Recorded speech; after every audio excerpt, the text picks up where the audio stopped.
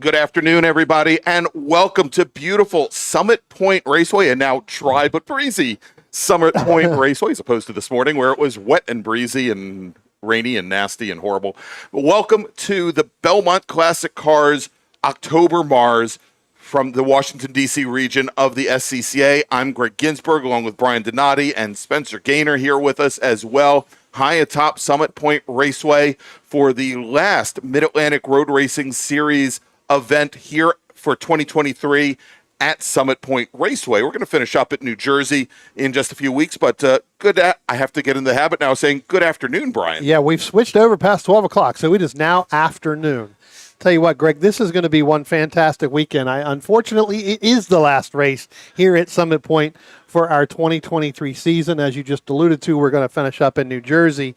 But you know what? I tell you what, these drivers have had one heck of a year, and there's nothing better than to close it out, especially on a nice sunny day. I know in qualifying this morning it was wet and damp and rainy, but now we're going to finish these races here for Saturday. We're going to finish them on a dry, sunny Saturday. That's right. All right, so Brian, getting word that our SSM drivers, our first racers of the day, will be heading onto the track in just about 5 minutes. So we've got a little bit of time before things start off here. Let's talk a little bit about before we run down and give the starters here, where we stand in the championships right now, as we do have for SSM 2 events left. We've got this weekend here with 2 races, a sprint race and a feature race, and then at New Jersey Motorsports Park on the Lightning Circuit in 2 weeks, where we'll wrap up the season. I'm not going to go as far as saying that things are wrapped up already in SSM, but well, they kind of are. Not that you guys on the grid have nothing to race for. That is not the truth. Ryan Maloney, currently your championship leader. He has currently over 3,000 points in the championship. He has received points in every single event so far this season. So when you count it, when you don't count in the drops, he's got about 3,300 points. You take in the automatic drops that you have to take, he's right around 3,020 points. John Hotz, the next driver, who has 1,720 points. Neil O'Rourke, currently sitting third in the championship, about 200 points back from Hotz. Then Scott O'Rourke, that's going to be a conversation to have there between the brothers. Ben Jones, Frank Taberzi, Jonathan Evans, Kevin Kopp, Jamison Huffman, and your many-time champion in SSM, sitting 10th right now, although we know he wasn't devoting all that much time to it this season. Rich Roman, who comes into today's event, the newly crowned 2023 Sports Car Club of America national champion in the B-Spec class. He is currently sitting 10th in the championship. And Greg, you talked about the top 10 right there. A lot of those top 10, they're not here this week. Right. Ryan Maloney's not here. The O'Rourke's are not here. I think if you go down a little bit further, I do not see Frank Taberzi on our qualifying from this morning. Doesn't mean that he's not here. He may have not gone out. So he could be in the back. And we should mention, it was very wet, and it was raining pretty hard this morning when this group went out for their qualifying session around 8:15 this morning. It is a very different track right now, so we may see a number more drivers show up for this. Yep. So again, some of these drivers didn't go out this morning that are here, but like I said, the O'Rourke's aren't here. Maloney's are not here. We've got some people, and we're going to talk about, I believe, definitely former winners in this class over the last couple years that are now making a return, a la not in their normal car. They're running another machine. We'll talk about that here as we get going. But again, a lot of drivers taking this weekend off. Again, a lot of racing throughout the whole course of the summer and everything else. We get down to this last one here. Sometimes it does get a little difficult. All right. So as I mentioned, Rich Roman with his national championship, let's talk about this at least briefly and give some acknowledgments here right off the bat. Last week was the Sports Car Club of America's national championship runoffs held at Virginia International Raceway. And we had a number of Washington, D.C. region drivers, Mid-Atlantic Road Racing Series drivers do incredibly well, come away with some championships. We mentioned Rich Roman, who was your who's named your national champion in B-Spec, driving a Mini Cooper coupe. Danny Richardson, longtime racer here in the Washington, D.C. region, your newly crowned American Sedan national champion, took that win in his Chevy Camaro. He was your pole sitter and, of course, took the win. I want to congratulate Danny, his mother, Pam, and everybody at Richardson Racing. Nick Bruni, who I don't think we're going to see him out here today, but many-time racer both in SSM and also SM. His father should be on the grid for this race, Vic Bruni, coming out. He is the, Vic Bruni is on the grid. Nick was just named the first ever co-champion in Spec Miata. Yeah, first thing we've ever seen in 60 runnings of that, of the national championship, having a co-champion in there. I will tell you, Nick Bruni is not here. Nick Bruni is down in Charlotte. He is actually working with his co-champion, Preston Purtis, as Preston gets ready to run today in the Roval in the Xfinity Series. So, again, Nick down there, Vic here running. You talked about, some of the drivers that will go through, through the course of the day and everything else. Not only that, Greg, but the drivers, we had a plethora, which I'm sure you'll get to, a plethora of workers who won a ton of awards at the awards banquet. That was just fascinating to see. All right. Graham Fuller, who has raced in the MARRS series, is your new national champion in GT Light, took the win in his brand new to him, Toyota Tercel, which he debuted about a month ago here at the MARRS Labor Day Spectacular. Russ Turner, your Formula Enterprises 2 national champion, and came very close to winning in Spec Racer Ford as well. Was on the podium and then not on the podium in Spec Racer Ford.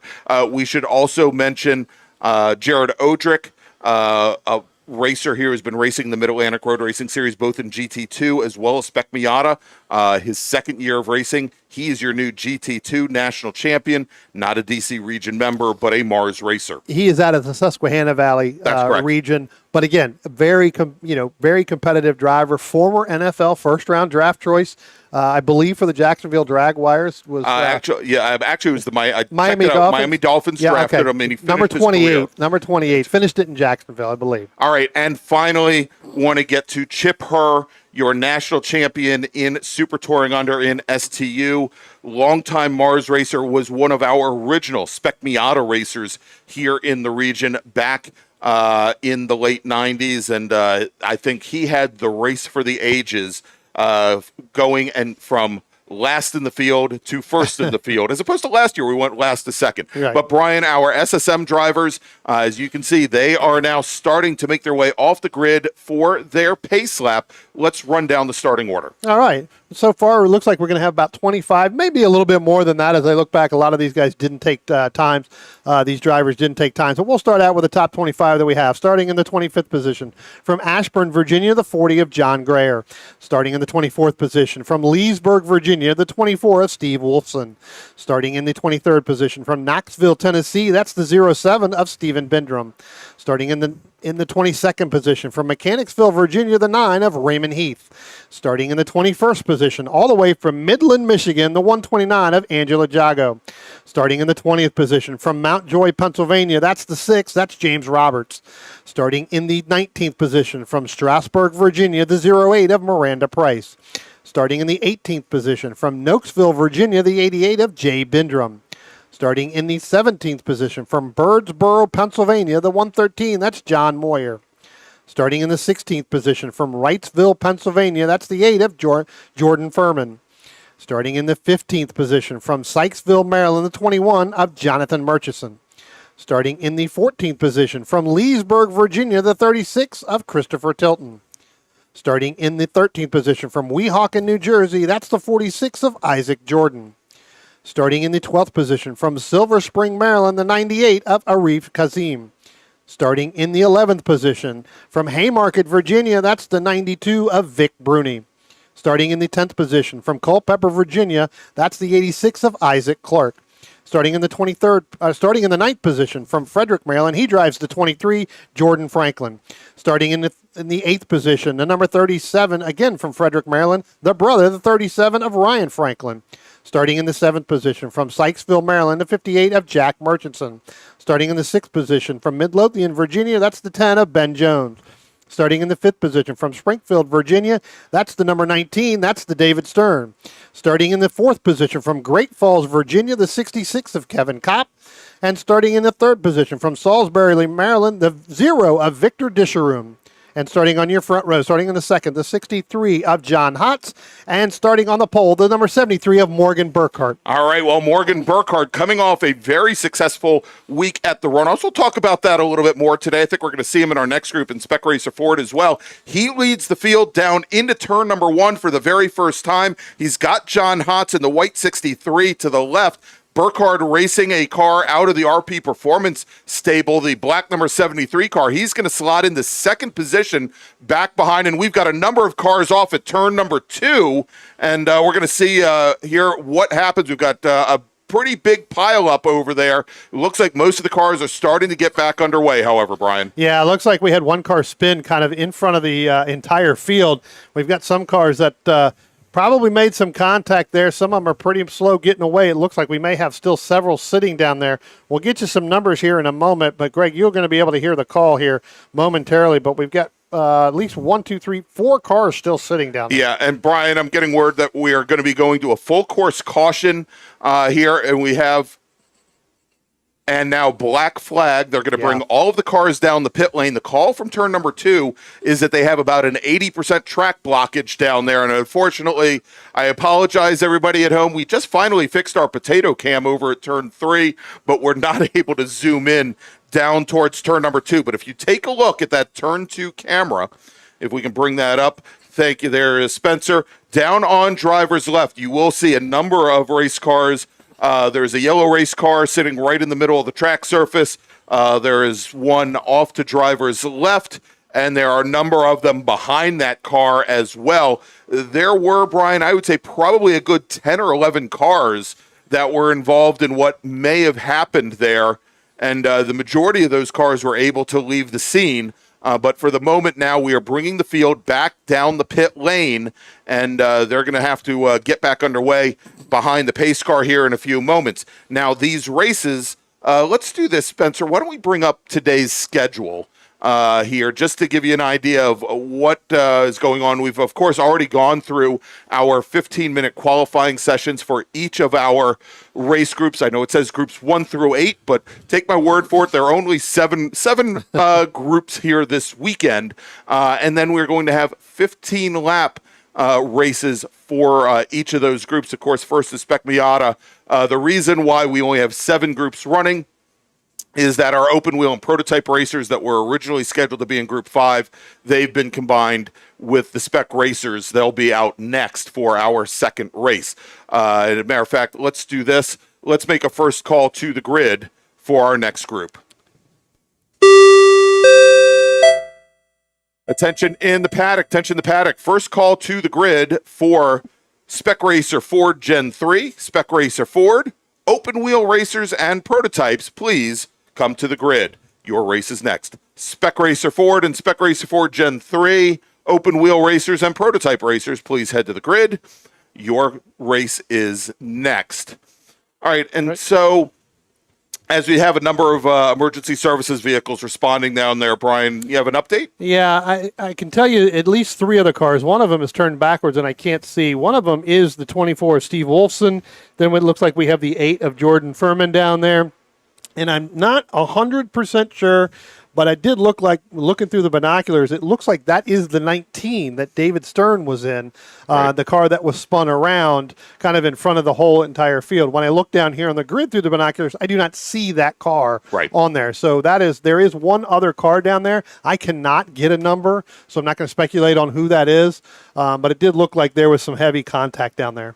All right, so with the majority of the field back on the the pit lane, Brian, we've got our grid workers and our pit lane workers trying to readjust the field, because essentially what's happening, because they have not completed a full lap before that black flag, they are putting them back into their starting order. And so Morgan Burkhardt, who looks like he had, coming out of turn number 2 before this incident happened, had fallen back to either second or possibly third position. He is being moved back to the front of the field ahead of Rich Roman, and we have a few more cars getting, I don't want to call it shuffled, but repositioned. All right, so while that's still going on, Brian, let's talk about some more happenings at the runoffs. And I think you mentioned this as in addition to the large number of drivers from the Washington, D.C. region, or the D.C. region adjacent Mid-Atlantic Road Racing Series, who won national championships. We also had a number of our volunteers, Washington, D.C. region volunteers, that were named SCCA Workers of the Year. Each year at the runoffs, the Sports Car Club of America, in conjunction with Mazda, names the Workers of the Year for each of the major specialties that we have. We've got registration, emergency services, scrutineering or tech, pit and grid, start, as well as race administration, timing and scoring.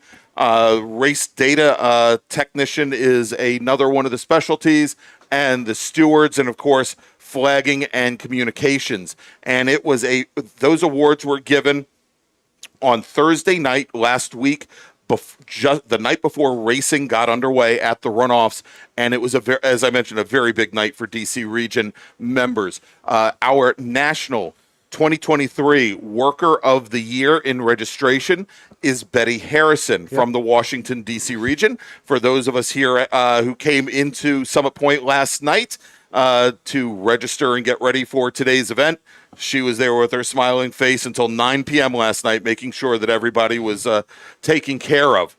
And you know that firsthand. I do, because thanks to the traffic on I-81, I got here, 20 minutes after registration closed. And Betty was still here to help me out. In scrutineering, that is tech, congratulations to Joe Manowski, who has really taken the bull by the horns there. And it's basically a family affair over at tech. Right. I think Joe and his wife and his kids are all working over there, and we've had a lot of other people come in as well. He's done a great job of recruiting more people to work in tech, and so I want to congratulate Joe. In start, and here is a big one, at least for me. Much like we had co-champions in Spec Miata this year, and we should also mention that with Nick Bruni winning the co-championship in Spec Miata, he was already your reigning national champion. Right. So that's 2 years in a row for Nick Bruni. In start, John and Beth Burkhardt were named co-workers of the year. Of course, we could talk all day, I think, about their exploits, from racing to flagging to working start, multi-generational racing family. Their son Morgan, pole sitter for today's SSM race. And I should also mention for Morgan Burkhardt, he was the spec racer for Gen 3 pole sitter at the runoffs, and in very good position to win until he had a mechanical failure. Yep. But congratulations to Beth and John Burkhardt. But that doesn't end at all, Brian, because Kathy McLeod, who's sitting directly below us on the second floor of the tower, she was named Steward of the Year by the SCCA, and I think very well deserved. If you've seen how hard Kathy works around the Northeast Division, and she's been at it for many, many years. Both she and her husband Tom, always volunteering, always have the racers' best interests at heart, and glad to see her take that award as well. Yeah, no, absolutely. I mean, hard workers by every single person on that list that you've mentioned. Like I said, it was a plethora of awards, plus, with pole awards that we had down there, plus national champions out of this region. I think that this region here, and again, this, I think in this region we've groomed everybody, to be in there.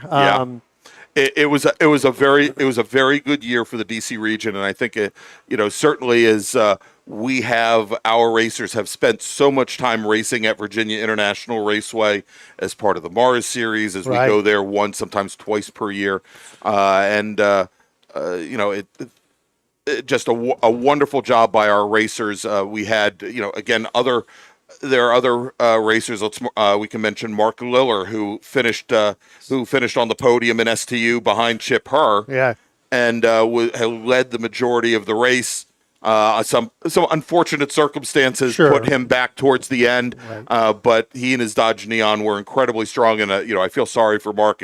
It's 2 years in a row where he was leading a race with a lap to go, frankly. Yep. And couldn't wrap it up, but hopefully he'll be there. That Neon should be, I think, very strong at Road America. Yeah, that car, seemed to have gotten better. And look, that was a huge surprise. I don't think that, really Mark knew about it. Chris Giles from Angry Sheep Motorsports, they knew about it. Mark was really not picked to win that at all, and to lead a majority of that, and had some unforeseen circumstances there with a lap and a half to go, maybe a lap and a quarter to go. Look, Darren Trinkle right there as well, right? I mean, Darren was up in there, and another DC racer here in that BMW. Again, some unforeseen circumstances there at the end, last lap and a quarter, where that is. So the DC region could have walked away, Greg, with anywhere between 8 to 10 championships. Yeah, exactly. Across the board. So it's just a matter of we're going to have to see about it for next year when we get to Road America. Hey, and Brian, I want to thank all the people that have jumped on and joined us on the stream right now. We've got, of course, it could not be a Spec Miata or SSM race if we didn't have Meathead Mike Collins joining us. He is out at Buttonwillow Raceway Park out near Bakersfield, California today. He is watching the stream. Thanks for joining us. Also out west, Andrew Wozencroft, who came east, came from California, a Spec Miata racer, came out to the runoffs and spent the whole week there. There were some chances that he'd be here hanging out with us this weekend, but he had to head on back to the West Coast. Thanks. We've got Carl Johnson, who is normally part of the Turn 5 gang. He is enjoying his time down in the Florida Keys this weekend. It should be mentioned at Labor Day. He's the one who came to us and asked us to play Jimmy Buffett's rendition of the Star Spangled Banner. It looks like he's living Jimmy Buffett's life down there right now. And we've got Christina Tomlinson. She is not out, but up north of the border in Ontario. And I want to thank her and want to thank everybody else for joining us. And we've got a large number of people checking in with us here. And, if you like what you see, and I know we haven't been able to show you much because it actually helps us with YouTube's algorithms. Go ahead, give us a big thumbs up. There you go. And we hit that magic 500 subscriber mark last event at the MARRS Labor Day Double. But if you haven't done so already, go ahead and give us a big thumbs up here. Nobody will hold it against you. And we might even thank you and like you for it. There you go. Thanks so much. All right, so looks as though, Brian, we still have one, maybe two cars that are down in the incident area there by turn 2 that we're looking to get cleared out. Yeah, it looks like we had the 8 of Jordan Furman, as I said. Here comes the 19 of David Stern. That is actually Khalil Natirbov's machine, getting that run in. Unfortunately, that's going to have some really heavy damage being towed back in here into the back. It looks like we still have Steve Wolfson's car sitting down there, and I thought there was one more, but I don't see that car right now unless one of our Rescue 1 trucks may be blocking that. I didn't see where the other one went unless it's coming back on the other side. But like I said, you still have the Steve Wolfson car sitting down there kind of in the middle of turns 2, just outside of that turn, looking down from our camera. You can see him still sitting there on the right-hand side. So they will get to that machine, and then we should be getting back to racing here momentarily. But again, still a little bit of track cleanup that they're doing. Again, we had some dirt, and well, I wouldn't say dirt anymore. It's more mud down there coming out of turn 2 to driver's right. So the track is going to clean that up. Again, our cars are down here on pit road. They have put them back in their order that they were at the beginning of this race. So, all right, so hopefully we'll get things back underway here in just a few moments. I'm still waiting to hear from race control, but again, we do still have a number of emergency services vehicles down there. yeah, there was one car down there, and I couldn't get a number because the back of it was facing us, Greg, and it had a yellow top, and it looked blue or black. I couldn't tell, so we'll have to see. So, all right, so we'll continue to check that out. It looks like we may have some tire wall repair going down over there. Wanted to thank Lisa Hunsiker for joining in, and Leah Epting, who is now down in the Durham, North Carolina area, and we saw her all last week at the runoff. She was here supporting Morgan Burkhardt in his efforts to take his first national championship in his first try at in-spec racer Ford Gen 3. But so far here, and they say it's the Runoffs crew on YouTube now. All right, so it looks as though we've got a few more vehicles leaving the scene now. yeah, as they get going here, I am being told now that when the clock, when they roll out here, Greg, the clock is going to restart, and there will be 15 minutes left. I just got word from downstairs on our bat phone. Our bat phone seemed to work from downstairs. There will be 15 minutes when they start to roll out. So, all right. So that is the plan. 15-minute race to the checkered flag, and Brian, given that our racers here are typically running, they're typically in the 128, 129 range. Maybe, and and the track is still a little green here, which is why I'm saying 128, 129. That is still going to give them a pretty good number of laps here to get going. yeah, I mean, like I said, 15 minutes. Think about it, a minute and minute and 30 on average. You'll get probably close to. I'm thinking 9, maybe 8 laps, 8 full laps as we go. In my case, they were a minute 32. But we know it was all me when I drove the car out here at Labor Day because that car is on the pole. So obviously it's not the car. No. It's all you, man. It's all you. You gave him a perfectly set up car. That's what it was. That's exactly I drove it for Labor Day and kind of did a couple spins myself and said, you know what, this thing's ready to go for Morgan when he wants to run in October. All right. Brett didn't have to do anything to it. All right. So, well, it looks like we've got at least one more emergency services vehicle heading out, and we do still have that one machine. Yeah, that's the Steve Wolfson car sitting down there. So they're going to have to tow that one up and get it. Like I said, there was one other car that I didn't see. I'm not sure where that car went. We'll have to see. We'll look in the back. Maybe they were able to get it moved. And we'll get a better idea and a rundown, I think, Brian, of which cars have gone off. The challenge that Brian and I have is because the racers were black flagged on the opening lap, we haven't had any of the racers cross the start-finish line. And so we don't really, other than the ones that we've been able to put an eye on as they've been brought back around, we just can't get the whole number. But we'll have a much better idea, I think, here. Essentially, as soon as our racers go out for their pace lap, and then they'll have they should have a single file restart, I believe. We'll see. I mean, there's I think the option, because a first lap had not been completed, that they could conceivably restart the race and go double file. We'll have to see. Well, you guys will know probably as soon as we do when we follow them around the course on their out lap, on their pace lap, to see if it's going to be single file or 2x2. And we're old and we have to wear glasses and look down, so we'll have to see it. So, yeah, they probably will know before we do. But, yeah, like I said, there was one other car. I didn't get it. I don't know if that car drove back. I did not see that car coming back. Like I said, they're picking up Steve Wolfson car. So, obviously, there was one other car there that we'll have to see where that car went. But you're right. As soon as they get going, we'll go. My assumption, Greg, is being that they did take the green and they went back. They'll put them back in their start.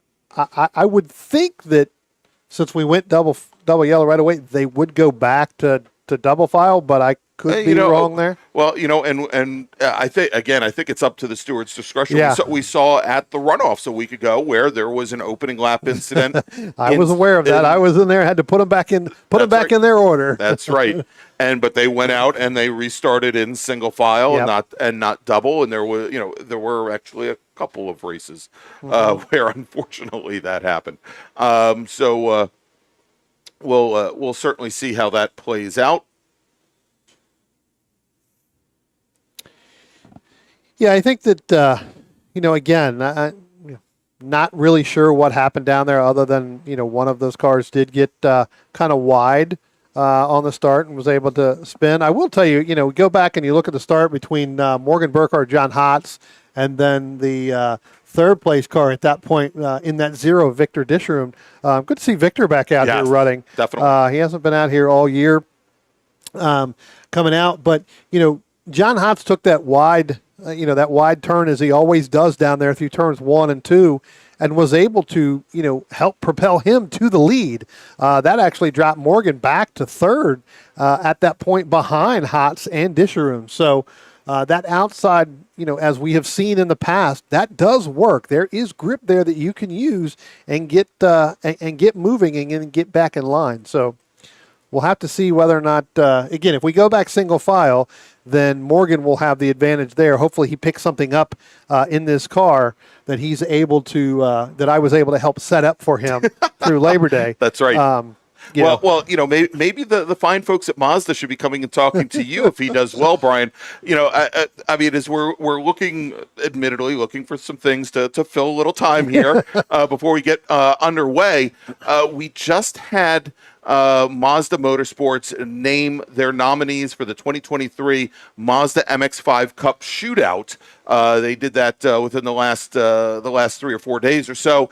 And they invite a number of racers, primarily racers that have shown their mettle in different Mazda-sponsored series, like Spec MX-5 Cup, another organization's Teen Mazda Challenge.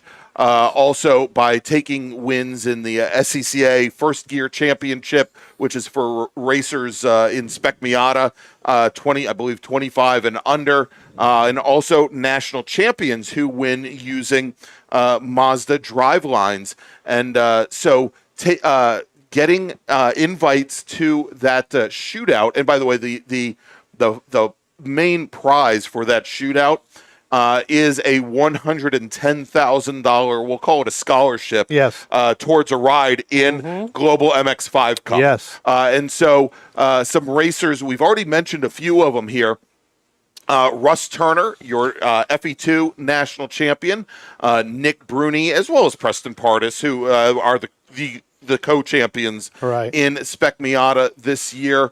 And then, so those are ones that get automatic invites by winning those championships. But there are a few that we should mention. We've got Camden Gruber, ITS MX-5 racer, and he has also raced in the Spec MX-5 Challenge in NC Mazda Miatas. I think he took the track record in ITS this year in his NC Miata. He has received an invite. Lauren Brallier, who has raced in Spec Miata here in the past, she has received an invite. I think that's her second invite in a row. And then, and here's kind of the surprise, because when you go down the list and look at racers that have had experience when racing with Mazda-powered machines, Mazda will list exactly what that experience is on their invite. One person who doesn't, it's Morgan Burkhardt. He's your pole sitter right here, who, to my knowledge, with the exception of running in SSM at the Labor Day Spectacular and being your pole sitter here today, had not raced Mazda-powered machinery before, but he received an invite as well. And good to see that, and I think a lot of that is on the strength of the different types of machinery that he has raced well in. That he's able to take anything and get in as proven. To do it. One of the things you talked about with Nick Bruni and Preston Pardis, even though they've been invited, they are ineligible to win because of their status. Right. So they have been, they get it in there. As it looks like we're going to have 3 minutes, I think. Yeah, before 3 they minutes, start and, releasing them. the safety car will bring the field back out on track. So we only have to fill just a little bit more time, Brian. Yeah. Well, I was going to say, you run down that whole list, and that list is, I looked at that list, that's a lot of good competitive drivers huge on there in order to do it. So, but I will tell you, like I said, Nick and Preston ineligible, but again, a whole host of great drivers. If you want to go see that, go pull up that website and what I'm going to do, matter of fact, what I'm going to do, because I forgot I have the power and I have the ability, Brian, I am going to put the URL right in the chat here.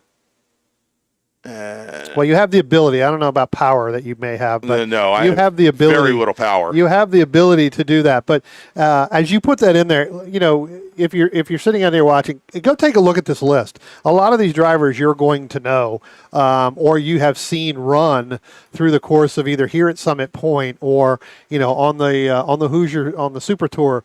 Again, some of those are very, very talented drivers, and it is going to be one heck of a battle in order to get in to get that $110,000 scholarship per se towards a ride in the MX5 Cup, because I tell you what, that is going to be one heck of a battle. Like I said. It certainly is, and we saw last year.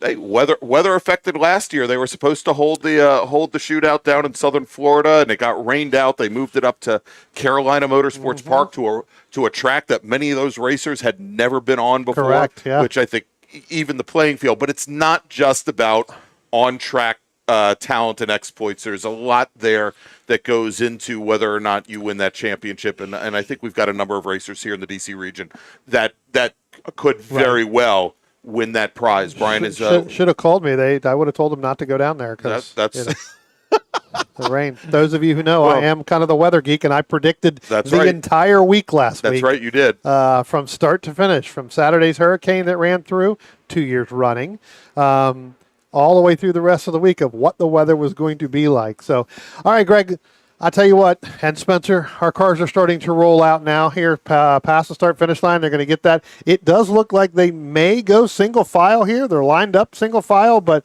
again, now they have to, these drivers you get going, Greg, out on the very first time, and now all of a sudden you got to go and get back into, back into line. I will tell you that it does look like the car that I was looking for that may have been spun backwards that we couldn't tell. I think that was the 08 of Miranda Price. The front of her car, unless she went around it and I missed it, the front of that car's got a lot of mud in there. So that may have been the car that we saw that was backwards, that was able to drive away and drive off and come back into her position. So, again, not 100% sure. She may have had to go through the grass there, but there's a lot of mud, which would indicate to me that they may have been part of that car that we were looking for. Yeah, indeed. And you remember, Brian, when I said that we'd probably be able to pick up which racers didn't cross the stripe? I'm having a little trouble doing that right now. Well, it'll take time for them to go back through. I'm showing Ben Sarley in the 199. I think that was the one with the yellow top that I could not see. Exactly. Steve Wolfson. Possibly Jonathan Murchison in the 21 machine. And I mean, those are the only ones that I have right now. Again, as our cars are now making their way down through the turn 5 down into the carousel, Morgan Burkhardt was your pole sitter with John Hott second. Then Victor Disharoon, Kevin Kopp, David Stern qualified your top 5. Ben Jones, Jack Murchison, Ryan Franklin, Jonathan Franklin, Isaac Clark rounding out the top 10. And I should mention we received, I think we received some email from Jonathan Franklin the other day, and I just wanted to let everybody know, one, the Franklins, they are brothers. They're out of Frederick, Maryland, and they said they grew up watching their father, Russ, compete in ITS as well as Porsche 944 Cup, and they love being able to race against one another in SSM. And Brian, it does look like single file. We are going to go back to single file. Here they come out of turn 10. So we'll be looking for that green And they come, and there's the green flag again. So we've got a restart here with Morgan Burkhart leading John Hotz, Victor Disharoon, then Kevin Kopp, then Ben Jones. And I was saying, Brian, this is going to be a big disadvantage for Burkhart as he's staying all the way driver's left. And just as you would expect at a single file restart, a big draft train comes down the inside of Burkhart. And we now have, I think, for the second time in a row, our outside pole sitter, John Hotz, getting around Morgan Burkhart as they come out of turn number 2, and Burkhart there under attack from Disharoon. Now, actually, he's under attack from Kevin Kopp. Oh. So Disharoon's going to fall all the way back into the 6th place. Ben Jones getting a little bit wide coming out of turn 2 or out of turn 3 up over the hill. That's going to allow Disharoon to go ahead and pull up along with Jack Murchison. They're going to go by Ben Jones there. But I tell you what, you're right. It was Kevin Kopp and John Hotz. John Hotz looked like he was shot out of a cannon. And as you talked about, they ganged up on Morgan Burkhart going down into turn 1. Saying, this is our lane. We're taking this lane. Yeah, and Burkhart, I don't want to say he made it easy for him, but he stayed. He moved all the way driver's left. I think he also doesn't want to get into the middle of any kind of championship battles. There for points. Should mention, and I think you had talked about it, Jordan Furman. Also, David Stern looks like he was caught up in that, and Jay Bindrum in the number 88 machine as well. As our leaders are coming out of turn 10 and onto the front straight.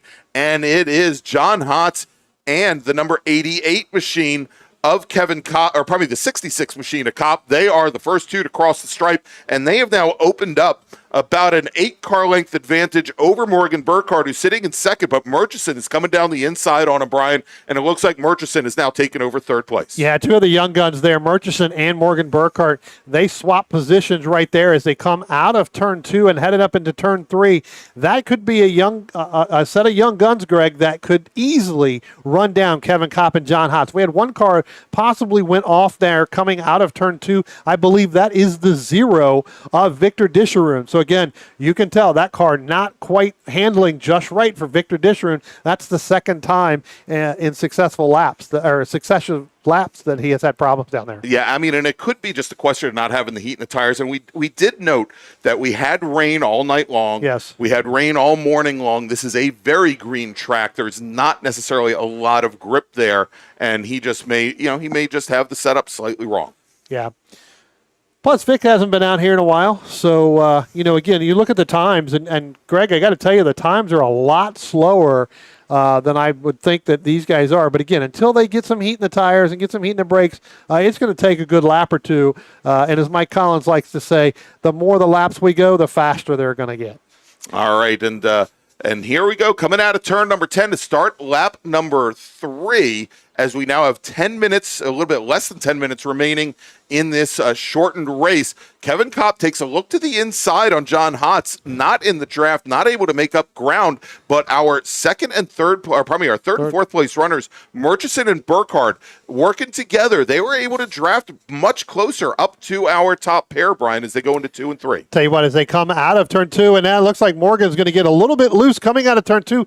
Greg, he's going to fight that thing all the way back through the grass, coming out of turn 2, all the way up into turn 3. He just now getting on the asphalt, but he drove all the way from turn 2 all the way up to the entrance into turn 3 on driver's left of the grass. So again, got that left wheel on the left and drove all the way through that wet grass. Well, Brian, I know that there is an application that you have to submit for that MX5 Cup scholarship, and that may be the video portion of his submission right there. Is car control. He was showing the side of the car very nicely through the grass there, coming at it 2, going into 3. Yeah, unfortunate there. Morgan and Jack underneath the same tent down there with RP Performance. So I'm sure those two had a lot of discussions early on this morning after qualifying about what they wanted to do and try to get hooked up. It's unfortunate that Morgan was able to get that left rear coming out of turn 2 into the rumble strips there at a driver's left. He's got a lot of work that he's going to be able to do if he wants to get in here. Is now this is a time limit race as he's got the 37 of Ryan Franklin now ahead of Ben Jones there. That is for 5th and 6th. All right, and so Murchison, who is now without Burkhart there, was able to draft right up to the back of John Hotz and Kevin Kopp. Murchison just ran the fastest lap of the race at a 1:29.6, as you mentioned, not nearly as quick as we thought they could be, but again, a very green track. We're also noticing, Brian, and we'll see it every time we switch over to that camera on ours at the start-finish line. It is very, very windy here now, and this may be affecting these drivers as well. Yeah, I think that, they're getting a little bit, that wind is kind of blowing. It looks like it is blowing down out of turn 10 down into turn 1. So they would have the, on the back of the car pushing them down in there. So getting into the braking zone probably would be a little bit difficult. That's where we'd see it. But like I said, with all the rain that we've had this morning, that driver's left rumble strip that's on the very outside, guys are getting that left rear tire, and they're not able to handle that because that is still wet in there. Yeah, and I think it's not helping. They're not able to get the rotation there as both the front and rear move out. As we take a look now in the battle coming out of turn number 10, as both Hotz and Kopp have opened up a bit of advantage now over Jack Murchison. Now, there was also a call a few moments ago about some smoke coming from the back of John Hotz's car, from our leader's car. We'll have to see. That may just be some tire rub. Well, they talked about that early this morning during qualifying, and I tell you what, let's get to that in a second because we've only got 6 minutes left to go in this. Let's call the next group. Attention in the paddock. Second call to the grid for race group number 2. That's Spec Racer Ford. It's Spec Racer Ford Gen 3, open wheel, and prototype racers. Please head to the grid. Spec Racer Ford Gen 3, and open wheel and prototype racers to the grid, please. Greg, as we were talking about it just before that, there was a call over the radio this morning about potentially some sparks or some smoke coming out of John Hotz's car on the left front this morning. I had the opportunity to walk around before we got there, and I asked John, and he said, there's nothing there. I didn't see anything, and I didn't see any smoke. So he's not sure what it was. So obviously somebody's got some pretty good eyesight because John has no idea what it is. So I'm sure he'll take a look at that later on. Again, if there's another call for it, I'm sure we'll talk to him later and let him know, and he can go through and do it. One of the things that John had yesterday, a problem, we'll get back to the racing here in a second, John's steering wheel actually broke yesterday. Oh, really? During practice. He came in and he said, this doesn't seem right. And we looked, and sure enough, the tabs were broken. But here they come now. John Hotz, Kevin Kopp. Kevin Kopp pulls out driver's right, Greg, as they cross the start-finish line. And I tell you what, Kopp realized he could not make that pass. Yeah, exactly. He pulled out, gave a little look, then pulled back in. But now as they get to the 500-foot mark, Brian, he does try to move to the inside.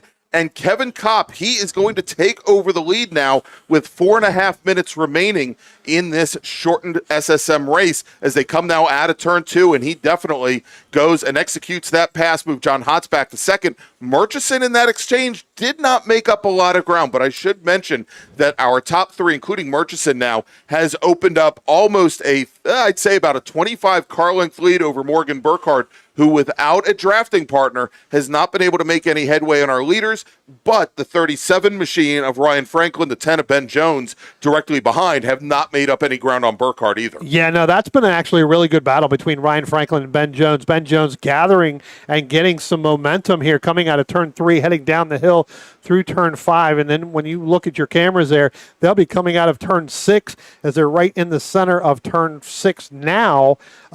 They are starting to, again, get nose to tail. What's that doing? That's bringing Victor Disharoon back in, who's had some early challenges in this race. Right. He's now able to battle for that 6th position. Yeah, so things definitely tightening up there a little bit out of the top 3 as Kevin Kopp leads John Hotz across the line. Then another 10 car lengths back to Jack Murchison. And now Hotz, he's going to take a look to the inside. A great run out of turn 10. He's already alongside Kevin Kopp as they cross the start-finish line. And Hotz about a half a car length up. He's staying to the inside. He was not able to get completely past the 66 machine before the turn-in for turn number 1. But there you go. John Hotz, he's your new leader. I'll tell you what, John Hotz in SM and in SSM, he clearly has turn 1 and turn 2 with these machines figured out this year. He seems to be the fastest he's going, getting into the braking zone of turn 1, Greg, and then coming out of turn 2. So he has great braking in and great drive off. It looks like the 86 may have had a problem here across the start finish line. The 86 machine went off over at turn 10. That's Isaac Clark. Now crosses the stripe in 19th position, lost a number of spots that time by, and he was not able to rejoin until almost the start-finish line. Yeah. But was able to keep it under control. Greg, real quick, we go back. We talked about, the lap 1 incident that we had. You're right. Jonathan Murchison, Steve Wolfson, Ben Sarley, Jay Bindrum did not get another lap, did not come back. Jordan Furman, and then the 19 of David Stern. All right, so here as our leaders now working, they have 2 minutes remaining on the clock. They come out of turn number 10 and onto the front straight. Murchison starting to close things down on our leaders. Look, we may end up getting nope, they missed it that time. So it looks like next time around they will get the one to go here. Yeah, they just hit that 2 minute mark, so they should have one more lap. The 66 machine of Kevin Kopp, though, he knows it's not the last lap, but he gets around John Hotz going into the braking zone at turn number 1. So he is your new leader. And with that, Murchison is able to close things up. But, Brian, we got another great battle going on just a little bit further back in the pack. And that is Ryan Franklin, Victor Disharoon, and then Ben Jones. We talked about it. Now move Victor Disharoon around Ben Jones last time by when they cross the start-finish line. He's got his eyes set on the 37 of Ryan Franklin as they come out of turn 2 and head up into turn 3. They are side by side. Ryan Franklin looks like he's going to get the better end of that deal, but they're still, Victor Disharoon's going to stick it in there, Greg. They're going to go side by side down the hill out of 4 and into turn 5 momentarily.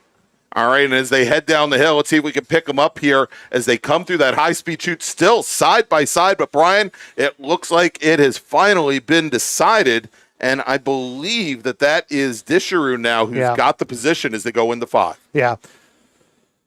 Again, tried to really stick it in there through 3. He was on driver's left, not the ideal position you want to be in, but was able to just stick it in there and not give up, and held Ryan Franklin outside and was able to get that to stick. Here comes our leaders now, Greg. Yeah, and now, Brian, they are going to get that one to go board here. Just 2 more miles remain.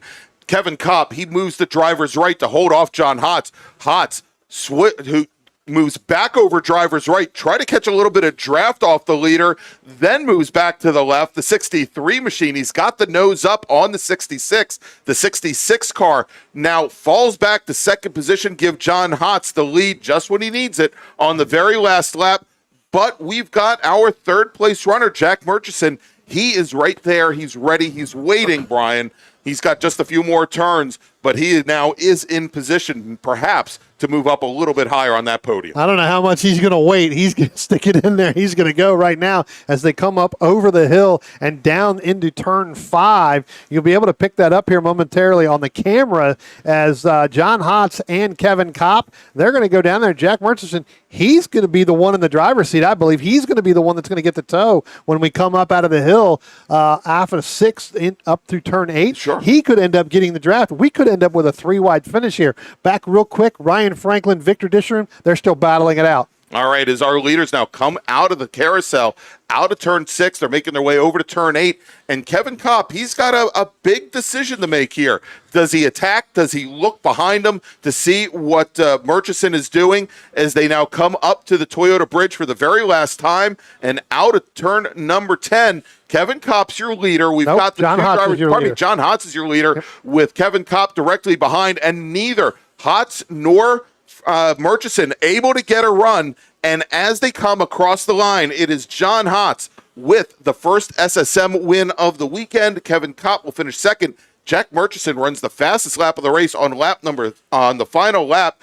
And then we've got Morgan Burkhardt crossing the line, but in that battle that we had between Franklin and Jones and Disharoon, the 37 machine of Ryan Franklin, he comes across the stripe in fifth position with only a couple of inches to spare over Ryan Franklin and Ben Jones. I'll tell you what, Greg, that's going to set up for tomorrow's feature race as the rest of our drivers start coming. Good battle here. A little bit back, James Roberts and the 36 of Chris Tilton. Chris Tilton pushing James Roberts ahead of him through there. And then you got Richard Ura, then you've got Miranda Price, and then you've got in the 44, I believe that might be Michael Monahan, who did not go out this morning, but I do believe that is Monahan in that 44. Yeah, and by the way, I said Ryan Franklin fifth ahead of Ryan Franklin.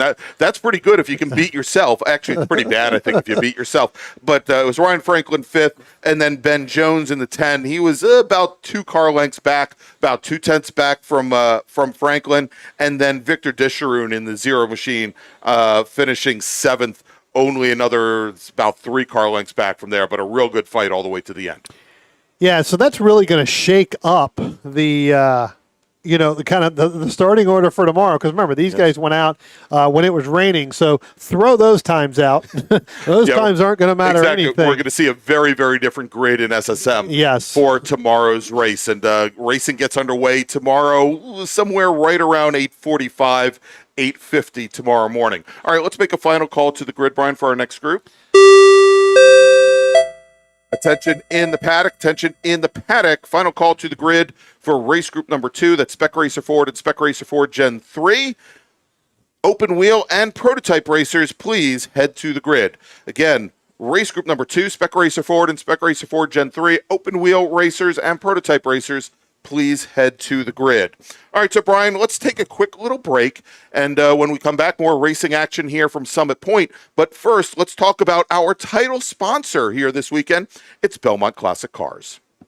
Belmont Classic Cars is a family-owned classic and collector car dealership located in Eastern Ohio, specializing in 1960s and 70s American muscle cars and other unique automobiles. Belmont takes pride in taking you back to a simpler time with iconic classic rides and never selling anything that they wouldn't want in their own collection. To see Belmont's extensive inventory of classic cars, visit their website at belmontclassiccars.com or find them on Facebook and Instagram at Belmont Classic.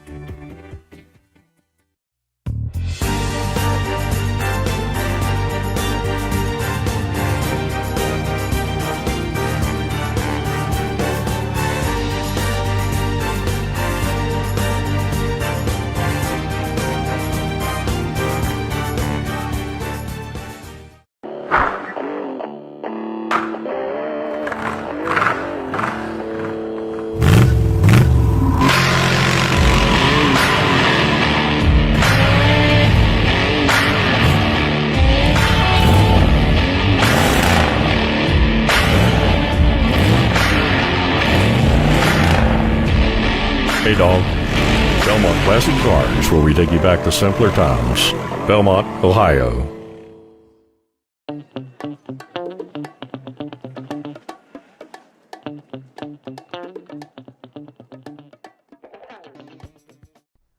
If your building is leaning, leaking, or cracking, you need SRG. Structural Rehabilitation Group specializes in the repair and rehabilitation of existing structures and structural elements. We offer our clients single-source structural engineering solutions for their construction-related problems. Our services include investigation, evaluation, repair design, construction observation, and contract administration. We take your problems and deliver practical and cost-effective solutions tailor-made to your specific needs. With over 60 years of experience, SRG is committed to ensuring that our clients are satisfied and that they receive the best value for their investment in terms of quality, aesthetics, and performance. We will care for your building like it's our own. So remember, if it's leaning, leaking, or cracking, call SRG. That's 301-300-8700, or see us on our website, srg-llc.net. Since 1976, Radial Tire Company has been providing the Washington, D.C. area with quality tires and the finest service. They have earned a reputation as a premier specialist in hard-to-find performance tire and wheel applications. They stock tires from all of the top manufacturers for whatever you drive, from small economy cars to SUVs to trucks. Their mission is to assist you in getting the most out of your tires and car.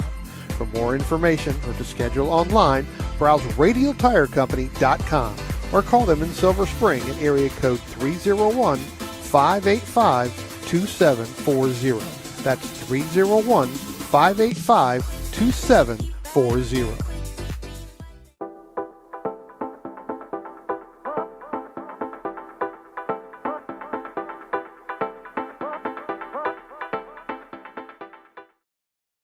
If you like what you see today, become part of the action by joining Sports Car Club of America. Whether you want to drive, flag, or just have fun with cars, SCCA membership opens the door to all kinds of motorsports to feed your obsession, along with 65,000 like-minded members ready to be friends. Ask someone trackside how to get involved or visit SCCA.com for more information. OG Racing carries just what you need to get on the track, from driving suits and shoes to helmets, data and video systems, to your favorite brake pads from Performance Friction, Hawk, and Paget. OG Racing has built its reputation during the last 22 years by providing the best customer service in the motorsports business, and their depth of inventory is second to none when it comes to safety equipment. That's why OG Racing has been the highest volume Sparco dealer for 17 years. Come visit their 12,000 square foot showroom and warehouse located in Sterling, Virginia. Call them at 1-800-934-9112 or order online at ogracing.com.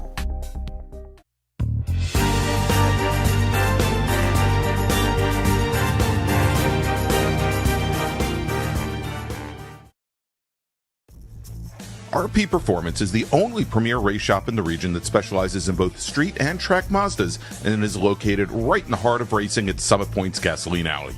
RP has been involved in countless race wins and series championships across many classes with drivers of all ages. Not just a full-service shop, RP has been helping drivers with their individual racing and other track event needs for over 30 years, providing trackside support, arrive and drive packages, as well as race car transport services. And they're known for its help all attitude. RP Performance is your go-to for getting cars back on track for that positive experience at Summit Point when you're ready to pack it in. For more information about RP Performance, come talk to them here in the paddock. Call them at 304-728-6749 or email them at Brett, that's B-R-E-T, at rpperformanceracing.com. Green, blue, white, checker. You know the flags, but do you know the people waving those flags? Flaggers are the key to the success of every SCCA event at the racetrack, and it's something you can do. Being an SCCA flagger puts you in the action, feet from the race cars, keeping everyone at the track safe and having fun. And did you know that with SCCA's partnership with IMSA, flagging at SCCA events makes it easier than ever to flag at professional races around the country? Find out how you can become a flagger at scca.com/volunteer. And welcome back, everybody, to Summit Point Raceway for the October MARRS presented by Belmont Classic Cars. I'm Greg Ginsburg, along with Brian Donati and Spencer Gaynor, and we've got one race in the books, 6 more to go today, and then we start it all over again tomorrow morning. And up right now, Spec Racer Ford and Spec Racer Ford Gen 3, and we'll throw in some open wheel and prototype racers maybe, although I'm looking at the grid. Don't see any. And I don't see any. So, hey, it's Spec Racer Ford and Spec Racer Ford Gen 3, bro. Yep. All right, heading out on track right now, and, the more things change, the more they stay the same as far as pole sitters go. We'll get to that in just a moment. But starting 9th on the field, and we may have a few additional cars here. I'm actually showing 10 cars now instead of the 9 that we had go out for qualifying, I believe. Let's do it. Starting in 10th position, driving the number 155 Spec Racer Ford Gen 3 from Freehold, New Jersey, it's Alan Rothman. Starting 9th, driving the number 7 machine, the alltackle.com machine from Annapolis, Maryland, it's Keith Frazier. John Brumder out of Winchester, Virginia will start 8th in the number 06 machine. Then Phil Ackley driving the number 41 car. He's out of Vienna, Virginia. He starts 7th. Starting 6th is Mike Kosuth out of Westchester, Pennsylvania, representing the Surf Shop. You don't see a lot of that in Westchester, Pennsylvania, do you? But there you go. That's Mike Kosuth. He's driving the number 5 machine. Starting 5th today, driving the number 14 Spec Racer 4 Gen 3 from Columbia, Maryland, it's Kevin Silbert. Starting 4th in the number 81 car, and we'll have to see if this car makes it out. He had a bit of an issue during the bracket racing qualifying. Representing Hagerman Race Engineering from Gibson Island, Maryland, it's Stephen Shue. Starting 3rd, driving the number 74 Spec Racer 4 Gen 3 from Chesapeake, Virginia, it's Joe Blanks. And your front row, driving the number 55 machine from Boyd's, Maryland, representing Windsor Customs, it's Sam Schechter. And with 2 races in a row, 2 poles in a row, he was your pole sitter in Spec Racer 4 Gen 3 at the National Championship runoffs just a week ago, representing Doggone Racing, CDA, OG Racing, and Kids C Camp from Charlestown, West Virginia, driving the number 02 Spec Racer 4 Gen 3 with a qualifying time of 132.086 in the wet, ladies and gentlemen. Morgan Burkhardt, as the field now is making their way behind the beautiful MGA pace car of not Sam McLeod. That is Thomas McLeod. Yes, Sam, Tom, Larry, John. It doesn't really matter. But the pace car now on the pit lane. And looks like the field in very good shape here as Morgan Burkhardt leads the field around turn 10 onto the front straight. Our starter for today's race will be Dave Sterling as he looks the field over. And green flag is in the air, and we are racing here at Summit Point as Schechter and Burkhardt are side by side. No advantage given to either as they make the run down to turn 1. I talked to Burkhardt about his strategy if it was still wet. It's not, and we could see that by all the brake lock up there from our third place driver, Joe Blanks. Yeah, Joe Blanks going side by side in there with Stephen Shue as they went through there. Joe Blanks looks like he probably is going to fall back just a little bit. Him and Stephen Shue still side by side as they come out of 2 and head up into turn 3. Now give that position to Joe Blanks, but a lot of left front lock up there, Greg, by Joe Blanks. Really hope he didn't flat spot that tire, because if he did, he's going to feel that. He's definitely going to feel it towards the end. And there you go. Lots of lock up. You know what? That might not be tire now. We're seeing a lot of smoke out of the back of that machine. And it didn't necessarily look like tire lockup. It looked like it was coming from the center rear of that machine. We'll see here in just a few moments as they're coming out of the carousel right now through turn number 6. And you don't see any smoke there, but maybe there is a little whiff there. I don't even see Joe Blanks coming up through there. I see Stephen Shue, so we'll have to see how far Joe Blanks is going to stop or fall back. Here comes our leaders out of turn 10 now. With Morgan Burkhardt, Sam Schechter. Here comes the 81 of Stephen Shue machine. I don't even see Joe Blank. So you're right, Greg. I think there is more to that than just front brake lockup. Well, it sounds like the 74 machine, Brian. We'll see if he comes back around. He did find his way to the infield after going off at turn 5. And, that could be some brake lockup. We'll see. As a matter of fact, the car is coming down the pit lane now, and we'll see if he locks up the brakes at the end of the pit lane. But he was able to make it off the track. I tell you what, Greg, as our front 3 cars now head up over the hill and down into turn 5.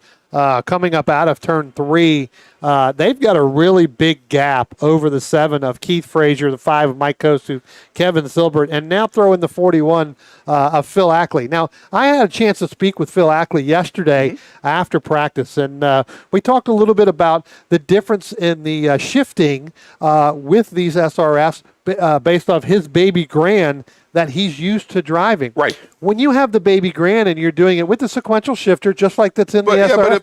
But it's also it's a motorcycle motor with. Yeah, but it's a little different because what they were finding out, and he was talking to Jisoo Kim about it, is when you're in your baby Grand, you have to let off the throttle to shift upward. Right. In these, you don't have to, and so he was losing about a half tenth. So look for Phil, as it does look like Phil's getting faster and faster now based off of looking at some of his lap times and the competitiveness. So he was able to learn a ton over the last couple of weeks, and getting some in-car camera video of him, they were able to notice that. Yeah, so the sequentials in these Spec Racer 4 Gen 3s, or many of the Spec Racer 4 Gen 3s, those SADEV transmissions, they're electronically controlled, and they've got auto blip in them, and yeah, you can flat shift up shifts with no problem with those cars. As wow, let's taking a look at some. I'm actually looking at my racer is now fixed thanks to Chris Childs. That's very, very nice. All right, as our leaders now making their way through the carousel, and Brian, you know, we're seeing here where Morgan Burkhardt and Sam Schechter have really just separated themselves from the rest of the field. When they completed lap 1, they already had about a 4-second advantage on the rest of the field.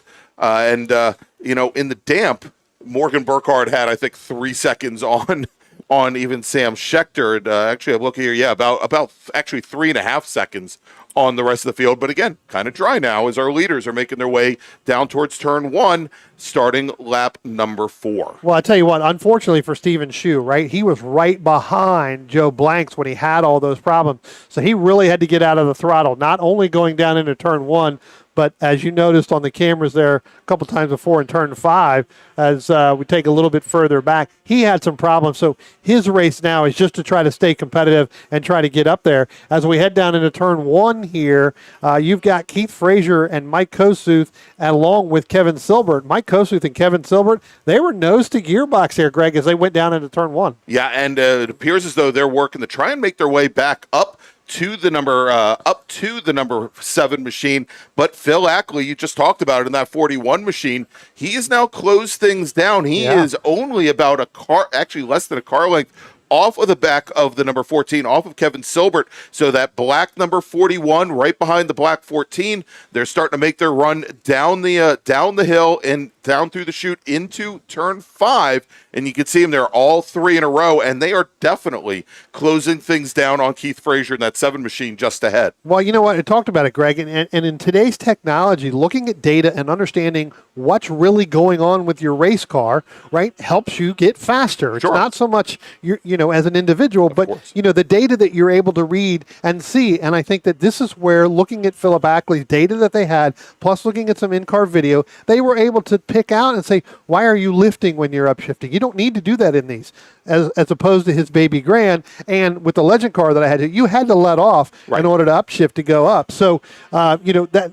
again, it's about a half second is what they determined what he was losing, and you can start to see that now looking at his lap times.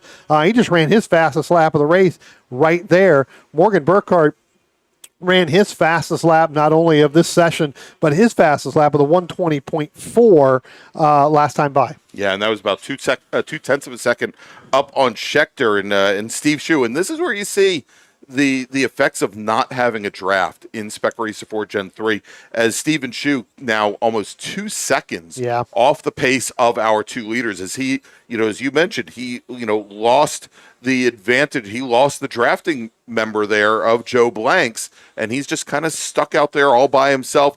Nobody very close up front, nobody very close behind. He can't lay out of the throttle to try and bring that next group up, because that next group right now is 15 seconds back from him. Yeah, but I tell you what, you've got Mike Kosuth now. He's running down, and we'll wait for them to come out of turn 10 here momentarily. But you've got Keith Frazier and Mike Kosuth. Mike Kosuth is reeling Keith Frazier in. Again, don't think they're going to catch Stephen Shu, as he's all the way down into turn 1 now, but we're waiting to come out. And there it is, Greg. You can clearly see Mike Kosuth, he's actually going to go make a pass on the 7 of Keith Frazier as they start to head down past the start-finish line. Attention in the paddock, attention in the paddock. First call to the grid for race group number 3. That's Big Bore. Race group number 3, Big Bore Racers, please head to the grid. Your race is next. We will. We'll continue to take that battle here with Frazier and with Mike Kosuth.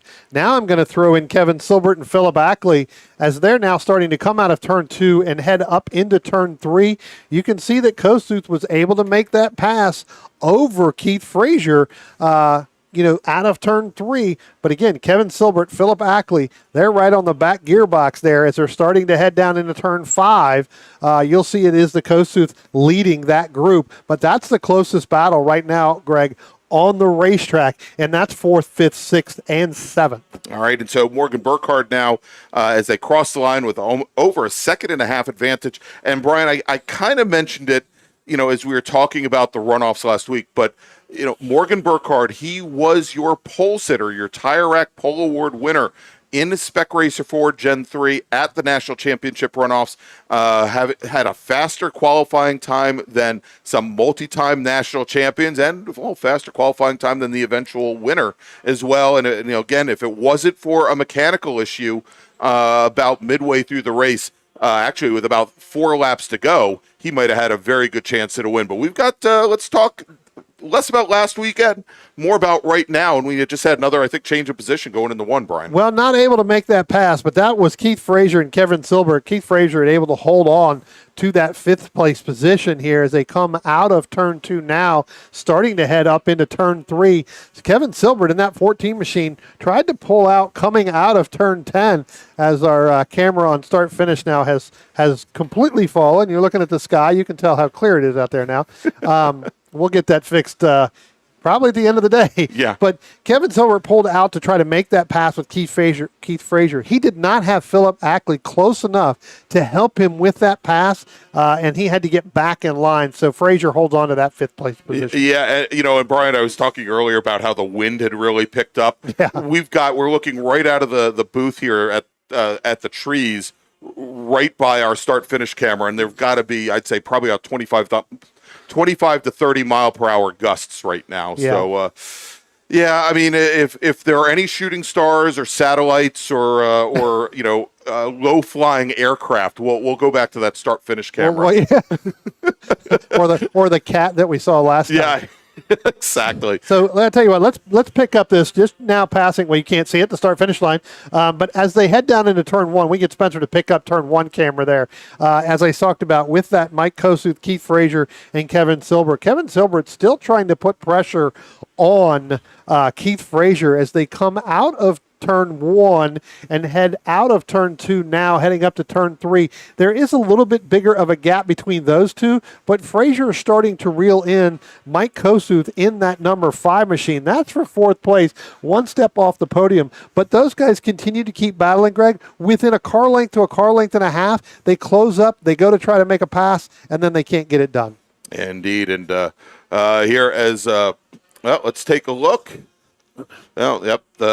We were just taking a look at David Stern coming up to the tower. Hey, maybe he'll have something to say to us as our leader, Morgan Burkhardt, now is still leading. He's now completed half the race, Brian. We have 7 laps remaining here. And Burkhardt, actually, let's take a look at this because I think we've got a new leader, Brian. No, that's the 155 of. Actually, no, I think you're right. We've got that a new is leader. The 55. We do. Sam Schechter. Sam Schechter has managed to get around Morgan Burkhardt, and it's a pretty huge advantage there. Almost 3 seconds, almost 25 car lengths. Interestingly enough, I think Burkhardt had just run a very quick lap. So we'll have to see exactly what happened there. Yeah. And actually, it was on the previous lap as we were talking about some other things. Sam Schechter took over the lead. Yeah, not sure where that had happened. Because we were talking about we were so fixated on our start finish camera, we didn't. Yeah, and that camera, of course, was shooting at the sky, not at our leaders. He blew like the wind there, I think. So we'll have to see, but we'll see whether or not Morgan can reel him back in. Again, 7 laps to go here still. I think that he may be able to reel him back in. Maybe this is part of the plan. That's right. This is creating new challenges for yourself. Drop 20 car lengths back and see if you can make it up as they head down into turn 1 now.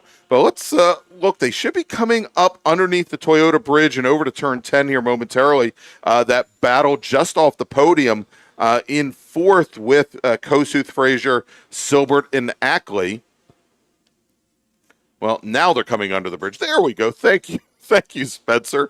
Here as we now have the number 5 machine, the yellow and red number 5 of Kossuth, and side by side, about 10 car lengths back from them, it is Keith Frazier in the 7, Kevin Silbert in the 14, and they are side by side heading down into turn 1, Brian. I tell you what, Greg, I think the wind is starting to play factors with this Kevin Silbert machine. This is the second time in a row that he's tried to pull out and go past Keith Frazier. Just can't do it. He has no help. Philip Ackley is a little bit further back now, but every other lap, these 3, 4, I'll say, but really these 3, they get within a car length of each other, and they can't just go out and make that pass. They need help. So it could be this wind is playing a factor, Greg.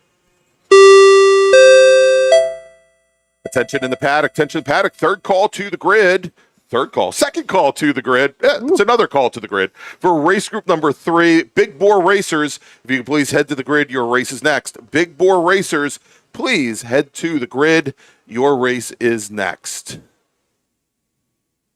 As I was talking about before we made that call, they just can't get up enough to them. It's right. Almost like they get a run coming out of turn 10. Really, that all starts down kind of in the carousel. They get a good run up through there. As here we go again, you can see that Frazier closes the gap a little bit on Kossuth, excuse me, and then that brings in Silbert, but then they just can't make the pass. Right. And, interestingly, Brian, we had talked earlier about how that wind seemed to be blowing down the front straight out of turn 10 heading down towards turn 1, in which case you would think that if you're pulling out to try and make a pass on the front straight, you'd have a bit of an advantage. What I'm starting to see now is a little bit more of a swirl in the air, and it is no longer just straight line down. As a matter of fact, as we take a look at some of the flags here, for example, the Canadian flag on the McLeod's camper, it looks as though the wind is actually blowing across the island from turn 3 back towards the front straight, basically going crosswise, which is going to create a problem for these drivers as they go and try and affect those passes. And really what ends up happening there is that is right where Kevin Silbert, and it looks like Morgan Burkhardt's got a problem because, Greg, he's on pit lane. As a matter of fact, he is behind the paddock wall. So, again, hopefully it's not just another $2 part, because that's really what happened, was a $2 bolt out of the right rear of that car last week. So looks like there is some other stuff going on in between there. All right, so that is now going to move Steven Shue in that white with green number 81 machine up in the second position, and that really changes things, Brian, because this battle that we have been watching with Frazier, with Kossuth, with Silbert, that is now for the last step on the podium. Yes. And they are now lined up coming down into turn number 1, and they've probably been as close as they've been for the last 3 laps as they come under braking in the 1, that yellow and red number 5, closely followed by the blue number 7. And we've got the 14. He's only about 5 car lengths back. He's definitely not out of it at this point. Yeah, I mean, as I talked about, Kevin Silbert really gets a good run out of the back half of this racetrack, closes the gap here on turn 10 as they get down into turn 1. Again, just can't hold that line like Kossuth and Keith Frazier there, so he drops back a little bit.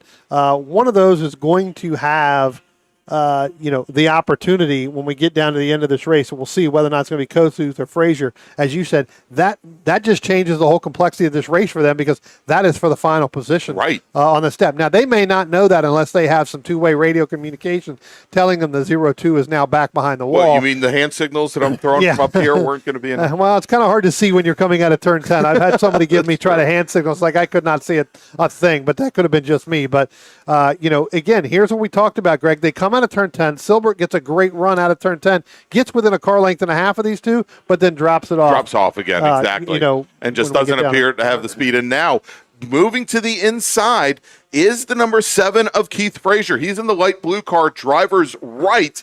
And as they come down under braking, going into turn number 1, it is a new third-place runner. That is Keith Frazier. Moved Mike Kossuth in that orange and yellow back one position. But Kossuth, he's not done with that fight. He's pulling right up alongside the number 7 machine as they go into turn 3. I tell you what, he got a great run out of turn 2, and now as they top the hill out of turn 3 and head down into turn 5, Greg, we may see another side-by-side between Frazier and Kosuth, because Kosuth got a great run, driver's left coming out. He actually braked a little early trying to get that bite off the corner, but that actually looks like it's going to hurt him. He may drop back now behind the 14 of the Kevin Silber. We'll have to see when they come up out of turn 6 and that, but I do believe, and looking at the camera here, you can see Kosuth now has dropped back. That's going to put him back all the way in the 5th position.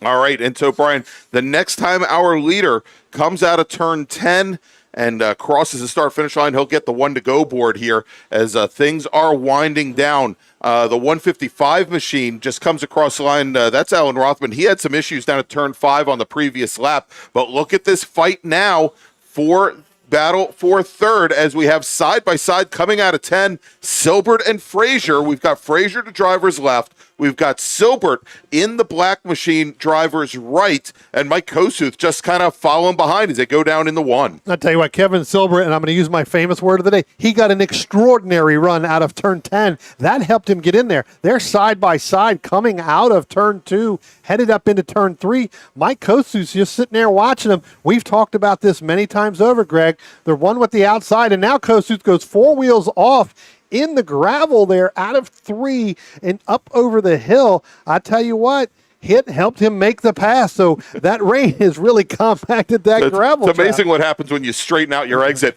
By the way, Sam Schechter now working his final lap just behind that battle going down into the carousel. But yeah, what an exit to turn 3 by Kosuth. Kosuth, yeah.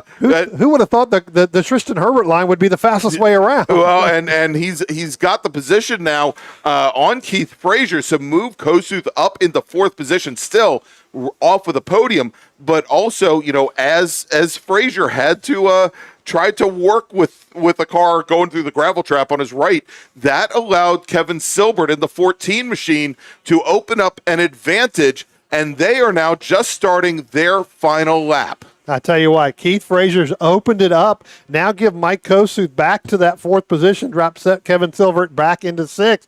That battle's not done, but I tell you what, Kevin Frazier was able to do it. Here comes Sam Schechter. He's going to pick up the checkered flag. So you're right, Greg. He was not far behind this 4th place battle. As this 4th place battle, really the last podium step, that's going to come up on the 155 of Alan Rothman as they come out of turn 2, head up into turn 3. By the time they get down into turn 5, we're going to have to see whether or not that battle is going to be able to continue. Here comes Steven Shue now.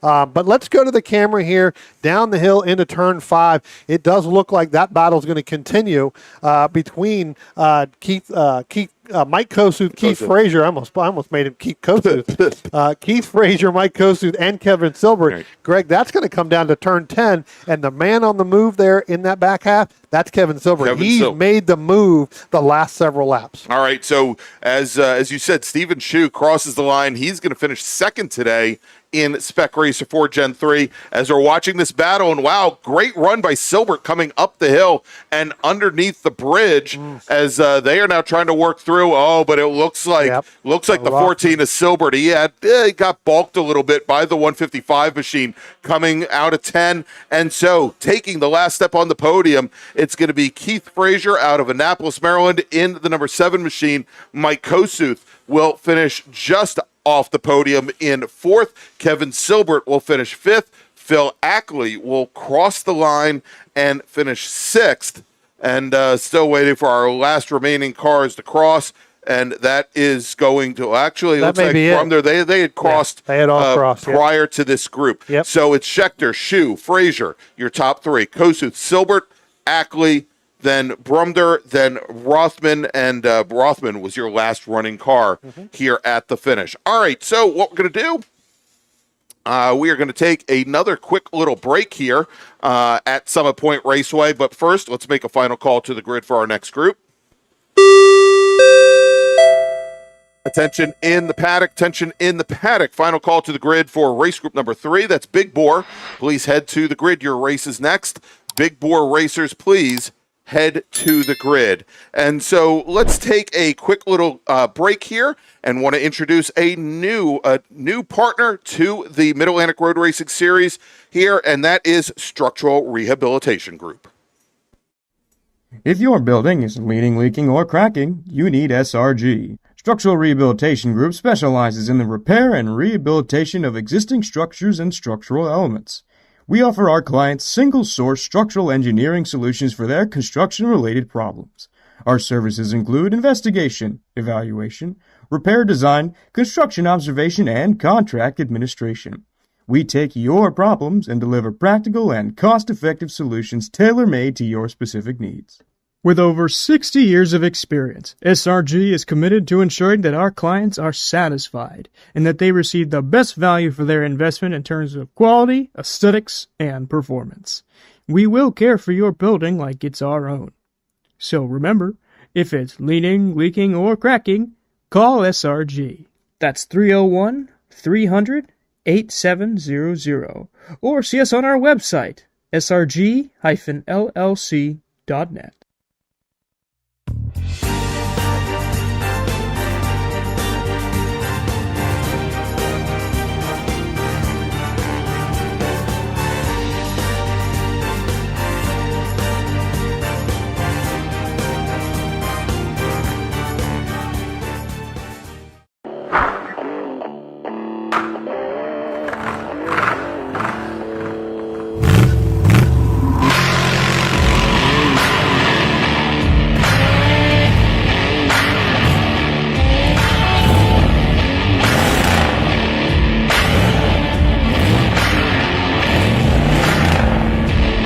Hey dog. Belmont Classic Cars, where we take you back to simpler times. Belmont, Ohio.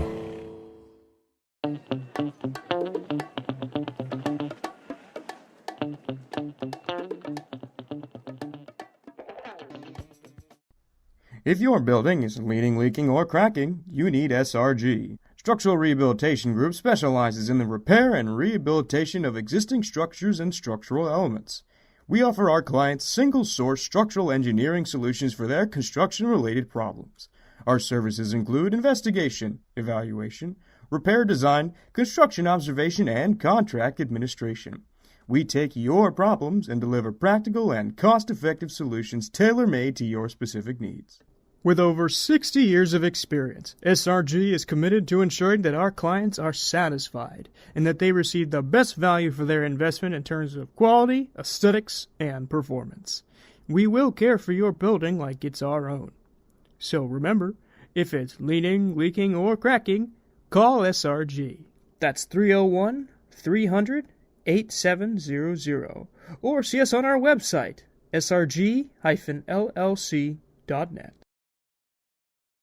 Since 1976, Radial Tire Company has been providing the Washington, D.C. area with quality tires and the finest service.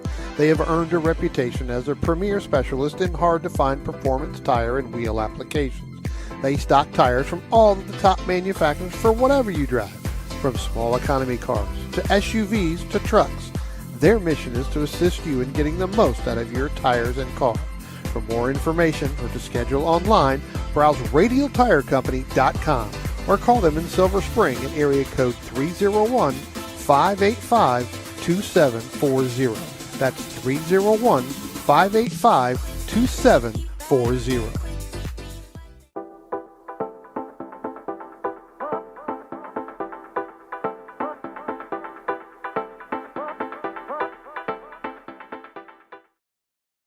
If you like what you see today, become part of the action by joining Sports Car Club of America.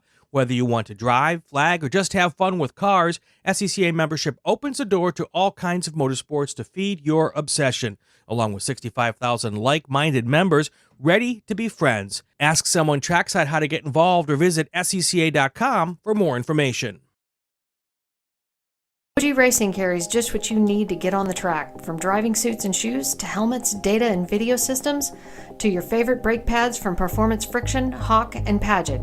OG Racing has built its reputation during the last 22 years by providing the best customer service in the motorsports business, and their depth of inventory is second to none when it comes to safety equipment. That's why OG Racing has been the highest volume Sparco dealer for 17 years. Come visit their 12,000 square foot showroom and warehouse located in Sterling, Virginia. Call them at 1-800-934-9112 or order online at ogracing.com.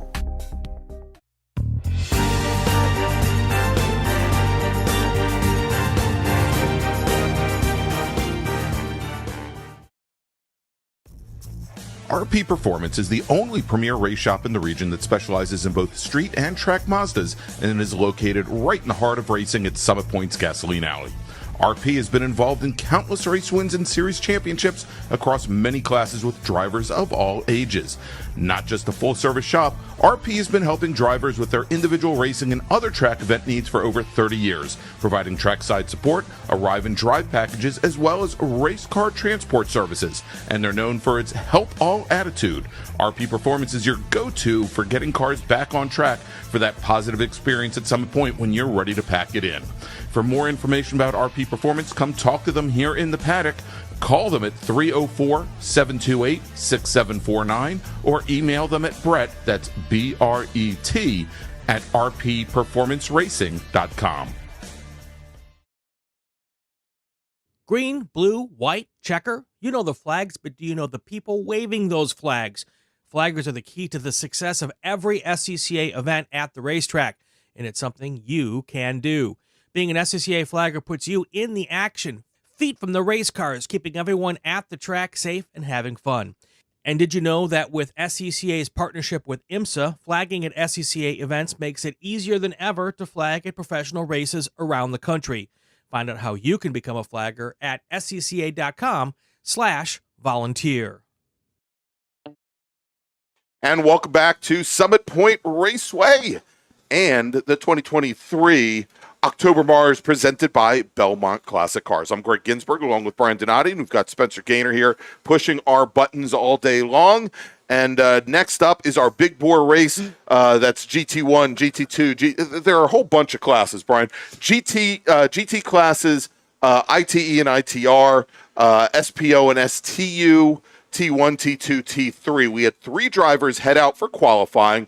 We had Nicholas Caranglin, Marshall Lytle, and Andrew Mistak go out, all in different classes. Caranglin driving a GT2 Porsche 911 Cup car, Marshall Lytle in his ITE BMW M3, Andrew Mistak in his GT2. It's a Chevy Camaro TA2 Trans Am 2 car, and that is in the GT2 class, much like Nick Caranglin. We had 2 other drivers just head out for the pace lap, and we see him coming through turn 5. Right now, we've got David Smith. He's in the red GT1 fifth gen C5 Camaro. He's out of Pittsburgh, North Carolina, in the number 47 car. And then Jennifer Romes, who we see quite often race in our bracket race group. Yep. She is running her T3 Scion FRS. She's out of Fredericksburg, Virginia, the number 186 car. I believe she's starting at the tail end of the field. Yeah, as you talked about, only 3 cars went out. You know, Andrew Mistak, Marshall Lytle, and Nicholas Caranglin. I tell you what, when they went out, that's when the rain kind of stopped and then heavily picked up. Yes. You know, Andrew Mistak only did a handful of laps. I think Marshall Lytle ran almost the entire practice as our cars are now coming out of turn 10, waiting for the start. And an early start here as they are on the front straight and already jumping out to an early lead. Andrew Mistak and then Marshall Lytle. Mistak's machine overmatched, I think, the Lytle machine. And now, as they go into turn 1, it's Mistak, and then it is Caranglin in the GT2 Porsche 911 Cup car as they come out of turn 2, making their way down to turn 3. Mistak about 5 car lengths back to Caranglin, and then about 3 car lengths back to Marshall Lytle in his BMW. And then we've got the Chevy Corvette of Smith and the Scion FRS of Romes as they head into turn 3 here on the very first lap. I tell you what, Greg, Caranglin had some pretty good adventures this morning in that Porsche going around here in the rain.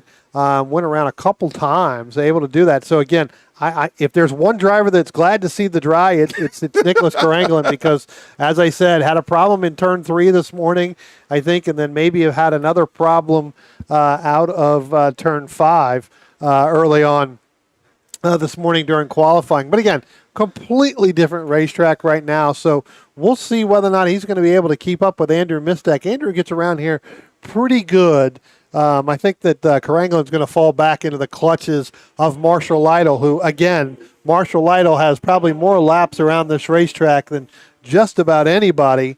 And if you ever wanted to watch somebody race a car and do it here, look for some of his in-car footage. That is the most smoothest I was just going to say, so and softest hands, that you see from a race car driver. So, again, Marshall Lytle in that BMW, that M3, getting around here pretty quickly. All right, here is the field is starting to stretch out. Reminder, this is a 15-lap or 30-minute race, whichever happens to come first. And we are blissfully a minute into this, 2 minutes into this. Well, I tell you what, keep an eye on Andrew Mistek. That Yes. car's had some challenges throughout the course of the year. Because Yes. remember, here in Labor Day, he wrecked the front end of that down there in turn 1, I believe. If I can't remember the right we've turn. had a few events this season where he has had to limp the car down that short straight from turn 2 to turn 3, pull off on the crossover road there, and sometimes get the car pulled back. It has been a temperamental beast this year, so we'll see how it plays out. Well, I follow Andrew on Instagram, and they showed they had to redo the front end of that car, and he kind of showed the progress over the last couple of weeks. So again, we're only in the first week of October, and he's had just about a month to get that done. That car looks pretty stout right now. So again, all the gremlins they've had pretty much all year long,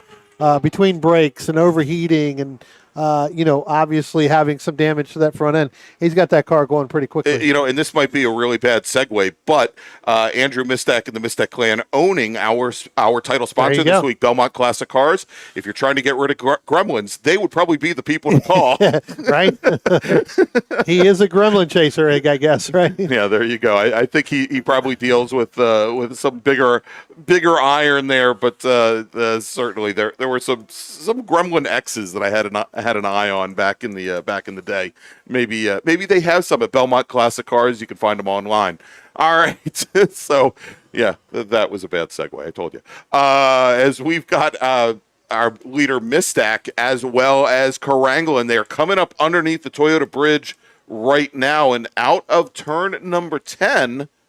And Caranglin, he's been closing things down on the TA2 car. The two GT2 machines, they have started to separate themselves out from Marshall Lytle, as Lytle is now a little bit over 2 seconds back, but Caranglin now right in the draft of that Camaro as they go under, braking down into turn number 1.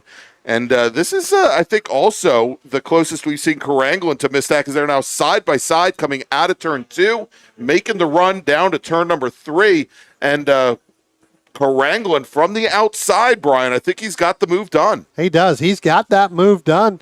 As you head down the hill into turn 4 through turn 5, you're going to see on your screen here, Caranglin, he's going to have the lead now over Andrew Mistek. So not sure if Andrew Mistek is going to take care of some tires and some brakes with 12 laps to go early on, as we talked about with some of those gremlins. But, as they come out of turn 6, right about now, Caranglin, he's opened up, Greg, by about 2.5, give it 3 car lengths. And we're going to make a call to the grid for the next group here in a second. But one of the things I noticed, Brian, is they came down into turn 5, did see a lot of white smoke in the air, and I don't think that was part of the braking. That was actually trying to power out of turn 5, and I think there was a lot of wheel spin there from the TA2 Camaro as we saw Mistek trying to get the power down, and that really gave Caranglin a good jump through the carousel.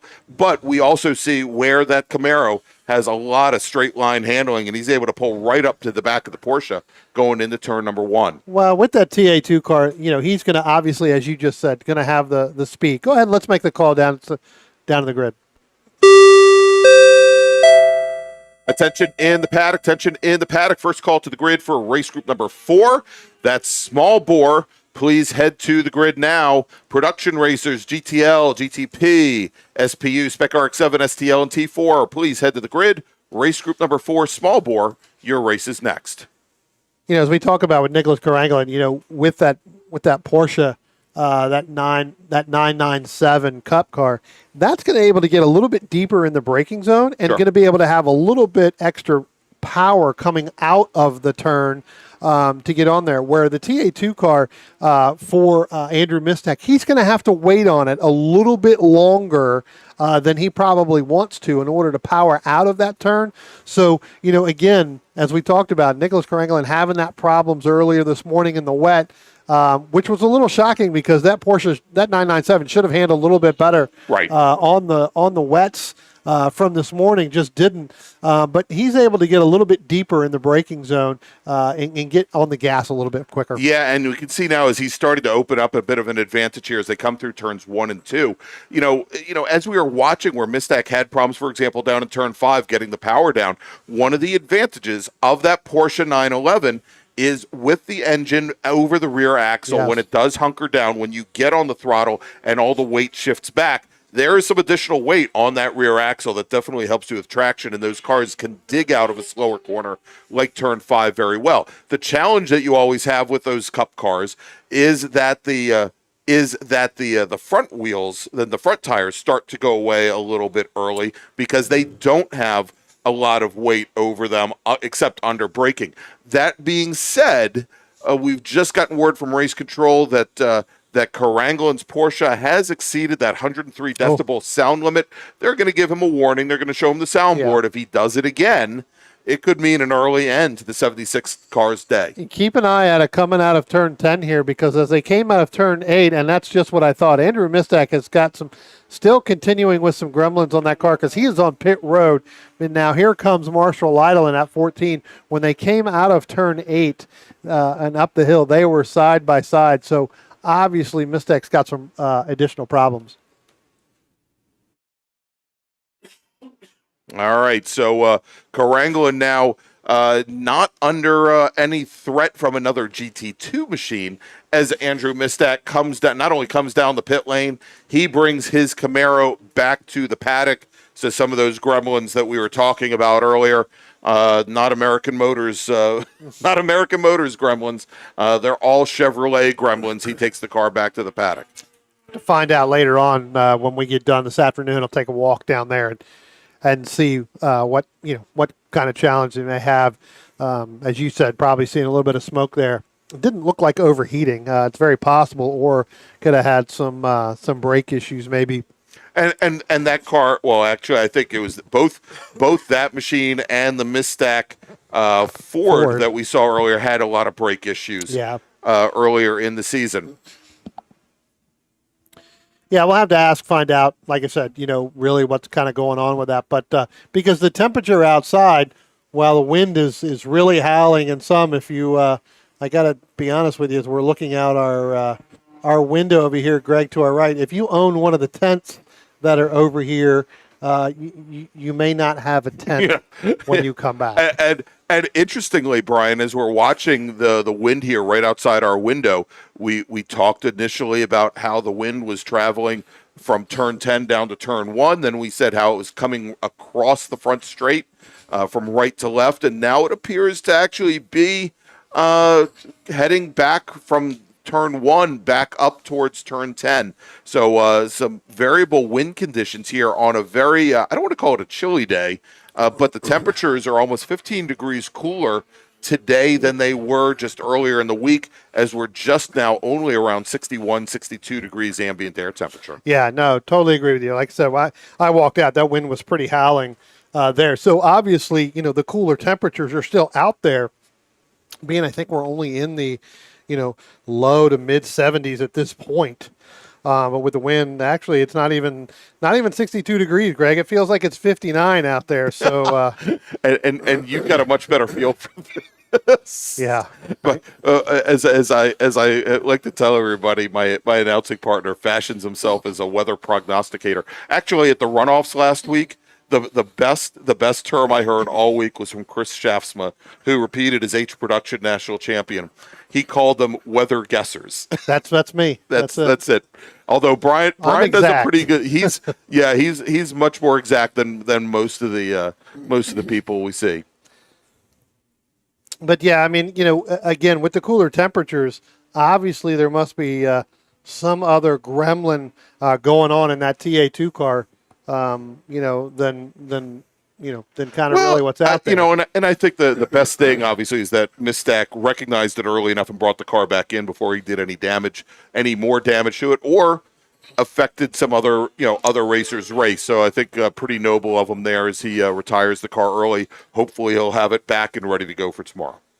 Yeah, no, totally agree. And we're going to go longer tomorrow. So yeah, if he only lasted 5 laps this go around, hopefully he can go a little bit further than that tomorrow. Like I said, we'll have to find out. Yeah, he retired 10 laps early today.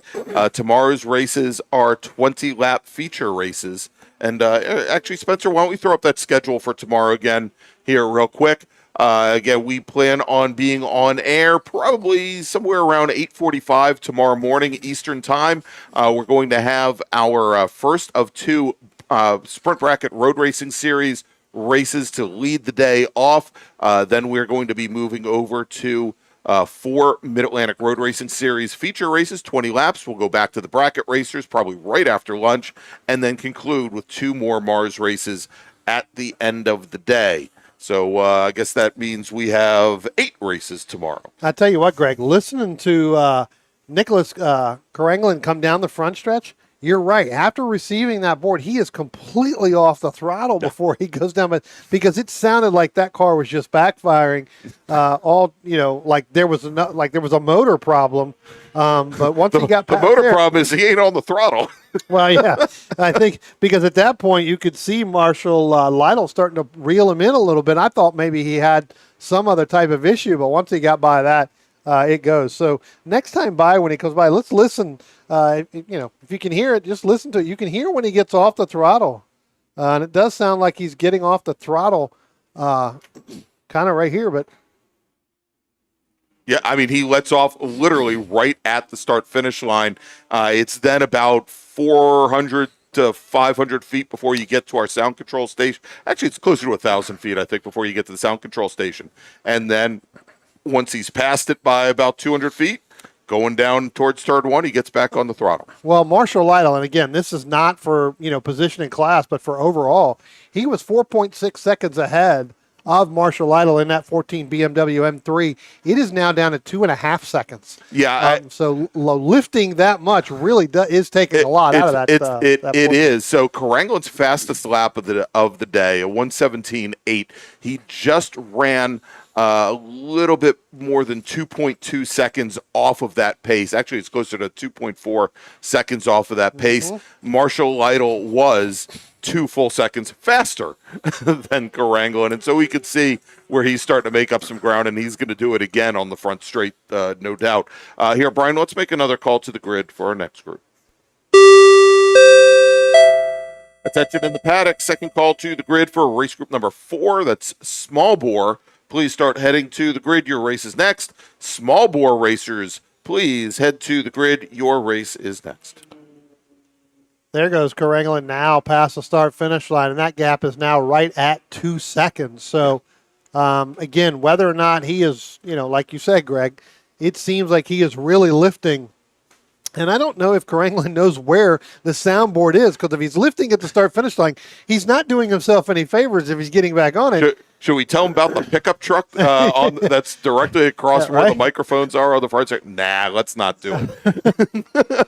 Because if he's lifting at the start-finish line, he's not doing himself any favors if he's getting back on the gas. No, he's lifting about 1,000 feet early. Yeah, so give it a little bit further. So, again, there's another question I kind of want to ask. I'm going to write it down here in my notes on their sheet.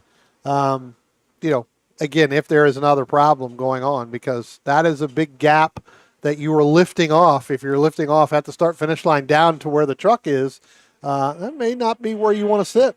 All right, so A quick note here is David Smith, driver of the number 47 GT1 Camaro. He's out of Pittsburgh, North Carolina. We'll probably see here as he comes down into turn 1. We've had some reports from some of the corner stations that he may have a little bit of tire rub in the left front of that car. He's actually coming down to turn 3 now, which is not going to be the loaded wheel on that car, but we'll continue to check that and see if that is going to be a problem. See what happens when he comes down into turn 5 there. I think if anything, he would hit it either in 5 or in 6 coming through there, because that's really kind of the loaded of where you're going to be. Certainly. Yeah, I didn't see anything there, and I haven't heard any calls of late. May have self-corrected. He may have burned off that part of the tire. Well, sometimes that happens, right? I'll tell you what, let's go ahead and jump into turn 6 if we can here, Spencer, because our leaders now, with that Nicholas Caranglan and Marshall Lytle now within a car length and a half, Greg, of that Porsche 997. So I think that there is something else going on with that Nicholas Caranglan machine here. And guys, possible. We have in turn 10, as you can see on the camera, we have David Smith. So that smoke there, he's now stuck in the gravel, kind of in a not in the position you want to be in. Yeah, no longer tire smoke. That is now gravel dust. Yeah. and he is in a very bad position over there. You can see where he is nosed into the gravel. That is going to be somewhat. They're probably going to need to have the emergency services teams on the track surface or near it to get him out. And we'll see if they call for a local caution. Well, they already have a local caution. Yep. We'll see if they decide to go to a full course caution. For the moment, we are going to be going and staying at just a local caution there. Well, it looks like he was able to move. It looks like he tried to back up, which I don't believe that would have been the smart move to do, but he tried to go back forward again, and I think that it looks like the left rear may be completely buried in that gravel, so he looks like he is going to be stuck there.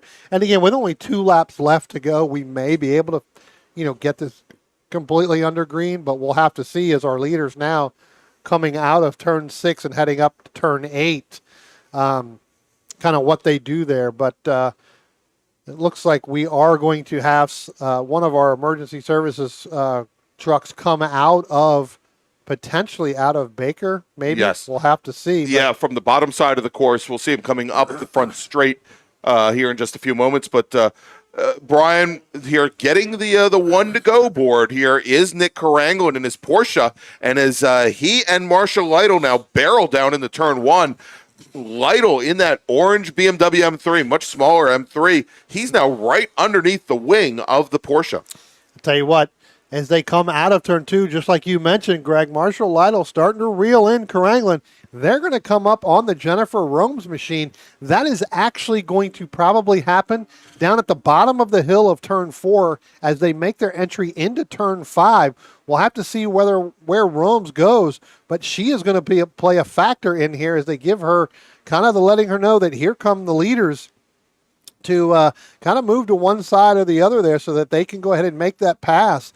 As they come into turn 6 right now, they're able to make that. Marshall Lytle not able to close in on Caranglan, but when they get to turn 8, we'll have to see how much quicker Marshall Lytle is, Greg. Now, remember, we also have that local caution over at turn 10. We've got the emergency services team on the scene. They're trying to get that car pulled forward out of the gravel trap. They have it underway as our leaders are coming through turn 10 now, and it is Caranglan with about a 4-car length advantage over Marshall Lytle and taking the checkered flag and the win in GT2, Nicholas Caranglan.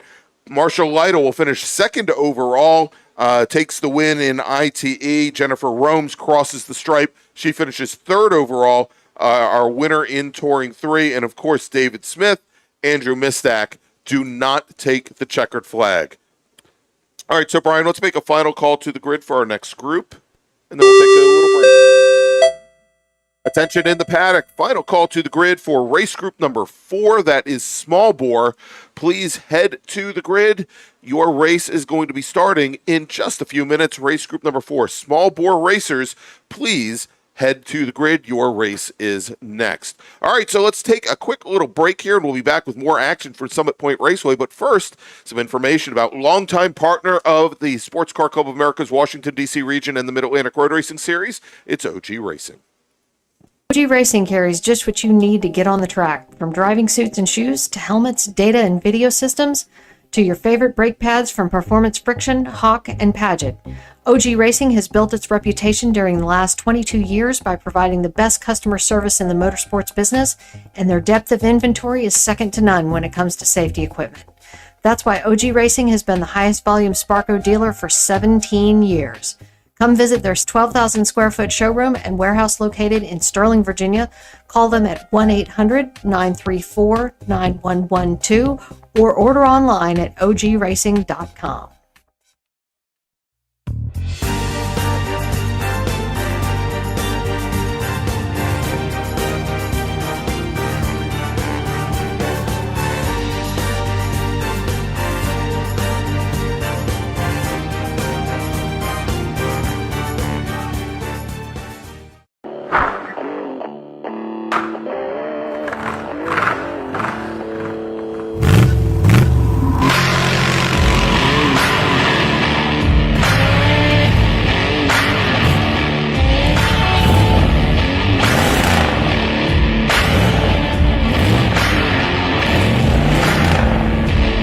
Hey dog.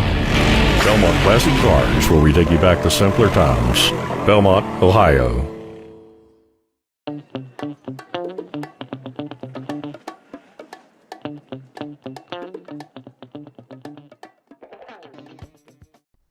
If your building is leaning, leaking, or cracking, you need SRG. Structural Rehabilitation Group specializes in the repair and rehabilitation of existing structures and structural elements. We offer our clients single-source structural engineering solutions for their construction-related problems. Our services include investigation, evaluation, repair design, construction observation, and contract administration. We take your problems and deliver practical and cost-effective solutions tailor-made to your specific needs. With over 60 years of experience, SRG is committed to ensuring that our clients are satisfied and that they receive the best value for their investment in terms of quality, aesthetics, and performance. We will care for your building like it's our own. So remember, if it's leaning, leaking, or cracking, call SRG. That's 301-300-8700. Or see us on our website, srg-llc.net. Since 1976, Radial Tire Company has been providing the Washington, D.C. area with quality tires and the finest service. They have earned a reputation as a premier specialist in hard-to-find performance tire and wheel applications. They stock tires from all of the top manufacturers for whatever you drive, from small economy cars to SUVs to trucks. Their mission is to assist you in getting the most out of your tires and car. For more information or to schedule online, browse radialtirecompany.com or call them in Silver Spring at area code 301-585-2740. That's 301-585-2740.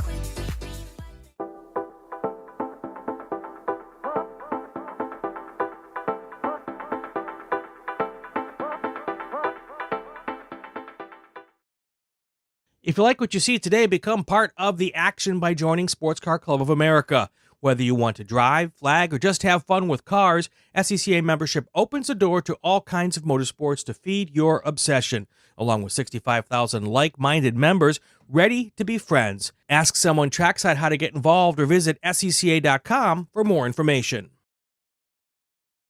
OG Racing carries just what you need to get on the track, from driving suits and shoes to helmets, data and video systems, to your favorite brake pads from Performance Friction, Hawk, and Paget.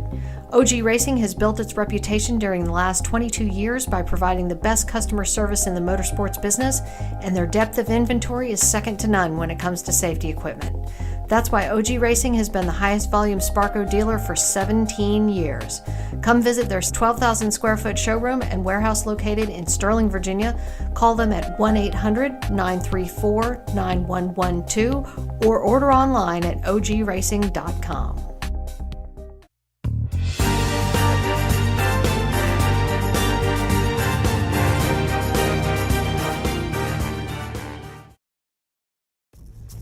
RP Performance is the only premier race shop in the region that specializes in both street and track Mazdas and is located right in the heart of racing at Summit Point's Gasoline Alley.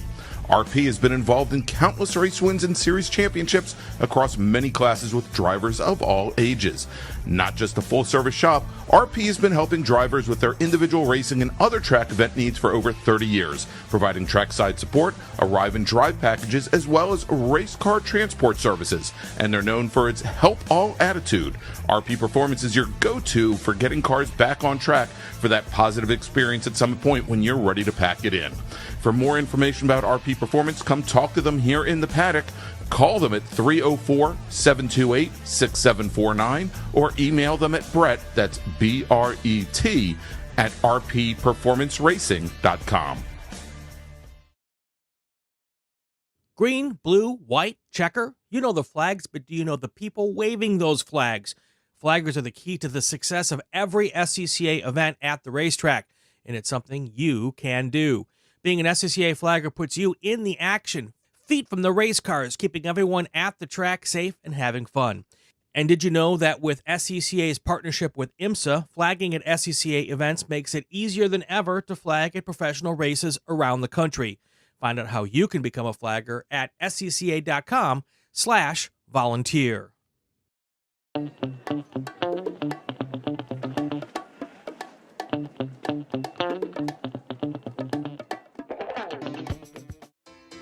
The DC region would like to welcome the Autoverse to the MARRS family. The Autoverse is a huge supporter of science, technology, engineering, and math, or STEM education, and like the SCCA, wants to break down the barriers to motorsports. They do this by providing the public with real-world experiences and link them with a trusted network of providers and gearheads. To find out more, find them online at theautoverse.io, and if you're here at Summit Point this weekend, stop by their display in the paddock, say hi, and ask them about their upcoming events. The Autoverse, 4 wheels, more fun. And welcome back, everybody, to Summit Point Raceway and the October MARRS, presented by Belmont Classic Cars. I'm Greg Ginsburg, along with Brian Donati and Spencer Gaynor at a very, very windy Summit Point Raceway. Thankfully, none of our other cameras have blown away, although from the looks of it, Brian, it looks like our turn 1 camera is probably not long for this world, but hopefully I weighted it down enough this morning. All right, so next up is going to be our small bore race. This is typically our production classes, not G production, E production, F production, H production, GT light. We also have our SPU, Spec RX-7, STL, and T4 racers. Typically, STL, T4 are the largest group here. We had 13 drivers go out for qualifying, Brian. Let's run them down, and then we'll try and pick up the stragglers. Yeah, it looks like we got 13, but it looks like I can tell you now as they go off the grid here, there is more than just 13. So we'll start here with 13, starting in 13th position from Bristow, Virginia. That's a 24 of Alex Cumming. Starting in the 12th position from Durwood, Maryland, the 50 of Chuck Allen III. Starting in 11th position from Chambersburg, Pennsylvania, the 22 of Stephen Miller. Starting in the 10th position from Woodbridge, Virginia, that's the 127 of George Ortiz. Starting in the 9th position from Raleigh, North Carolina, that's the 27 of Rick Starkweather.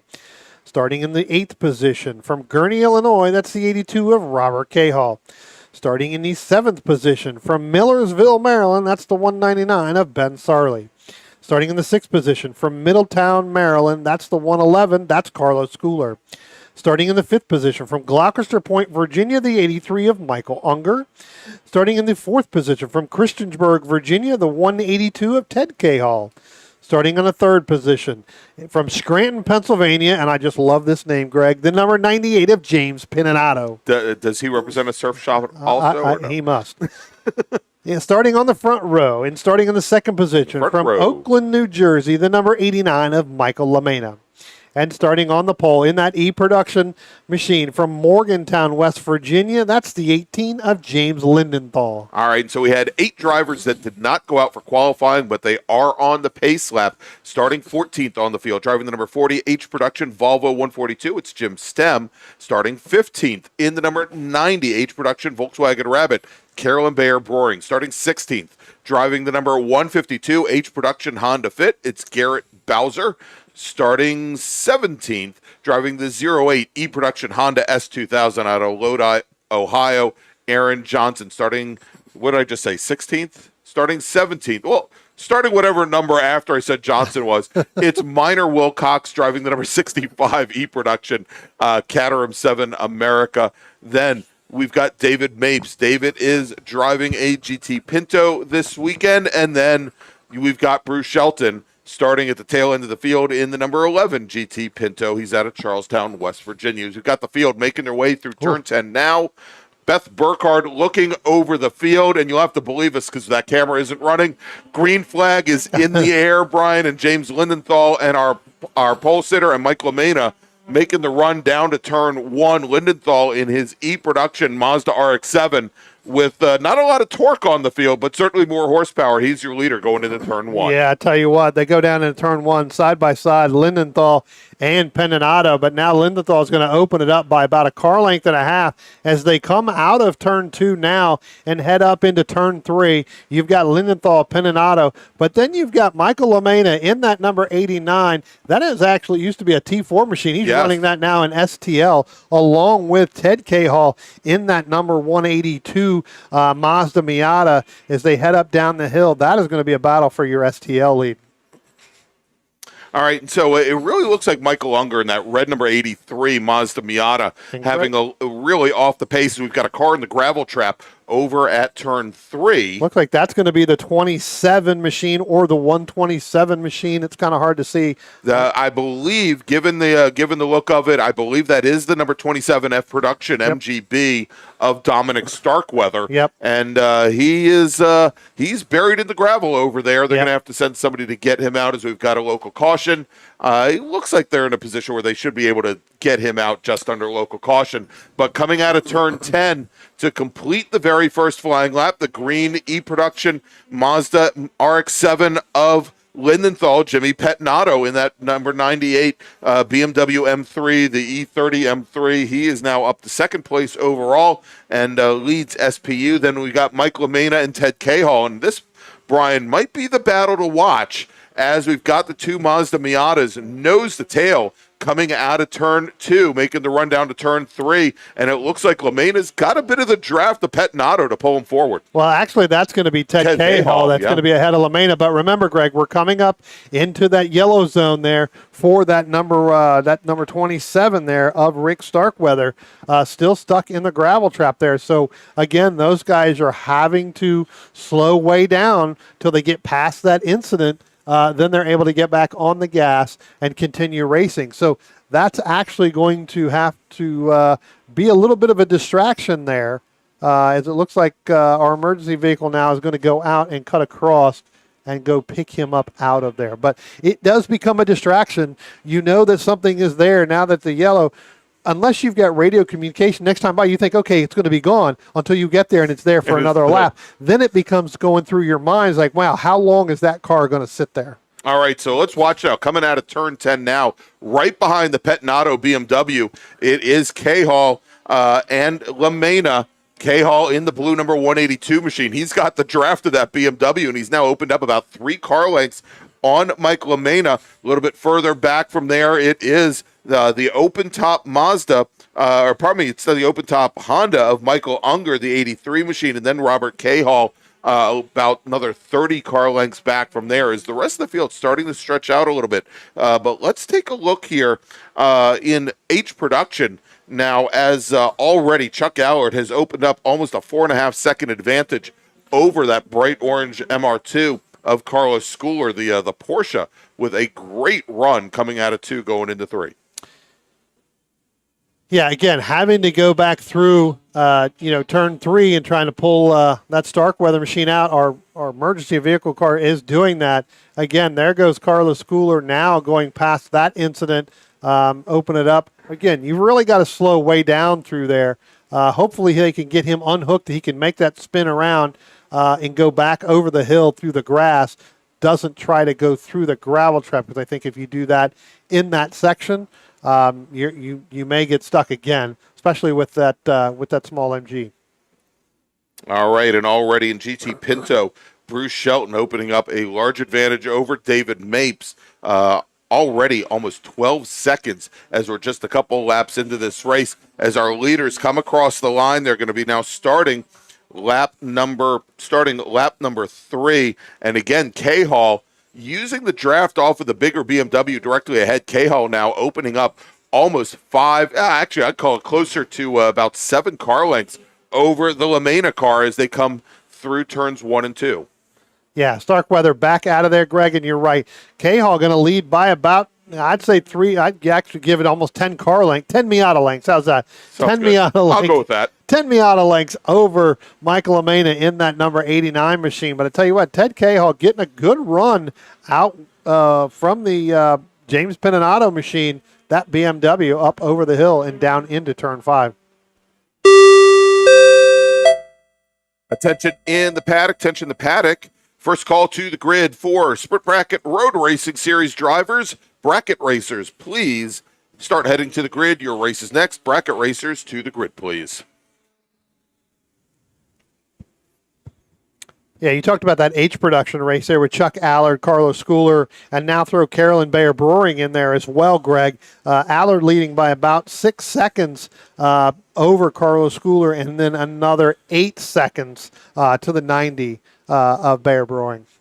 Yeah, and we had seen just a little while ago where Allard, our H production leader, he was actually running in very good company. He had Minor Wilcox's E-Production Caterham, and he also had the E-Production Honda S2000 of Aaron Johnson. That is a neat little fight that's going on, and maybe something we should take a look at right now. Now, that is the battle for third on the podium in E-Production, but it now appears as though Minor Wilcox, who started towards the very tail end of the field, he's separated himself out from Aaron Johnson. They're going down into turn 1 now, and we see Wilcox, and Brian, we saw this at Labor Day also. Minor Wilcox has a very non-traditional line Yes. going into turn 1 that he literally will put that Caterham, which is very light, very nimble, all the way to driver's right, practically hugging the curbing all the way around from entry to exit of turns 1 and 2. Yeah, you wouldn't think the car would stick down there very well, and especially lose time coming exit off. Right. You know, once you get to the center of the apex there, the car would tendency to push all the way over, but he doesn't lose that much speed going through there. So obviously they got that car set up for that. I think he does lose a little bit, but based off looking at lap times for him over the course of the last couple, really the last year that we've seen all year, he doesn't seem to lose a lot out of there. All right, let's do this. We're going to see him heading down into turn 1 here in just a few moments.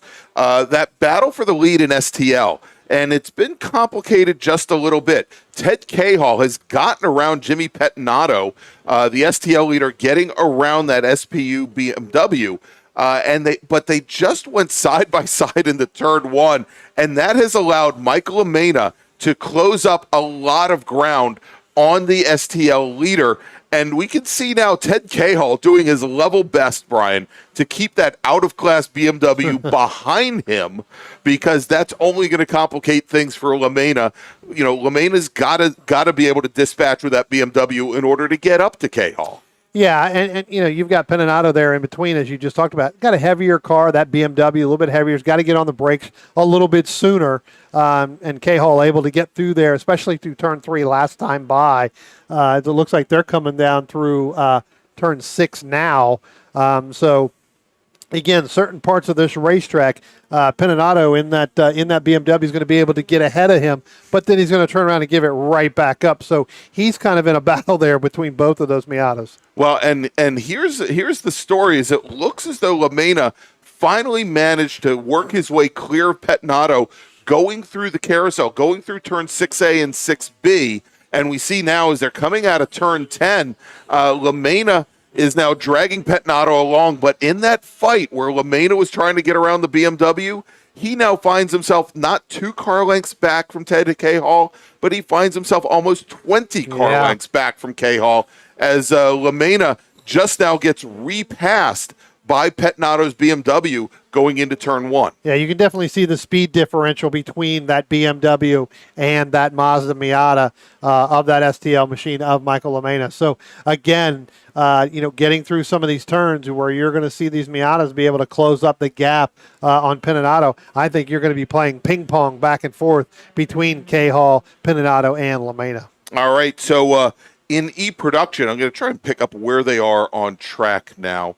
It is very interesting as Minor Wilcox and Aaron Johnson have gotten around Michael Unger's Honda S2000. Wilcox now, who just ran the fastest lap of anyone, he's just going through turn 5, coming into turn 6 in that little Caterham. Wilcox just turned in a 124.2. That moves him up to second in E-Production. The challenge for him, though, is our E-Production leader was our pole sitter today, and he's still more than 15 seconds ahead on track. Yeah. Here comes our E-Production and overall. They're going to head down into turn 1 with James Lindenthal, and then we'll have to look for Minor Wilcox. Here he comes. He's now coming out of turn 10 right now. So it's about pretty much of a straightaway difference between an E-Production, which is about 15 seconds in between Lindenthal and Minor Wilcox. Yeah, and we just saw Wilcox knock maybe 0.8 of a second out of our leader, Lindenthal, pardon me. And so, still, a little bit less than 15 seconds separates them. But a lot of this we're seeing is Wilcox is having to deal with a lot more traffic on track at this point, I think, than Lindenthal has to as well. That table may change soon enough. Yeah, it looks like we got one car going down into turn 1. That may be the 83, I believe. Michael Unger, I have to take a look. It may not be. I think Unger has an open top car. That's just now coming out of turn 3, heading down. We had a small Miata, a red one. We'll have to pick up a number as they come out of turn 2. Very, very slow past the start-finish line, Greg. Coming up out of turn 2 now. You can see it if you switch on your camera there. It's the 8.2 machine. Okay, that is Robert Cahall, which is now coming over. He may end up pulling out through the crossover there. So he's going to pull through the crossover. That's Robert Cahall in that 82 machine. Yeah, that's brother of Ted. Correct. And he pulls the car off on one of the crossover roads between 2 and 3 and has brought the car to a stop. Yep. As our flaggers over at turn 3 are looking like, do I have to run all the way over there? We're talking about it. They've got a couple photographers there behind the barrier there as well. And one of the challenges we have, Greg, is we only have one flagger in station 2, right? And we have 2 flaggers in station 3. Yeah, so that you don't have anybody to spare to run all the way out to check on the Cahall car. Yeah, so that's part of the challenge we have here this weekend. In making sure that we have all the flagging stations manned or womaned at any given time. Attention in the paddock, tension in the paddock. Second call to the grid for the Sprint Bracket Road Racing Series. Please start heading to the grid. Bracket racers, please start heading to the grid. Your race is next.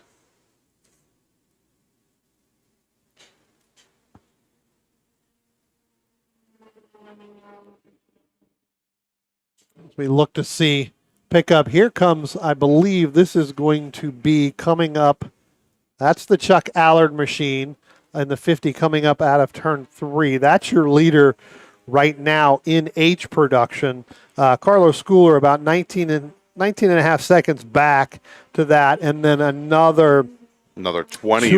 2 seconds back from Carlos Schooler to Carolyn Bayer Brewing. So actually Carlos Schooler now going through turn 3. So no, it's actually about 20 seconds. Yeah, it's another 20 seconds back from there. Yeah, and so Schooler, who got his maiden win in H production, and I think his maiden win in the Mid Atlantic Road Racing Series a little bit earlier this year, just has not quite had the pace of the number 50 Porsche of Chuck Allard.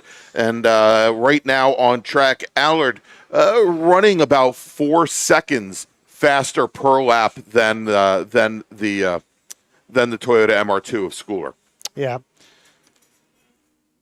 Let's look at, so Greg, we talked about this early on in the race, and again, 6 laps left to go. We talked about with Ted Cahill, Michael LeMay in that STL battle.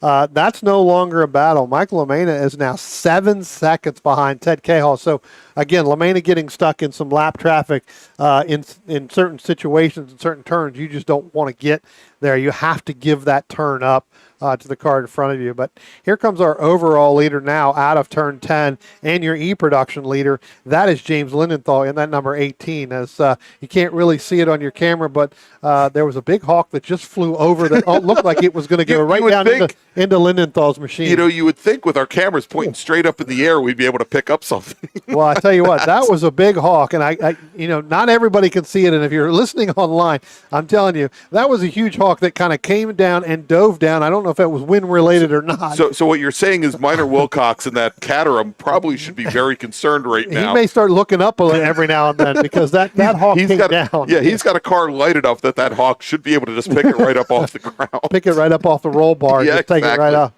That's one way to catch your leader.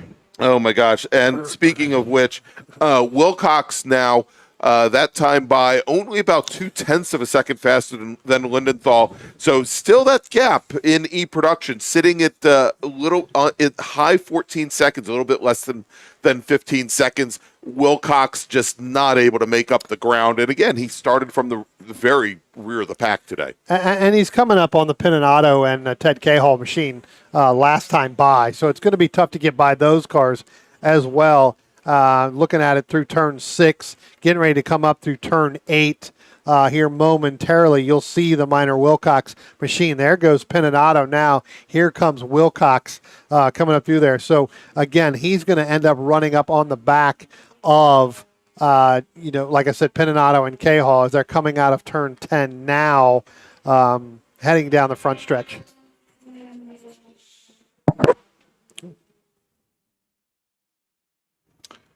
All right, and getting word now that I think it's the 82 machine.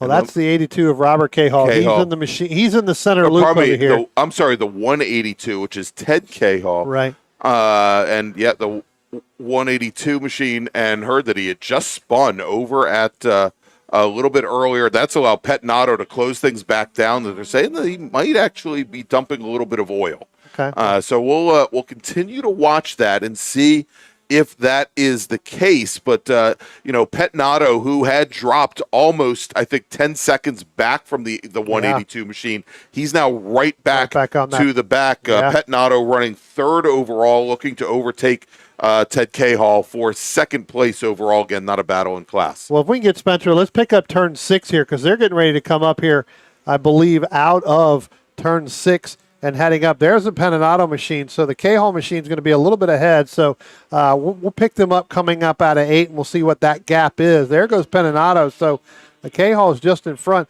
All that does is when you hear that, that just means John McCauley is going to have to work a little bit harder when that Ted Cahill machine comes back in because he's the one who manages that. But here comes Minor Wilcox. Now, he is going to get past James Pinato. I talked about it a lap before.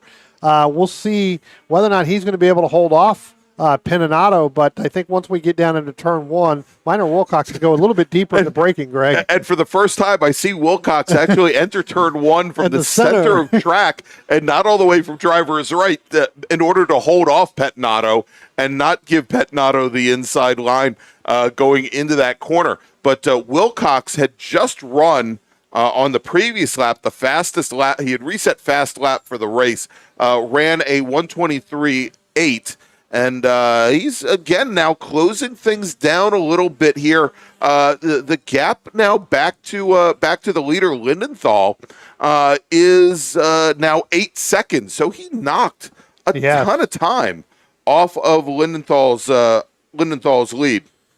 Yeah, I tell you what, if we were going to go 20 laps here, if this would happen to be tomorrow, I think Wilcox could probably close in and get on the back bumper of James Lindenthal. But as our leaders will be coming up out of turn 10 here momentarily, here they come now, you're going to see Lindenthal. He's going to end up with 2 laps to go. Minor Wilcox now is coming up out of turn 10 now. He's going to pass the Ted Cahall machine, and then you've got Stephen Miller in front of him, and then you've got the 127 there of George Ortiz. So that lead, Greg, that gap is really shortening. That's right. And so this could be a very important race for Jim Lindenthal. Actually, not necessarily today, but tomorrow, if Lindenthal can make the race. He is currently sitting 55 points back from Paul Marcones as your e-production points leader here in the MARRS series. And I believe he is short one feature race that he would need to complete. And if he takes the win in that feature race, I believe that would put him as your leader. That's correct. Right. Our feature race tomorrow, that would be enough to probably put him ahead of Paul Marcones. Certainly with a win today, he will get much closer to that points lead. But he doesn't have enough feature races completed in order to win a championship. Yeah. So he'll get in front of Paul Marcones, but he will not win the championship because of not having enough feature races. Right, but that can be rectified tomorrow or in New Jersey in just a few weeks. Yeah, that's true. I forgot. We're not done. Just because we're done here at Summit Point doesn't mean we are done with our MARRS championship. Here comes your overall leader now coming through turn 10 right about now. He's going to be getting the 1 to go board as they do. And Greg, Minor Wilcox now is just now crossing the start-finish line as James Lindenthal is at the 500-foot mark. So, and with several cars in front, depending on whether or not Lindenthal can get in front of those cars and they don't hold him up, Minor Wilcox may be able to run him down. And so, interestingly enough, neither Wilcox nor Lindenthal ran their fastest lap that last time by, but Wilcox managed to knock 3 full seconds off of the 18 machine's lead, and the 18 Greg, machine. Sorry to interrupt you here, but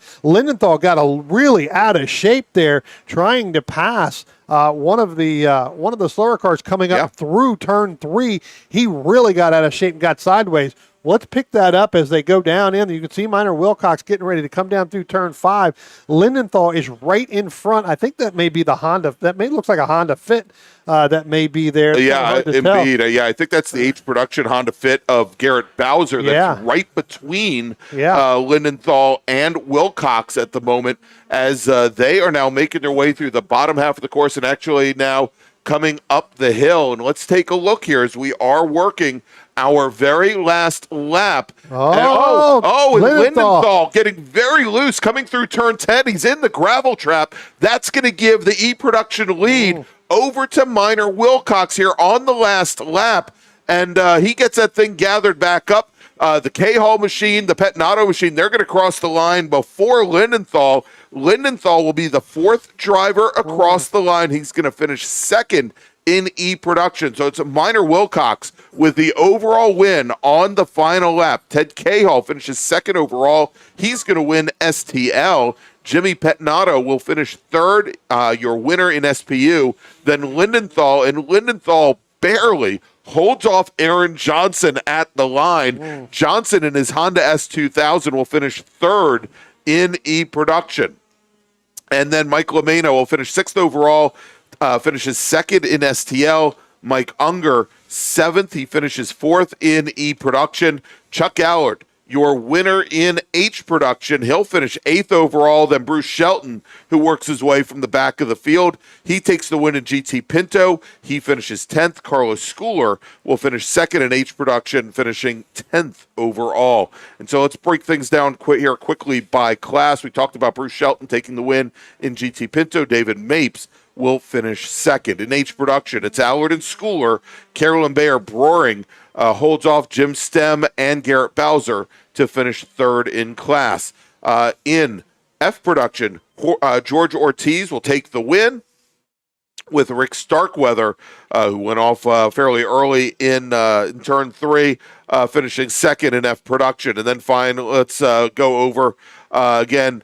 Spec RX-7, no racers here today. In STL, Cahall and LaMena, Robert Cahall, who finished 3rd, but unfortunately finished 7 laps down. And then finally in E-Production, it's Wilcox, Lindenthal, Aaron Johnson, Michael Unger, and then Stephen Miller in his Porsche 944 rounding out the top 5 in class. But wow, Brian, that was just a heck of an event there with Lindenthal on that very last lap. All right, so let's do this. Let's make a final call to the grid for our next group. Attention in the paddock. Final call to the grid for race group number 6, our Sprint Bracket Road Racing Series. Bracket racers, please head to the grid.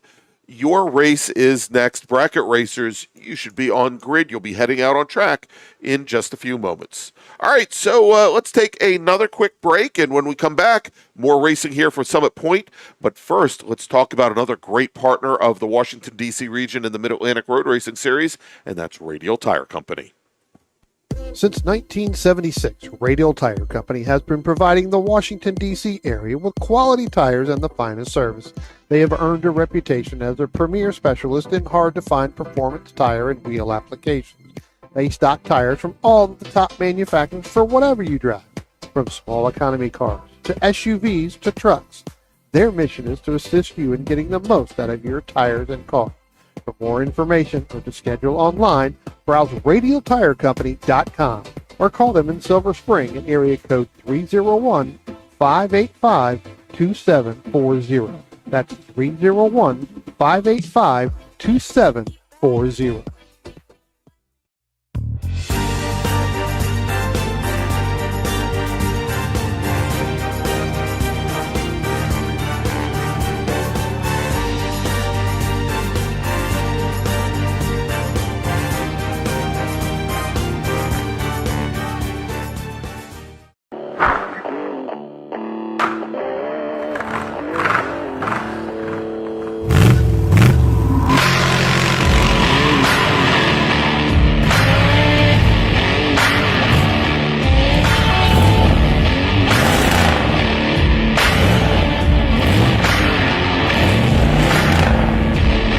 Hey dog, Belmont Classic Cars, where we take you back to simpler times. Belmont, Ohio.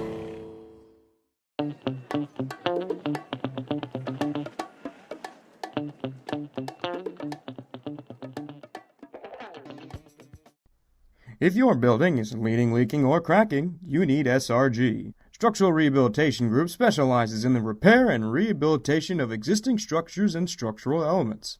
We offer our clients single-source structural engineering solutions for their construction-related problems. Our services include investigation, evaluation, repair design, construction observation, and contract administration. We take your problems and deliver practical and cost-effective solutions tailor-made to your specific needs. With over 60 years of experience, SRG is committed to ensuring that our clients are satisfied and that they receive the best value for their investment in terms of quality, aesthetics, and performance. We will care for your building like it's our own.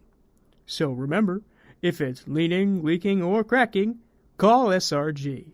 That's 301-300-8700, or see us on our website, srg-llc.net. Since 1976, Radial Tire Company has been providing the Washington, D.C. area with quality tires and the finest service. They have earned a reputation as a premier specialist in hard-to-find performance tire and wheel applications. They stock tires from all of the top manufacturers for whatever you drive, from small economy cars to SUVs to trucks. Their mission is to assist you in getting the most out of your tires and cars. For more information or to schedule online, browse radialtirecompany.com or call them in Silver Spring at area code 301-585-2740. That's 301-585-2740.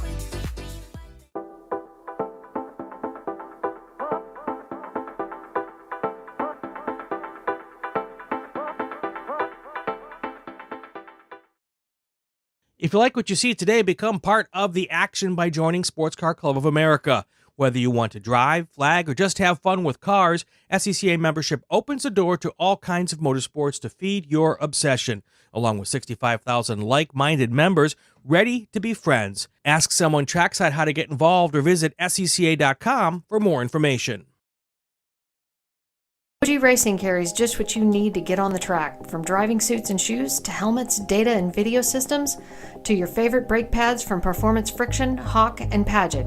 OG Racing has built its reputation during the last 22 years by providing the best customer service in the motorsports business, and their depth of inventory is second to none when it comes to safety equipment. That's why OG Racing has been the highest volume Sparco dealer for 17 years. Come visit their 12,000 square foot showroom and warehouse located in Sterling, Virginia.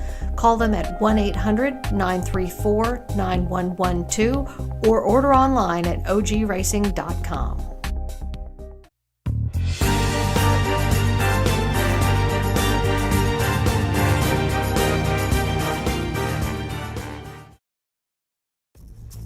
RP Performance is the only premier race shop in the region that specializes in both street and track Mazdas and is located right in the heart of racing at Summit Point's Gasoline Alley. RP has been involved in countless race wins and series championships across many classes with drivers of all ages.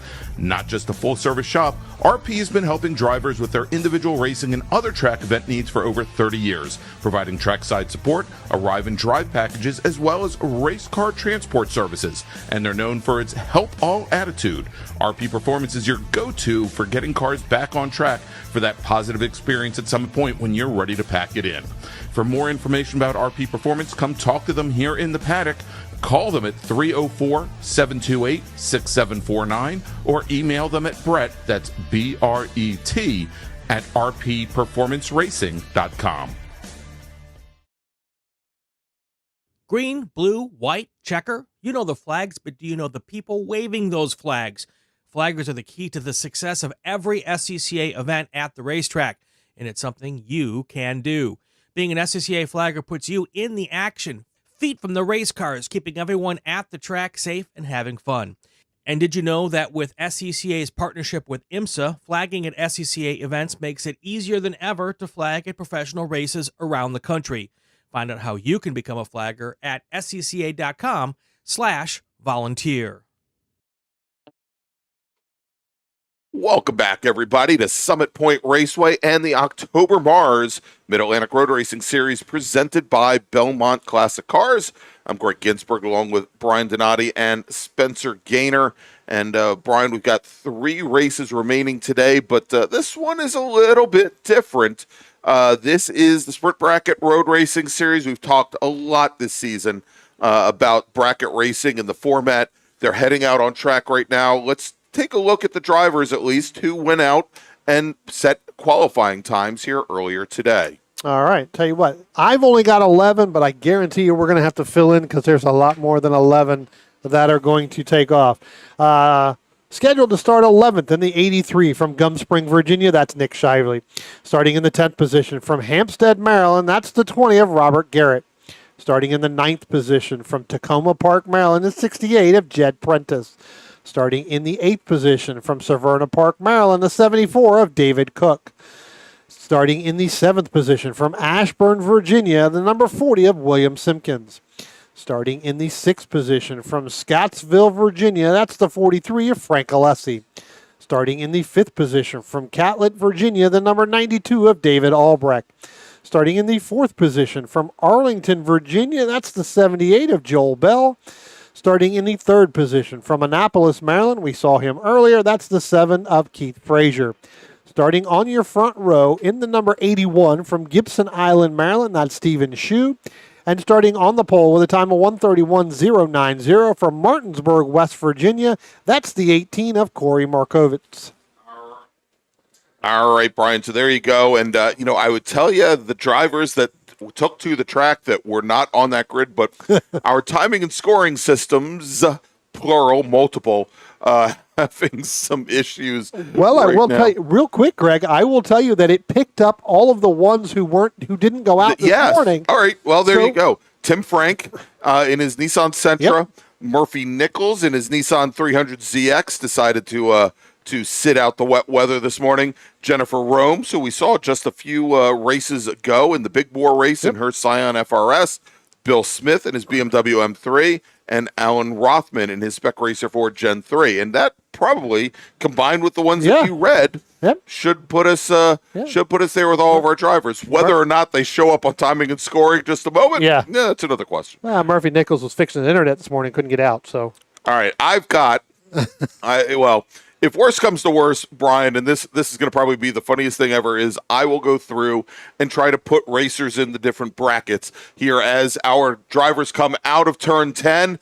And we have a green flag. Green flag is in the air. The Porsche 911 Cup car of Corey Markovitz jumps out, surprisingly enough, to a very early lead as he is defending, staying all the way to driver's right, even though he has about a 15 car length advantage over Keith Frazier, Joe Bell as well, and Stephen Shue, as well as they come into coming out of turn 2, heading into turn 3. Yeah, I tell you what, it's good that we can see all those because we've got that famous horse race of waiting for data has popped up into our thing. So again, as you said, Greg, a little bit of timing issues, but you look back through and you've got the 05 there. Bill Smith, along with Tim Frank in that 114, and Jennifer Rooms, they came through along with Murphy Nichols. They came through turn 3 last time by, and you can see them now as they head down the hill out of 4 into turn 5. All of those cars led by the number 74 there. That is David Cook. I tell you what, that is a cluster right there as our first couple groups got through. So David Cook holding his own right there. Everybody else trying to tiptoe through there. And Bill Smith with that BMW with that big wing on the back. I know Bill had some issues earlier on in the week that he found, I believe, on his right rear. Somebody will probably text me and correct me on that. But one of his right rear sway bar, that's supposed to be straight, and it was actually bent. So they had to replace that. As that happens. But Corey Markovitz, he is now gone through, completed lap number 1 here. We'll try to get you some breakdowns here as the timing and scoring try to catch us up. But he's opened up by about at least 30 car lengths now over. It looks like that's going to be the 81 possibly of Stephen Shue, and then back to the 7 of Keith Frazier. It's a good thing we know colors and we can see colors, Greg, because that's the only way I can tell them apart with the sun beating in here through there. And then you've got the 43 of Frank Alessi, along with, I believe, that is the 92 of David Albrecht. Of Albrecht, exactly. All right, so we'll try and piece these things together here. Brian, and I think I've got a way to do it. I may be wrong, but I may be right, or it may just be a fantasy. How do we blame Murphy on this? Because as we've known in years past, Murphy's always had internet issues. Maybe, that's right. Maybe this is Murphy in his car as he now goes. He's in there pushing a button. It's Murphy's Revenge, exactly. It's a good movie. Yeah, exactly. I think that it'll be a good title for a movie. All right, so what we'll do here, I've got another timing system, a third timing system, and I will try to manually put drivers in brackets. This should be fun. All right, crossing the line. And once again, setting fast lap with a 121.333 Corey Markovitz. And with that 121 and change, that puts him in the bracket A4. And he's got about 3/10 before he moves up to the next bracket. But Steve Shue, who's running second on track currently, also in that A4 bracket. And at this point, running about 2.6 seconds back. So, big brake lockup going down into turn 1. We'll see there, and I believe that was one of our scions, one of our twins that had some issues there. I think that was Nick Shively there that had the issue. He's in the black number 83 Scion FRS, where Jennifer roams. She is in the white number 186. Yeah, I was going to say they're coming down out of turn 4 now, and they were kind of nose to tail. Jennifer Romes had to give it up going out of turn 3 to Shively. So, again, that lockup there, but she's not going to give it up that quickly. She's going to go ahead and hang with them going through turn 6 and out into turn 8. All right, currently, Keith Frazier, and we're waiting for Frazier to come across the line. Frazier now as he crosses in the number 7 machine. He turns in a 125.12, and previously his previous lap a 125.34, 124.34. Pardon me. That puts him at the high end of the A5 bracket, and I believe he is all by himself in that bracket. Next fastest machine, Joel Bell, in the number 78 car. Bell with a 129.410 is his fastest lap, currently sitting in the B3 bracket. Yeah, it's kind of hard to tell these brackets as you go. So you're doing them manually, and we know math's not your strong point, No. but you're knocking it out of the park as we Thank you. We look at some of our camera angles here. And you can notice when Spencer gets to turn 6, sometimes you'll see kind of either a string or something kind of in the right-hand side of the screen there. It kind of like caught my eye. At first I thought it was the Hawk coming down to pick up Minor Wilcox's car.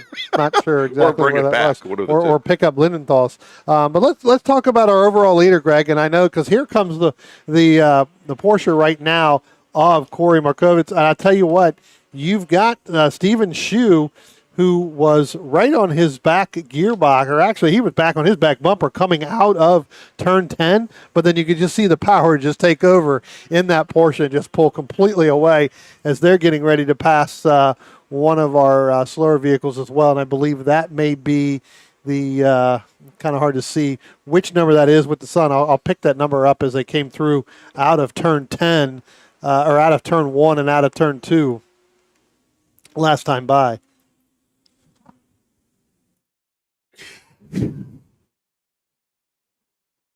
Kind of got me all choked up there. I'm sorry, I didn't mean to do that to Yeah. you. All right, so here might be a neat little battle popping up, and this is in the B3 bracket with we've got now Joel Bell, Frank Alessi, Nick Shively, Jennifer Romes, all in this bracket. Now, Alan Rothman in the 155 machine, who we had seen a little bit earlier today. Rothman, I believe, also in that ring. Actually, Rothman is in the B2 bracket, but he has fallen back behind those 4 drivers that I just spoke of. He's running 9th overall on track. I think the one saving grace for him is he may still only be the only racer in that B2 bracket for drivers minute 27 to a minute 29. Murphy Nichols, fast lap for him, and he's running pretty consistent times, a 131.840. That would put him in the Bravo, the B4 bracket, and just behind, then we've got Dave Albrecht, and it's Albrecht, Cook, Prentice, Frank, as well as Garrett and Simpkins that are all battling it out in the B5 bracket, which is for drivers that are running a minute 33 and higher. Tell you what, Greg, I'm going to give it out to that 40, that William Simpkins, because as we watched this morning, Simpkins had that incident going down into turn 1, off to driver's right, where he collected the tire barrier there. That car is out running. If you would have seen that car the way it came back this morning on the rollback, you would never think that car would be out here running. And I know he's well under power, just trying to get through this race. But there, obviously seems to be some problems. But I got to say, kudos to William to get that car back out and running. Attention in the paddock, First call to the grid for race group number 7. That's Spec Miata and SMT. Please start heading to the grid. Race group number 7, Spec Miata and SMT drivers, please start heading to the grid. Your race is next. Tell you what, Greg, if you look at the wind, the way the wind is blowing, you can tell when Spencer gets to our turn 5 camera. I'm not sure if there is somebody there with blonde hair or if there is something really blowing, but something has latched onto our camera right. and can see it. So we've got 2 things going on at once. So A ball of string. Yeah, could be anything. Spider web, and you would not be surprised. Maybe we're flying a kite off the camera. that may be what it is too. But when I was down there for Labor Day, Brian, I didn't want to go and set up that camera because there was the biggest spider web I had ever seen. It was about 4 feet by 5 feet, and the spider I think he weighed more than Minor Wilcox's Caterham. Our overall leader now going to come up, I believe, is getting ready to come out of turn 10 right now. Just came out of your screen there. He is going to cross the start-finish line. So Spencer will pick him up going down into turn 1. That is going to be Corey Markovitz. I tell you what, he has opened up quite a bit of lead. Again, without the timing and scoring really being corrected here, Greg, you may be able to pick up their times. I believe that him and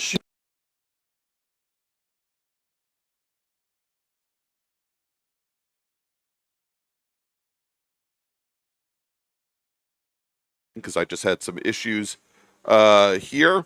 There we go. We're back live. Sorry about that, everybody.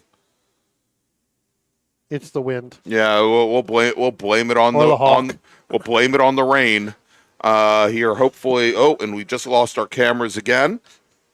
Well, we're not the only one. If you own the tent and the canopy, and I'm not sure, it looks like somebody's trying to save it down there. In the back here of the workers camping, your tent is now no longer. Just want to let you guys know that. It looks like some people are trying to save it. I'm not sure if it's theirs or not, but it is completely gone. Almost blew out on the racetrack. We almost had another entry into this bracket racing. All right, and again, I want to apologize. We had a little error there. Lost our internet connectivity for a minute. We should be back and broadcasting now, hopefully. But let's take a look, Brian, at our. We'll take a look now at some of our brackets and see where these drivers are. In the bracket now for drivers, a minute 19 to a minute 20.999. Corey Markovitz, he's at the high end of that bracket at a minute 20.731.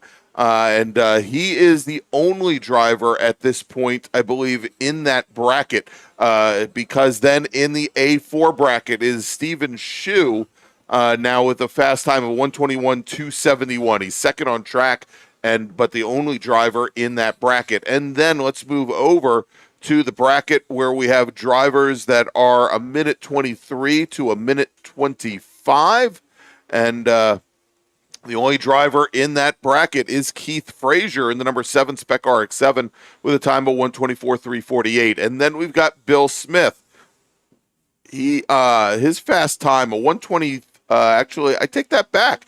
Bill Smith with a time of 123.576 is actually also in that A5 bracket, and so he is in the exact same bracket as Keith Frazier, but fell back a little bit, is running second on track to Frazier, and the gap between those two drivers is, it appears to be now about 18 seconds. So it looks like Bill Smith had some problems a couple laps ago. Joel Bell for drivers a minute 28. He's in the 128 range. So we're bracket B2, which is for drivers a minute 27 to a minute 29.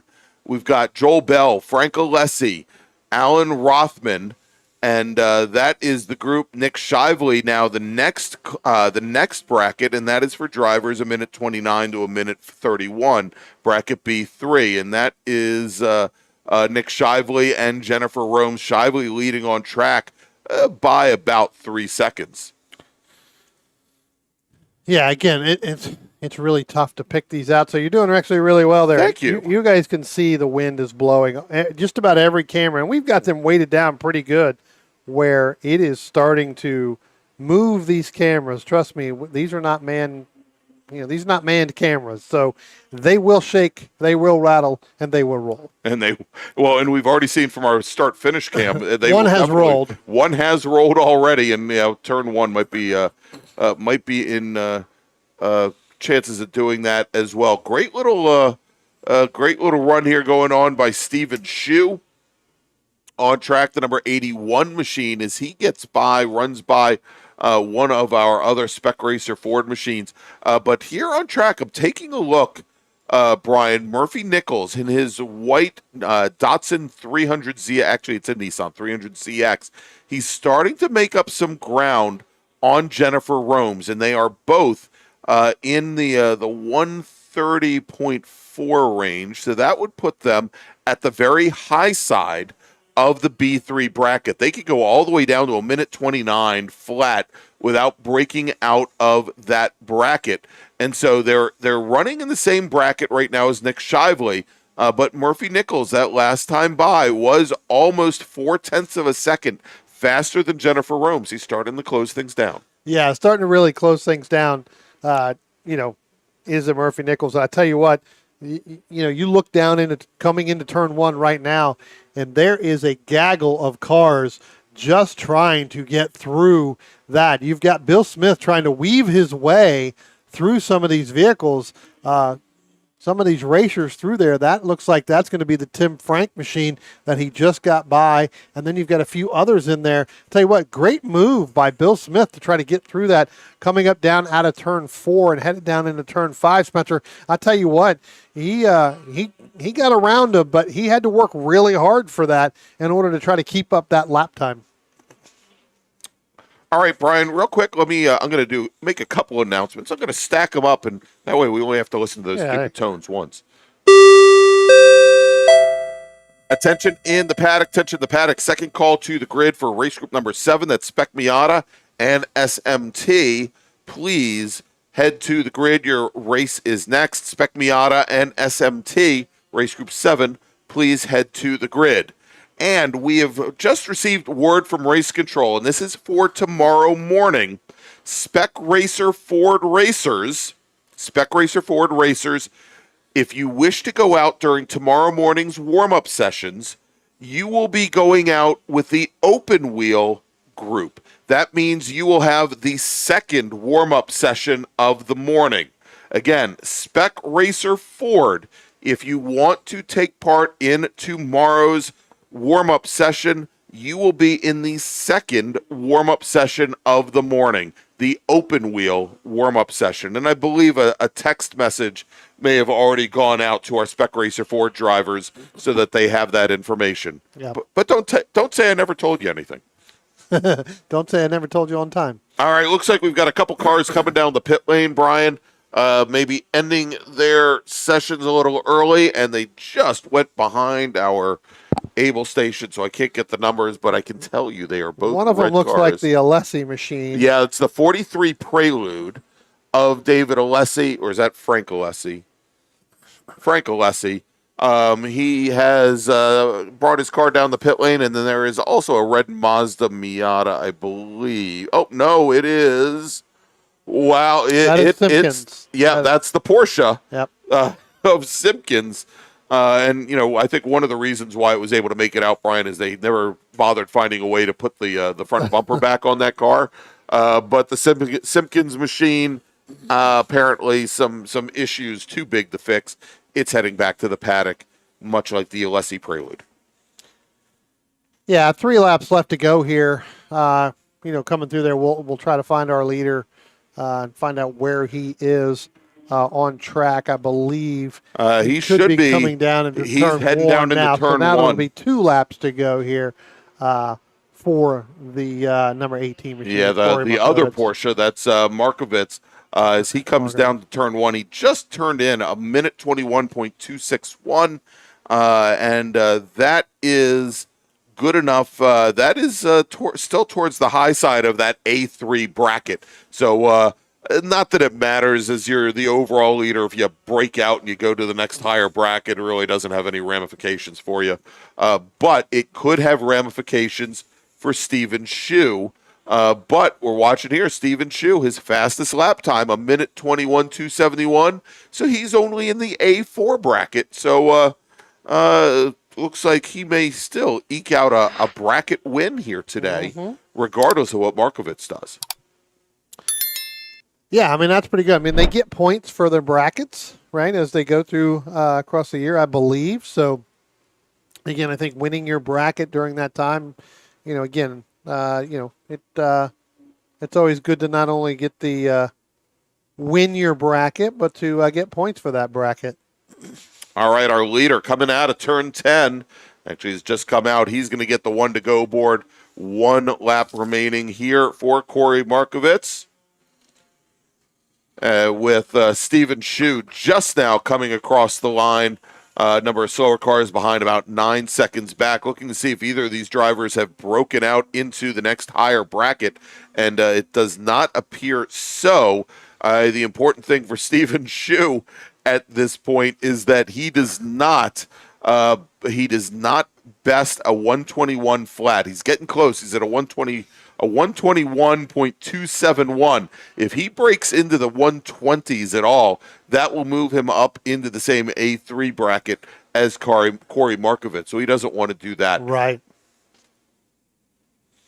Yeah, at this point, Markovitz has kind of virtually nobody was in front of him there, and you've got Stephen Chu trying to get through some of the traffic. He's obviously not going to go faster to break out. I wouldn't think. Doesn't mean that won't happen, but Tell him to get out of the throttle. Don't believe, get out of the throttle. Get out of the throttle at turn 10. Pull a Nick Carangla, just get out of the throttle at the brake. All right, so our leader now on track coming out of turn 10. That's Markovitz, and he will take the checkered flag, the first to do so in this bracket race, and then we'll try and make sense once again. And Stephen Shu, now having made it past a number of those slower cars, he's going to be the second driver to take the checker. And just to verify, he does not improve that last time by. So Markovitz is your winner in the A3 bracket, Stephen Shu in the A4 bracket. Then we move over to the A5 bracket, and that is for drivers that run a minute 23 to a minute 25. Keith Frazier is your winner there, with Bill Smith finishing second. And then we move over to, this is the B2 bracket. This is for drivers a minute 27 to a minute 29. And Joel Bell takes the win. Alan Rothman finishes second. Then for the B3 bracket, that's for drivers a minute 29 to a minute 31. Nick Shively takes the win. Murphy Nichols finishes second. He got around Jennifer Romes, who finishes in third, with Tim Frank finishing fourth. And then we've got Jed Prentice with a time of a fast time of 1:33.232. He is going to be your winner in bracket 5, besting Dave Albrecht, David Cook, and Robert Garrett. All right, so Brian, let's make a final call to the grid for our next group. Attention in the paddock, final call to the grid for race group number 7. That's Spec Miata and SMT. Please head to the grid. Spec Miata and SMT drivers, please head to the grid. All right, so let's take another break, Brian, and when we come back, more racing action here from Summit Point Raceway. But first, let's talk about longtime sponsor of the Washington, D.C. region and of the SCCA and the MARRS series, and that is RP Performance. RP Performance is the only premier race shop in the region that specializes in both street and track Mazdas and is located right in the heart of racing at Summit Point's Gasoline Alley. RP has been involved in countless race wins and series championships across many classes with drivers of all ages.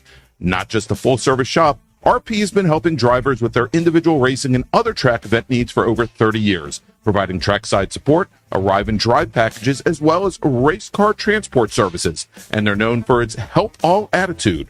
RP Performance is your go-to for getting cars back on track for that positive experience at some point when you're ready to pack it in. For more information about RP Performance, come talk to them here in the paddock. Call them at 304-728-6749 or email them at Brett, that's B-R-E-T, at rpperformanceracing.com.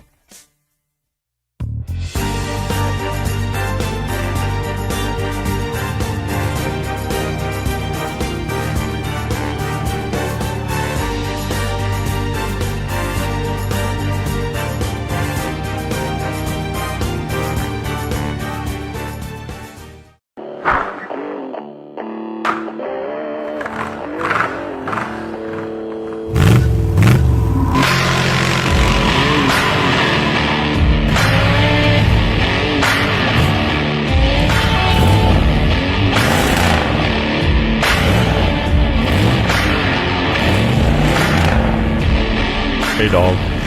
Belmont Classic Cars, where we take you back to simpler times. Belmont, Ohio.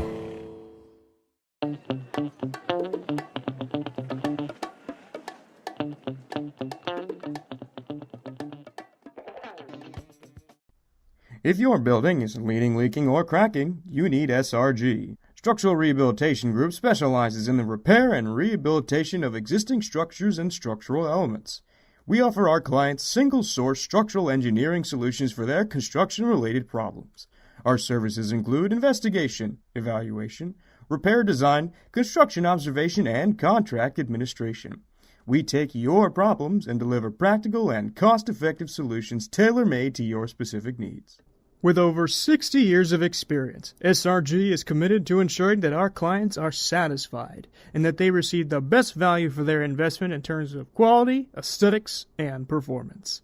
We will care for your building like it's our own. So remember, if it's leaning, leaking, or cracking, call SRG. That's 301-300-8700. Or see us on our website, srg-llc.net. Since 1976, Radial Tire Company has been providing the Washington, D.C. area with quality tires and the finest service. They have earned a reputation as a premier specialist in hard-to-find performance tire and wheel applications. They stock tires from all of the top manufacturers for whatever you drive, from small economy cars to SUVs to trucks. Their mission is to assist you in getting the most out of your tires and car. For more information or to schedule online, browse radialtirecompany.com or call them in Silver Spring at area code 301-585-2740. That's 301-585-2740.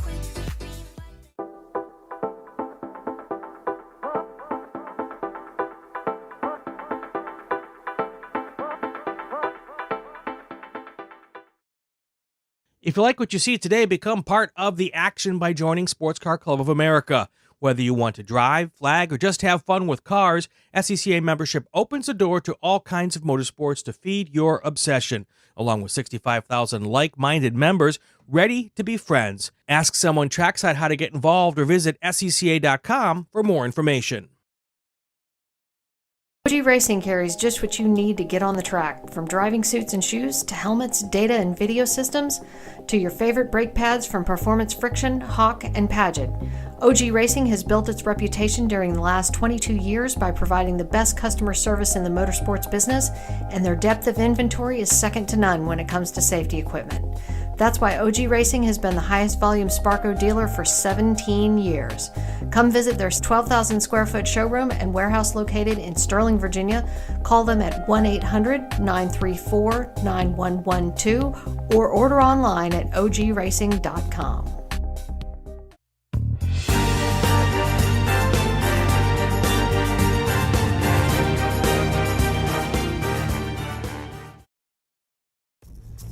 RP Performance is the only premier race shop in the region that specializes in both street and track Mazdas and is located right in the heart of racing at Summit Point's Gasoline Alley. RP has been involved in countless race wins and series championships across many classes with drivers of all ages. Not just a full-service shop, RP has been helping drivers with their individual racing and other track event needs for over 30 years, providing trackside support, arrive and drive packages, as well as race car transport services. And they're known for its help all attitude. RP Performance is your go-to for getting cars back on track for that positive experience at Summit Point when you're ready to pack it in. For more information about RP Performance, come talk to them here in the paddock. Call them at 304-728-6749 or email them at Brett, that's B-R-E-T, at rpperformanceracing.com. Welcome back, everybody, to Summit Point Raceway and the October MARRS Mid-Atlantic Road Racing Series presented by Belmont Classic Cars. I'm Greg Ginsberg, along with Brian Donati and Spencer Gaynor. And Brian, we've got two races left, and I think this is one that a lot of people have been looking forward to today. Heading out onto the pace lap right now. You'd see that if we still had our start-finish camera up and running. It's Spec Miata, but you don't. You can't because we don't. All right, heading onto the track right now. Let's take a look. We had 15 drivers set qualifying times. I suspect we're going to have a little bit larger number than that here to take the race start. Starting 15th, though, in qualifying, driving the number 113 SMT machine, that's Spec Miata with Toyos. It's Robert Gaiman out of Downingtown, Pennsylvania. Then, starting 14th, driving the number 82 Spec Miata, it's Dylan Moore from Morgantown, West Virginia. Durwood, Maryland's Kip Gaynor is going to start 13th. He's in the number 44 Spec Miata, while Shauna Lamena from Oakland, New Jersey, driving the number 6 machine, she starts 12th. Robert Cahall in the 182 Miata will start 11th today. He's out of Gurnee, Illinois, with Andrew Wagner starting 10th, driving the number 39 machine out of Towson, Maryland. Ryan Moran back in a Miata. He's driving the number 8 Spec Miata. He's from Lyndhurst, Virginia, starts 9th in the field. Andre Ivanescu from Big Pool, Maryland, which is a much better place to be than Small Pool, Maryland, Brian. He's driving the number 57 machine. He starts 8th today. Starting 7th in the number 03 Mazda Miata. From New York, New York, it's Jonathan Cavill. Glenn Evans, driving the number 10 car, starts 6th today. He's out of Centerville, Virginia. Potomac, Maryland's Peter Kaufman will start 5th. He's in the 77 car, with Michael Amena out of Oakland, New Jersey, driving the 88. He starts 4th. Ted Cahall in the number 78 machine is scheduled to start 3rd today. He's out of Christiansburg, Virginia. But your front row starting 2nd on the outside, driving the number 18 Mazda Miata from Morgantown, West Virginia, it's James Lindenthal, and your pole sitter, John Hotz from Sparks, Glencoe, Maryland, with qualifying time of 1:42 flat. He is in the number 63 car. Greg, we do have 16 cars, and 54 of Michael Cohen also is going to join this group. He is going to start shotgun on the field. Michael got here a little bit late this morning, looked over the bridge, saw turn 10 was wet, and said, "No, thank you. I'll wait." All right, our starter for this afternoon Spec Miata race, it's John Burkhardt. He's looking the field over. Well, he isn't looking them over yet because they haven't come out of turn 10 yet, Brian. But assuming they do, at some point in the next few moments, he will be looking the field over. And that MGA pace car, Tom McLeod, is on the pit lane. Burkhardt is looking the field over. John Hotz, your pole sitter. To his right, James Lindenthal, and green flag is in the air.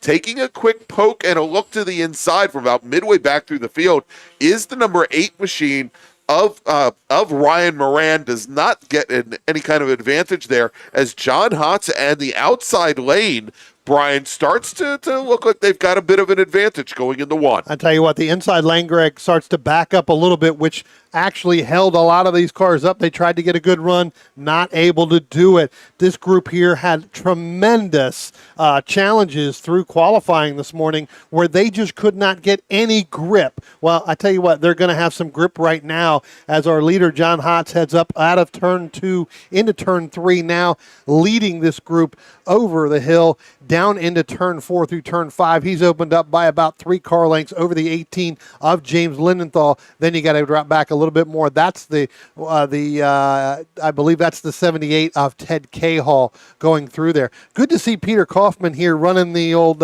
Partridge Family Yes. livery still. Held on to that. Green car, red door, blue bumper. Oh He's my got gosh. it going on. He's no Danny Partridge, but we'll see.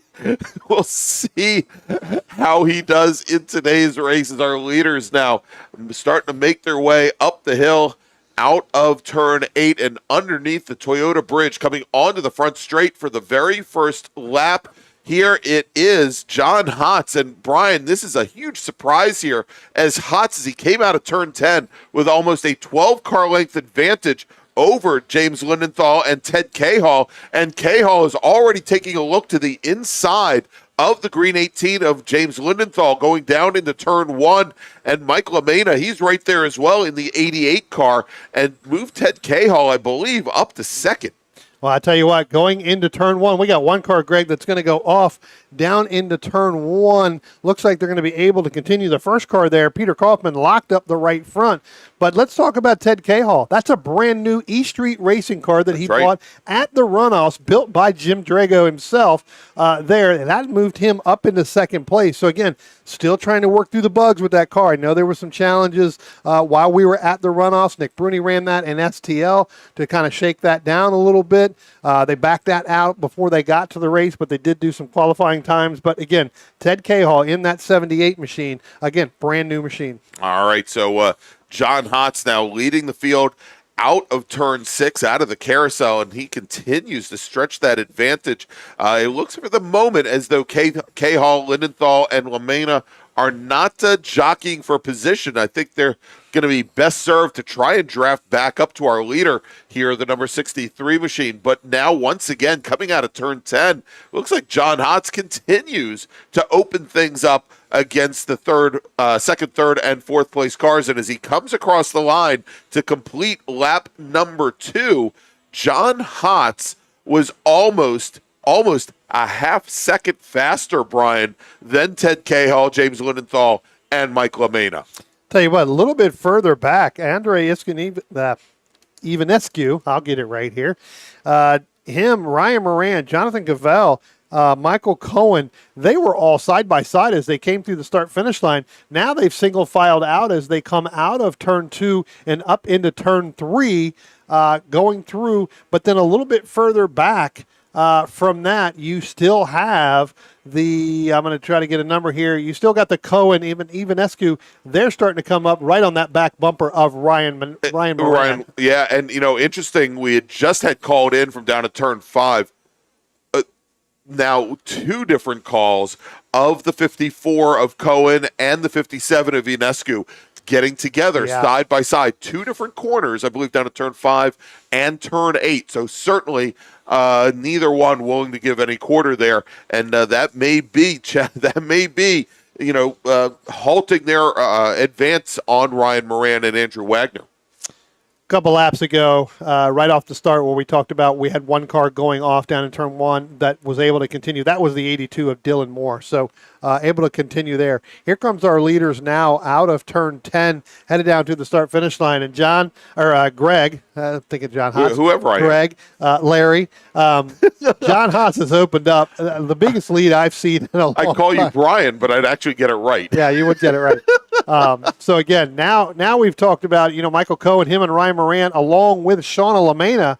They're going down into turn 1. Michael Cohen gets ahead and around the 8 of Ryan Moran, so he's going to slip back. Now Shauna Lamena is looking to make that move on Ryan Moran as they come out of turn 2 momentarily.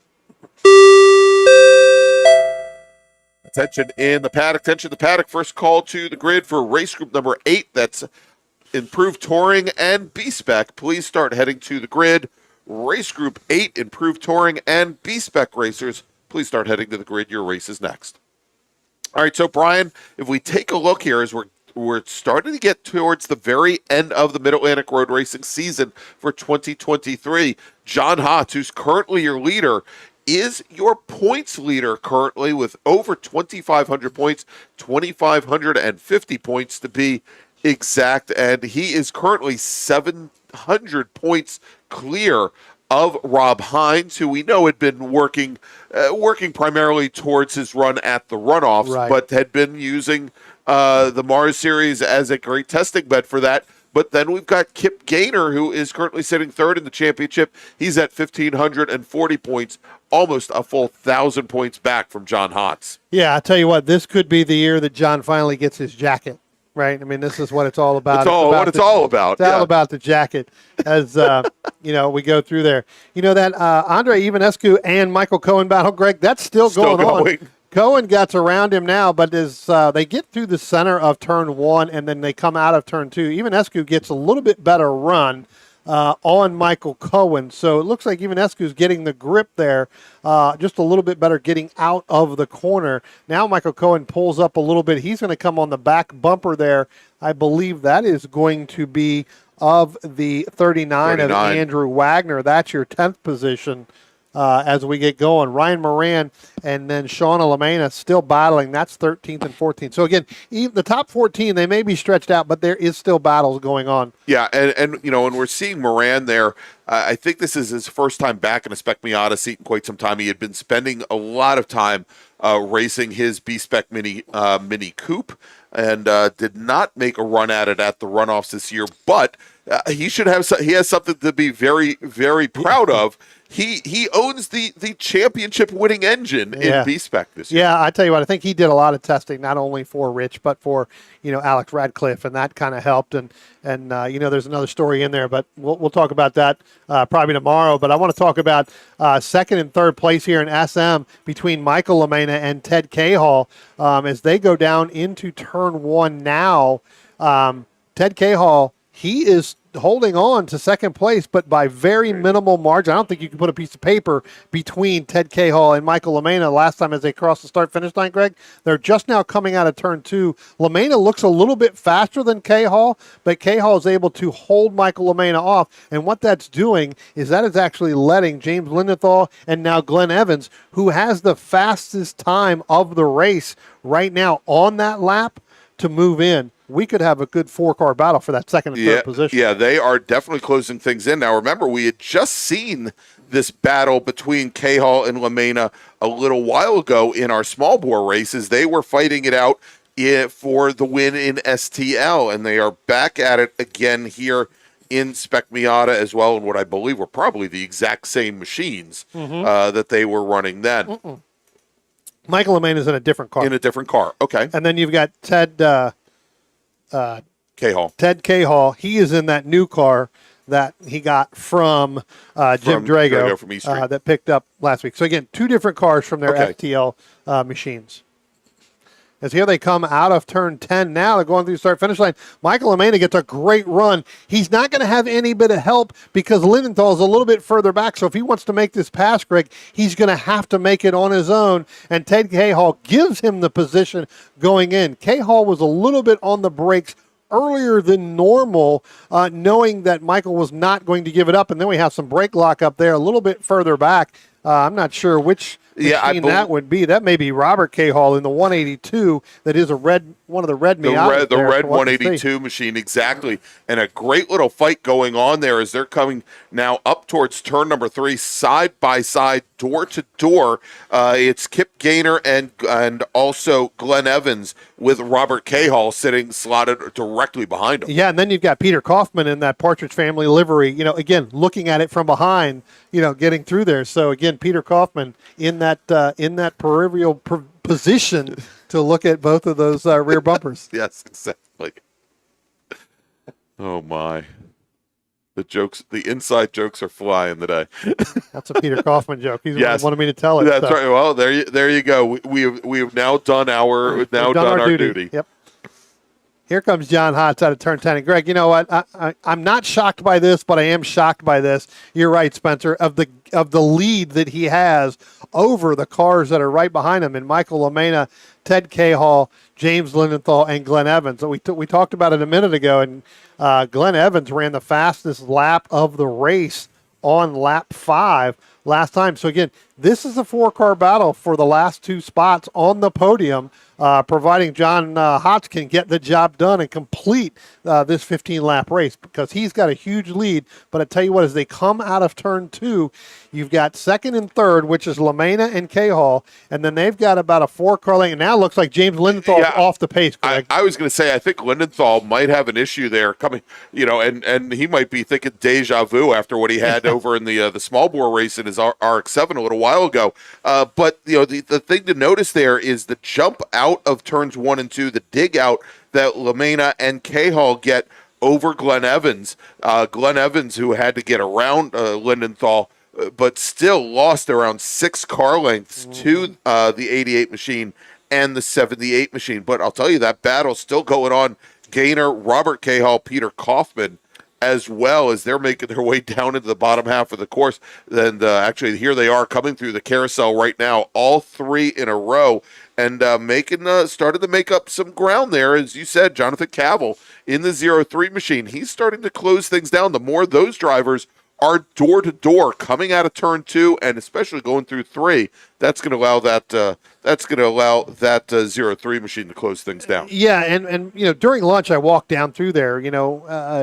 after their qualifying session, and all of them, every single driver here in this group, and it looks like Peter Kaufman's going to go with Kip Gaynor here. They're going to try to get by the Robert Cahall machine. Again, Peter Kaufman right on the back bumper of Kip Gaynor. That's going to push him up into that 6th position. We'll see whether or not Peter Kaufman's going to be able to hold on to that and take over that 7th position and move Robert Cahall back to 8th, which I do believe he's going to hold on to that. We'll see what happens when they come out from behind the trees there out of turn 2, headed up into turn 3, and it does look like Gaynor and Kaufman are going to get by the Robert Cahill. But these drivers, Greg, they complained. Obviously, they were kind of right in a certain situation with the rain. Yeah. There was just literally zero grip. None. We saw a lot of good drivers here in this SM group go off during qualifying. So when you come back out, now you're completely dry, the wind is blowing, you're not sure what your car's going to do. So it is experimentation every single lap. Yep. And so, and we're going to make a call to the grid here in just a moment, but watching that battle between Gaynor and Cahall, with Kaufman and Cavill closing things down. Right. I should also mention, and we were seeing this, is that Cohen and Wagner and even Escu are closing down. The longer those 2 cars battle side by side, they are now dragging another 3 or 4 machines into that fight for 6th. All right, Brian, real quick, let's make another call to the grid for our next group. Attention in the paddock, second call to the grid for B-Spec and Improved Touring. B-Spec and Improved Touring drivers, please head to the grid. Your race is next. Greg, let's talk about that 18, James Lindenthal. We talked about him coming out of turn 2 last time by. He has dropped all the way down to 16th place. So He has stopped somewhere on the racetrack or off the racetrack out. I'm not sure where. It could be down there somewhere between turn 5 and turn 6 because he was able to go up through turn 3 and up and over the hill. But he is now completed 7 laps as everybody else is working lap 9. So with 6 laps left to go, Lindenthal out of this race. Yeah, and I have not heard a call yet from one of our corners. Hopefully we will soon. It's either that or the battery's dead on my radio. One of the two. Or maybe nobody wants to talk to me. But as soon as we find out where that Lindenthal machine is, we will let you know. We did not see it come down the pit lane here, as we now have 6 laps remaining in this 15-lap Spec Miata race. Again, our racers will go at it once again tomorrow here at Summit Point Raceway. Feature MARRS races tomorrow, 20-lap races, and the action gets back underway tomorrow morning at 8:40 a.m. Eastern Time. And Greg, that big overall lead that John Hotz had, I'm not sure if he's playing and trying to limp it in, but that lead now has shrunk down to just at 2 seconds over the 88 of Michael LeMay, Ted Cahall, and Glenn Evans as they all go down into turn 1. So where we had that 6.5-second gap, that is now shrunk completely. Yeah. So we don't know if John had a problem somewhere on the backside last lap by. We'll keep an eye on the cameras. So the last 2 laps, Hotz has run a high 129, a 129.9, and this last time by a 129 flat, whereas both LaMena and Cahall set their fastest laps of the race in the high 27s. Almost 2 seconds faster, Brian, and they've done that now for 2 laps in a row. Yeah. So they've knocked, as you mentioned, a huge, almost huge 2.5 seconds off that big lead that he had. We'll pick them up as they're now coming out of turn 6, I believe, and heading up through the carousel. They'll be coming up through turn 8 here momentarily. We'll see what that is when they cross the start-finish line. Again, as our 2nd, 3rd, and 4th place cars coming up out of turn 8 right about now, they have started to spread out a little bit. So, Greg, where we saw in some of those cases to join in and get back into that lead, that is starting to dissipate because they're not nose to tail. All right, so as our leaders come out of turn 10 now, let's see what John Hotz can do and whether or not he can stretch things out. That time by John Hotz back not only into the 28s, but the low 28s, a 128.24, but Michael LaMena still gains 0.2 on John Hotz. The gap now down to 1.8 seconds. And, we see it here. Hotz has not had the benefit of the draft. It looks like LaMena still has K-Hall and Glenn Evans right there to work with them to try and shift back up towards John Hotz. Tell you what, while you were watching that, I was watching the 54, Michael Cohen. He now moves up into 7th place, gets around Peter Kaufman going into turn 1. So move Michael Cohen from 16th starting position all the way up into that 7th position, Greg. All right, so here we've got 3.5 laps remaining now in Spec Miata as we continue to track our leaders, and they are now making their way through the carousel here, and there it is, John Hotz. You can see that gap slowly but surely decreasing, now about 7 car lengths, with our second place runner, Mike LaMena, in that Aqua number 88 machine, in really starting to close things down, and it looks like he just had a much better jump through the bottom half of the course. They're coming now out of turn number 10, and John Hotz gets a little loose on exit, over the exit curbing. Let's see, as LaMena now, though, I think has a challenge. LaMena is actually going to defend against Ted K-Hall, comes down the center of track, and K-Hall now trying to look to move past LaMena. LaMena comes back left to block, and that is going to maybe give John Hotz just the little bit of advantage that he needs to move away from that battle now, which now may not be a battle for the lead, but the battle for second. Yeah, that's going to be a heck of a battle as we start to wind down these laps with 3 to go. Next time by will be 2. It is, that Ted K-Hall machine. That thing is just really starting to get wound up now with Michael LaMena. Those two could actually catch John Hotz. Don't know if John Hotz has been saving anything. All right, still watching this battle going on with the I think it is the 77 of Kaufman and the 54 of Cohen. Cohen, who started at the very back of the pack, gets around the 77 car. So move Michael Cohen now up into 7th position. Move Kaufman back to 8th. We'll still have to see post-race. It sounds like those multiple incidents between Cohen, and Ivanescu is going to get some attention from the stewards. Yeah, we'll see what happens there. Back to our lead battle. John Hotz kind of just, kind of steady right now at this point, running the exact same times that he's been running here the last couple ones. That one there, 128, 2 something, 263. That's 1.7 seconds. So LaMena's dropped down a little bit. The LaMena, K-Hall, and Evans, they've got to stay in line here, Greg, for the next 2 laps if they want to run down John Hotz. If they start to battle, John Hotz looks in the mirror, it's all over. All right, so we were just talking about the battle with Cohen and Kaufman, but right up ahead, and we see this going down into turn 1 now, and this is one that Spencer Gaynor is going to be very interested in. This is the battle for 5th, Kip Gaynor and Robert K-Hall. Gaynor in the kind of aqua bluish number 44 machine. He's got the red number 82 of, probably 182 of K-Hall directly behind. Gaynor getting a great run out of turn 3, opens up about a car length advantage, but then we've got that fight almost directly behind with Cohen, with Kaufman, with Cavill and Wagner in there as well.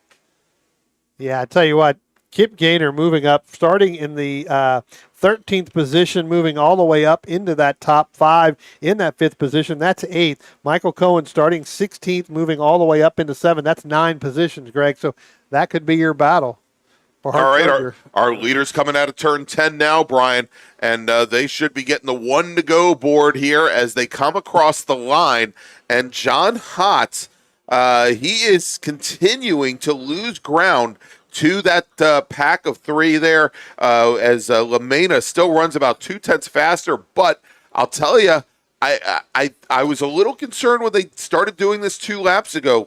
Ted K-Hall is continuing to look for a way around Michael LaMena. I think he was convinced that LaMena was never going to be able to get the group up to John Hotz. And now that we're working the last lap, I guarantee you LaMena has to worry about the 2 cars behind him, K-Hall and Evans, much more than he's going to have to worry about John Hotz. Yeah, I tell you what, that's going to be a tough defend. between Michael LaMena and Ted Cahill. Ted's going to have to work really, really hard as they head down the hill into turn 5 if he wants to get by that 88 machine of Michael LaMena, because Michael LaMena at this point is starting to reel John Hotz in. He knows he can see him. He knows he can smell that lead, and that's kind of what he wants. John Hotz, I think, just doing just enough to keep them out in front. All right, now as they are coming through turn number 8, making their way up the hill for the very last time, and LaMena has broken away from the K-Hall and Evans machines, but he's still now about 4 car lengths back from John Hotz, as on the very last lap, Hotz definitely did not get the run he wanted, but he's going to have the pace coming out of turn 10, crossing the finish line, taking the win in Spec Miata. It's John Hotz finishing second. Michael LaMena, Ted Cahill will take the third step on the podium. Glenn Evans will finish just out of the top 10. And here's the battle for 5th right now. Side by side with a great run out of turn 10 is the 182 machine, but he cannot get up to Kip Gaynor. Kip Gaynor is going to finish 5th. Robert Cahill will finish 6th. Peter Kaufman 7th, who got back around Michael Cohen. Yeah. Then Andrew Wagner and Jonathan Cavill rounding out your top 10. That should give Spencer will like this. That should give Kip Gaynor the most improved, the hard charger award starting from back there, because with Peter Kaufman going around Michael Cohen, that only picked him up 8 spots. Kip Gaynor finishing 8 spots as well, but finished higher in the position standing. Well, there you go. Congratulations, Spencer's dad. All right, let's do this. Let's make a final call to the grid for our last race group of the day. Attention in the paddock. Attention in the paddock. Final call to the grid for race group number 8. That's B-Spec and Improved Touring. Please head to the grid. B-Spec and Improved Touring racers, please head to the grid. Your race is next. All right, so Spencer, let's take our final break of the day, talk about a great new partner with the Mid-Atlantic Road Racing Series and the Washington, D.C. region of the SCCA, and that is the Autoverse. The DC region would like to welcome the Autoverse to the MARRS family. The Autoverse is a huge supporter of science, technology, engineering, and math, or STEM education, and like the SCCA, wants to break down the barriers to motorsports. They do this by providing the public with real-world experiences and link them with a trusted network of providers and gearheads. To find out more, find them online at theautoverse.io. And if you're here at Summit Point this weekend, stop by their display in the paddock, say hi, and ask them about their upcoming events. The Autoverse, 4 wheels, more fun.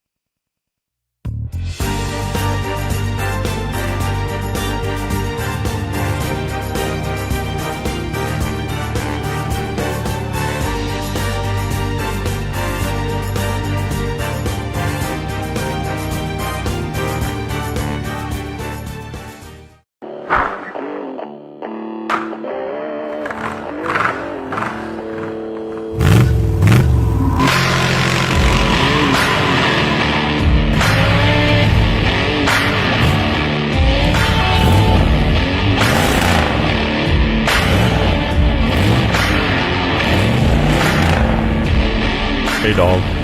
Belmont Classic Cars, where we take you back to simpler times. Belmont, Ohio.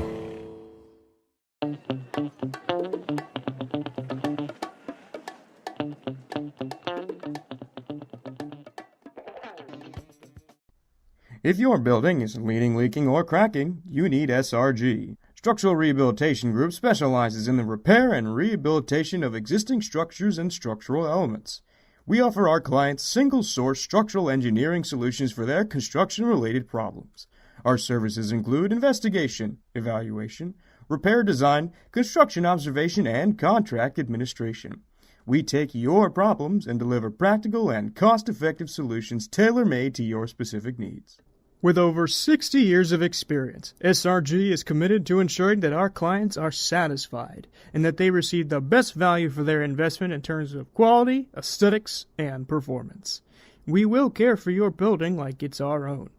So remember, if it's leaning, leaking, or cracking, call SRG.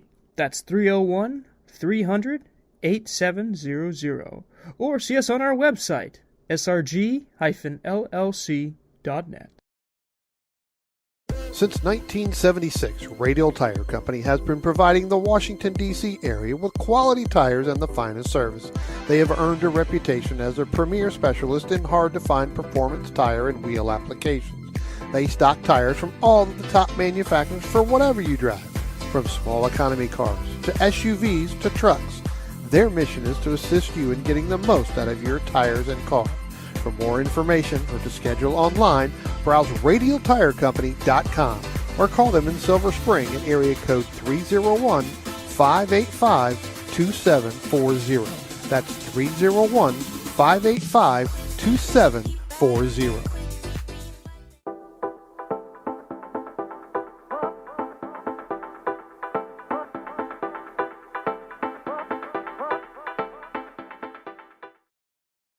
If you like what you see today, become part of the action by joining Sports Car Club of America. Whether you want to drive, flag, or just have fun with cars, SCCA membership opens the door to all kinds of motorsports to feed your obsession, along with 65,000 like-minded members ready to be friends. Ask someone trackside how to get involved or visit SCCA.com for more information.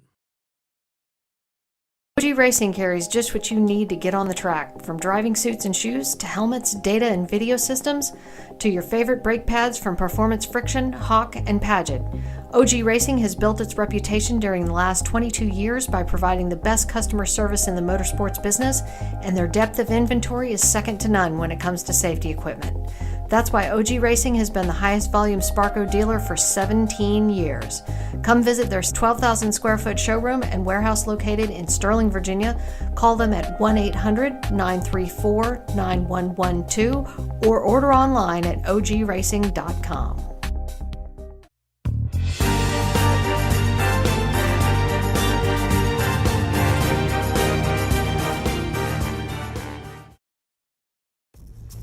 RP Performance is the only premier race shop in the region that specializes in both street and track Mazdas and is located right in the heart of racing at Summit Point's Gasoline Alley. RP has been involved in countless race wins and series championships across many classes with drivers of all ages. Not just a full-service shop, RP has been helping drivers with their individual racing and other track event needs for over 30 years, providing trackside support, arrive and drive packages, as well as race car transport services. And they're known for its help all attitude. RP Performance is your go-to for getting cars back on track for that positive experience at Summit Point when you're ready to pack it in. For more information about RP Performance, come talk to them here in the paddock. Call them at 304-728-6749 or email them at Brett, that's B-R-E-T, at rpperformanceracing.com. Green, blue, white, checker. You know the flags, but do you know the people waving those flags? Flaggers are the key to the success of every SCCA event at the racetrack, and it's something you can do.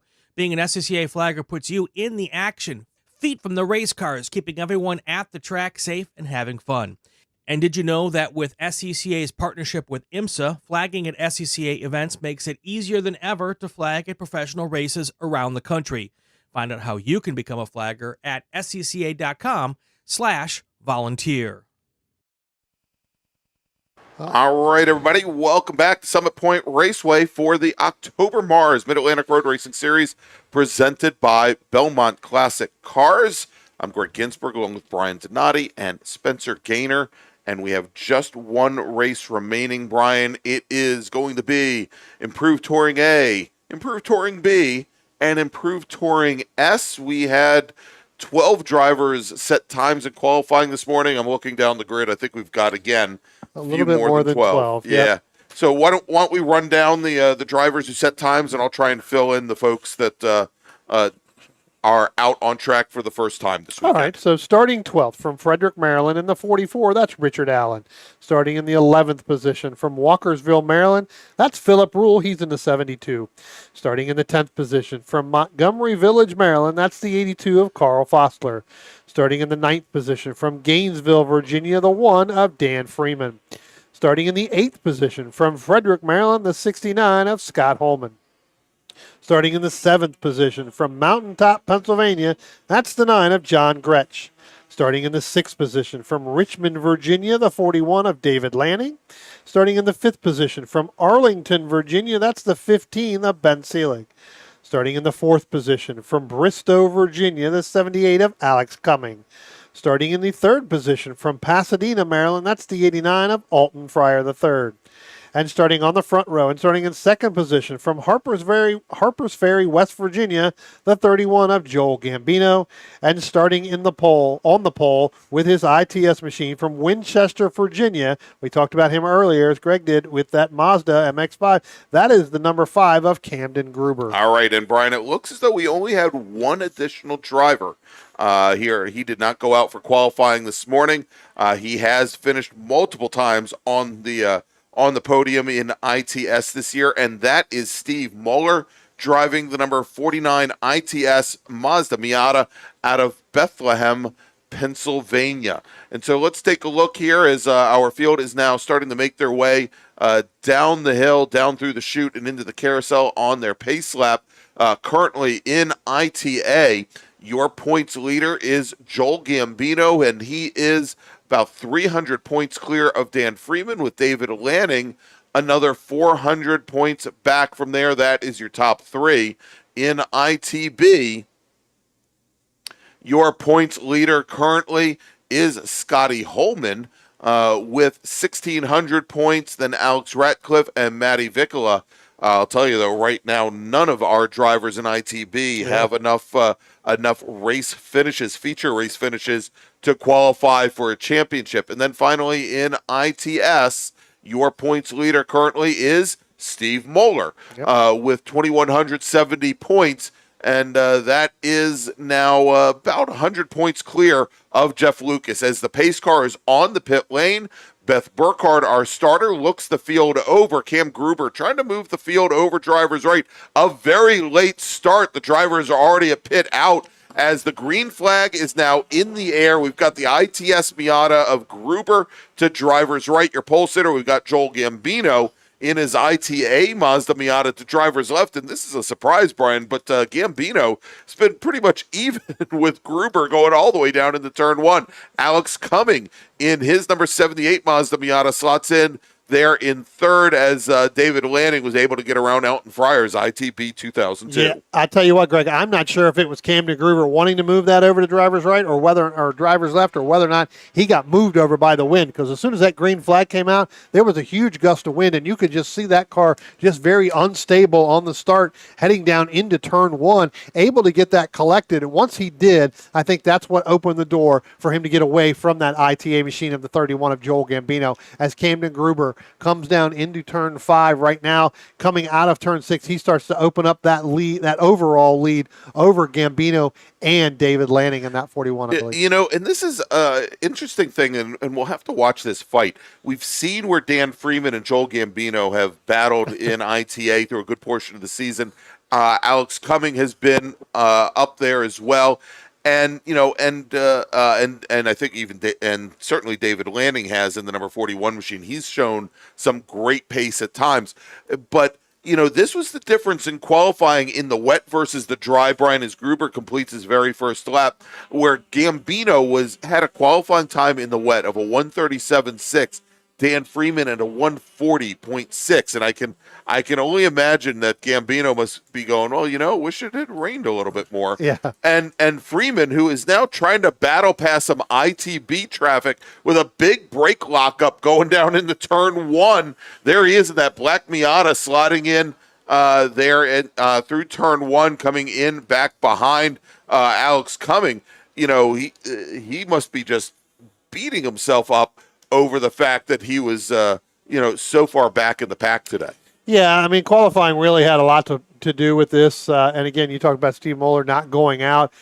For Steve, it's not a matter really at this point trying to get through there to win. It's more of getting a good time so that when we get to tomorrow, he's right next to Camden Gruber to help him get up through there. So again, this is all about a qualifying time really for Steve Moeller, who I did not realize him and I have a lot more in common than people think. Really? Same mother? Back in the 80s and the 90s. Nope, we didn't have the same mothers. Okay. But when I was before my motorsports career, I was a professional bowler and bowled out That's on tour, right. and he knows a lot of people that I know, and so he bowls up in Pennsylvania as well, or used to, and so yeah, we found that out a couple months ago, and it's been a click ever since. All right, so Brian, as Cam Gruber now, all by himself, our ITS leader, crosses the stripe. Let's watch this battle right now.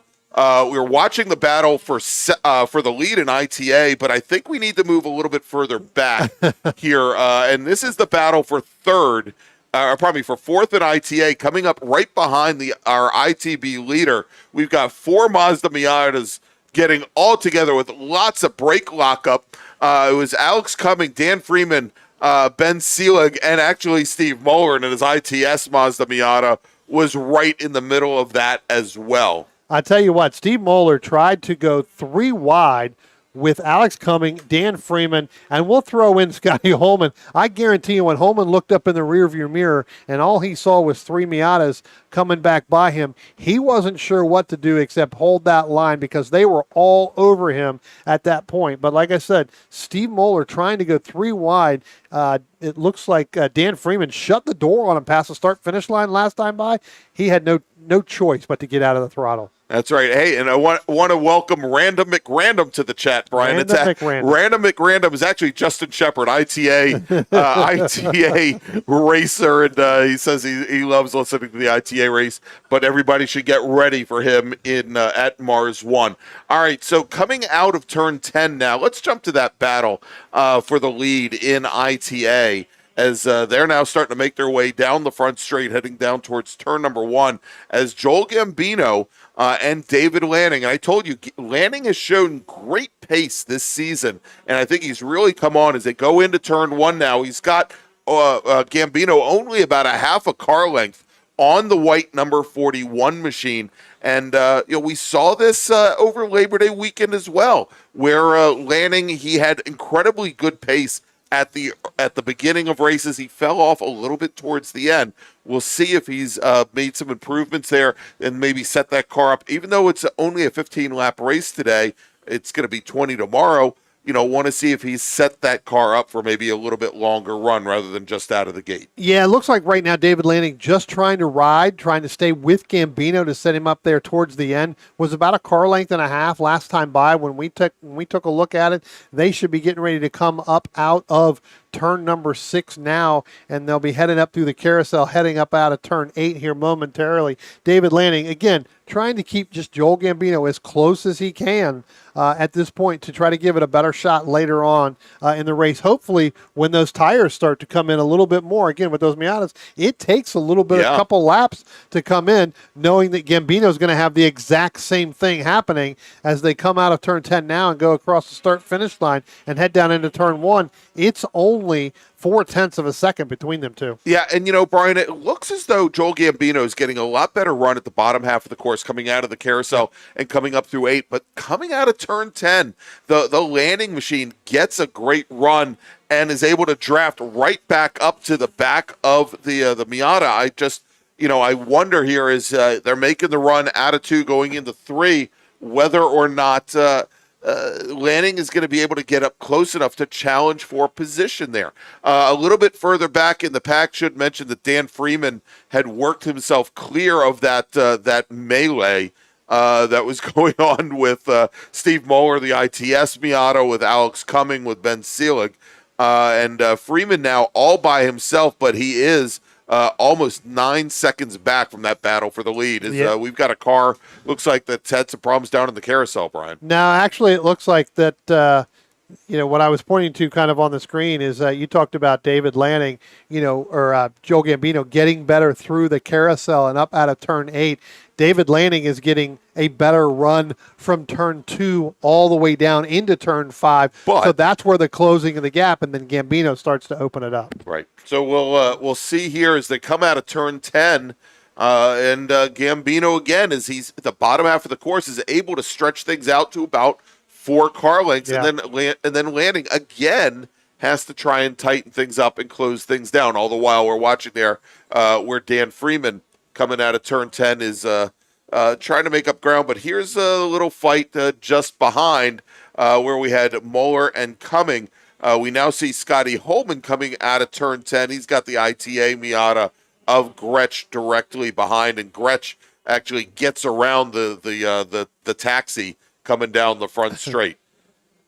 Yeah, Scotty Holman got a pretty good sized lead over Alton Fryer in that ITB, in that ITB race going on over that BMW. So that looks like if Scotty Holman can just hold on to that, it looks like he will probably pick that up in that ITB. But you're talking about Ben Seelig going around Alex Cumming.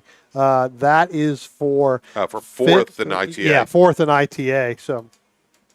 And Steve Moeller, again, trying to set that fast lap in order to get around these other drivers, especially in ITA, in order to try to start up front with Camden Gruber tomorrow. Yeah, well, it's still going to be a tough run for Moeller then tomorrow. Camden Gruber did not set fast lap this time, but the last time by, he turned in a 124 flat, and actually what's called a 124.1. Steve Moeller at a 126.7, so 2.7 seconds off of our ITS leader. So certainly going to be a challenge. And if we take a look at the lap times coming in, I believe that will be enough to put Moeller on the front row with Gruber. But what happens there once the green flag flies? If there's still a 2+ second differential, it's going to be tough for Moeller. It's not going to last long. Yeah. That's correct. It's going to be hard to get in there because at that point, you could, depending on the start he gets tomorrow, you could end up with the Gambino, the Lanning, and the Freeman cars jumping in there as well. All right, a pretty big battle. All right, coming out of turn 3, starting to head down the hill, down the chute. We see where Lanning is pulled right back up to the back of Gambino. As you said, Brian, this is where Lanning is strong, but he gets within a half a car length as they come through turn 5. The problem here is once they turn in for turn 6, this is where Gambino, and we can already see here, right through 6B, Gambino goes from a half a car length to a car length and a half. And every time he does that, he's able to take that and stretch that out coming up the hill. Coming out of turn 8, it is now 3.5 car lengths. And, if Lanning is always on the back foot, and the best he can do is get to within a half a car length on the braking into turn 5, it doesn't speak well for his ability to overtake Gambino. Yeah, he's going to have to get better down in the front part of this racetrack, and that's turn 1's really all the way up through turn 3. David Lanning is actually gaining a lot, as you talked about, going into turn 3 over Joel Gambino. But then, as you said, Gambino able to pull away on the backside. He's got to make that move happen early, either getting into the braking, a little bit of touching of the braking zone in turn 3, or he's got to stay right on that back bumper getting down into 5 if he wants to be able to even have a shot at trying to make a move. All right, quick update here. Coming out of turn 2 now, Steve Moeller, who's running second in ITS, he is and 5th overall. He has now come right up to the back of Dan Freeman as they come through turn 3, start to roll down the hill. Roll down the hill is not the right term, as they start to head down the hill, Brian, into the chute. If only because I know, and I don't think he's listening or watching right now, Mike Meathead Collins, he rolled 5 times down the hill. Exactly. And in a race car, not all by himself. But Moeller is right there to overtake Freeman. We'll see if he can get that done the next time by here. And for the moment, Moeller is still directly behind the number 1 machine, And this is where, as they come up the hill, and Muller is just locked right onto the rear bumper.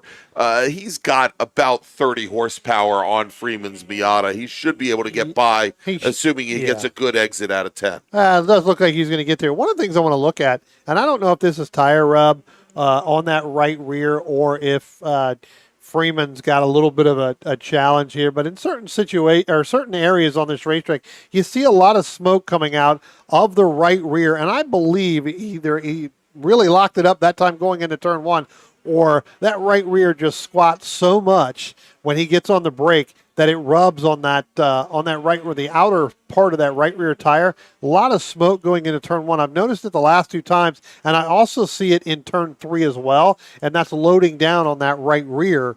Number one, going into turn 1 and then making that turn. So I think he's got some rub, so it shouldn't take much longer for Muller to get around him. All right, John Gretsch, driver of the number 9 Mazda Miata. He's out of Mountaintop, Pennsylvania. Just had some challenges, we'll say, down at turn number 5. Puts the car, all 4 wheels, off into the grass, that very wet grass, but he does manage to get the car back out on track, and I don't believe he lost a position to Philip Rule that time by, but unfortunately he did lose a position to Alex Cumming in the 78 machine.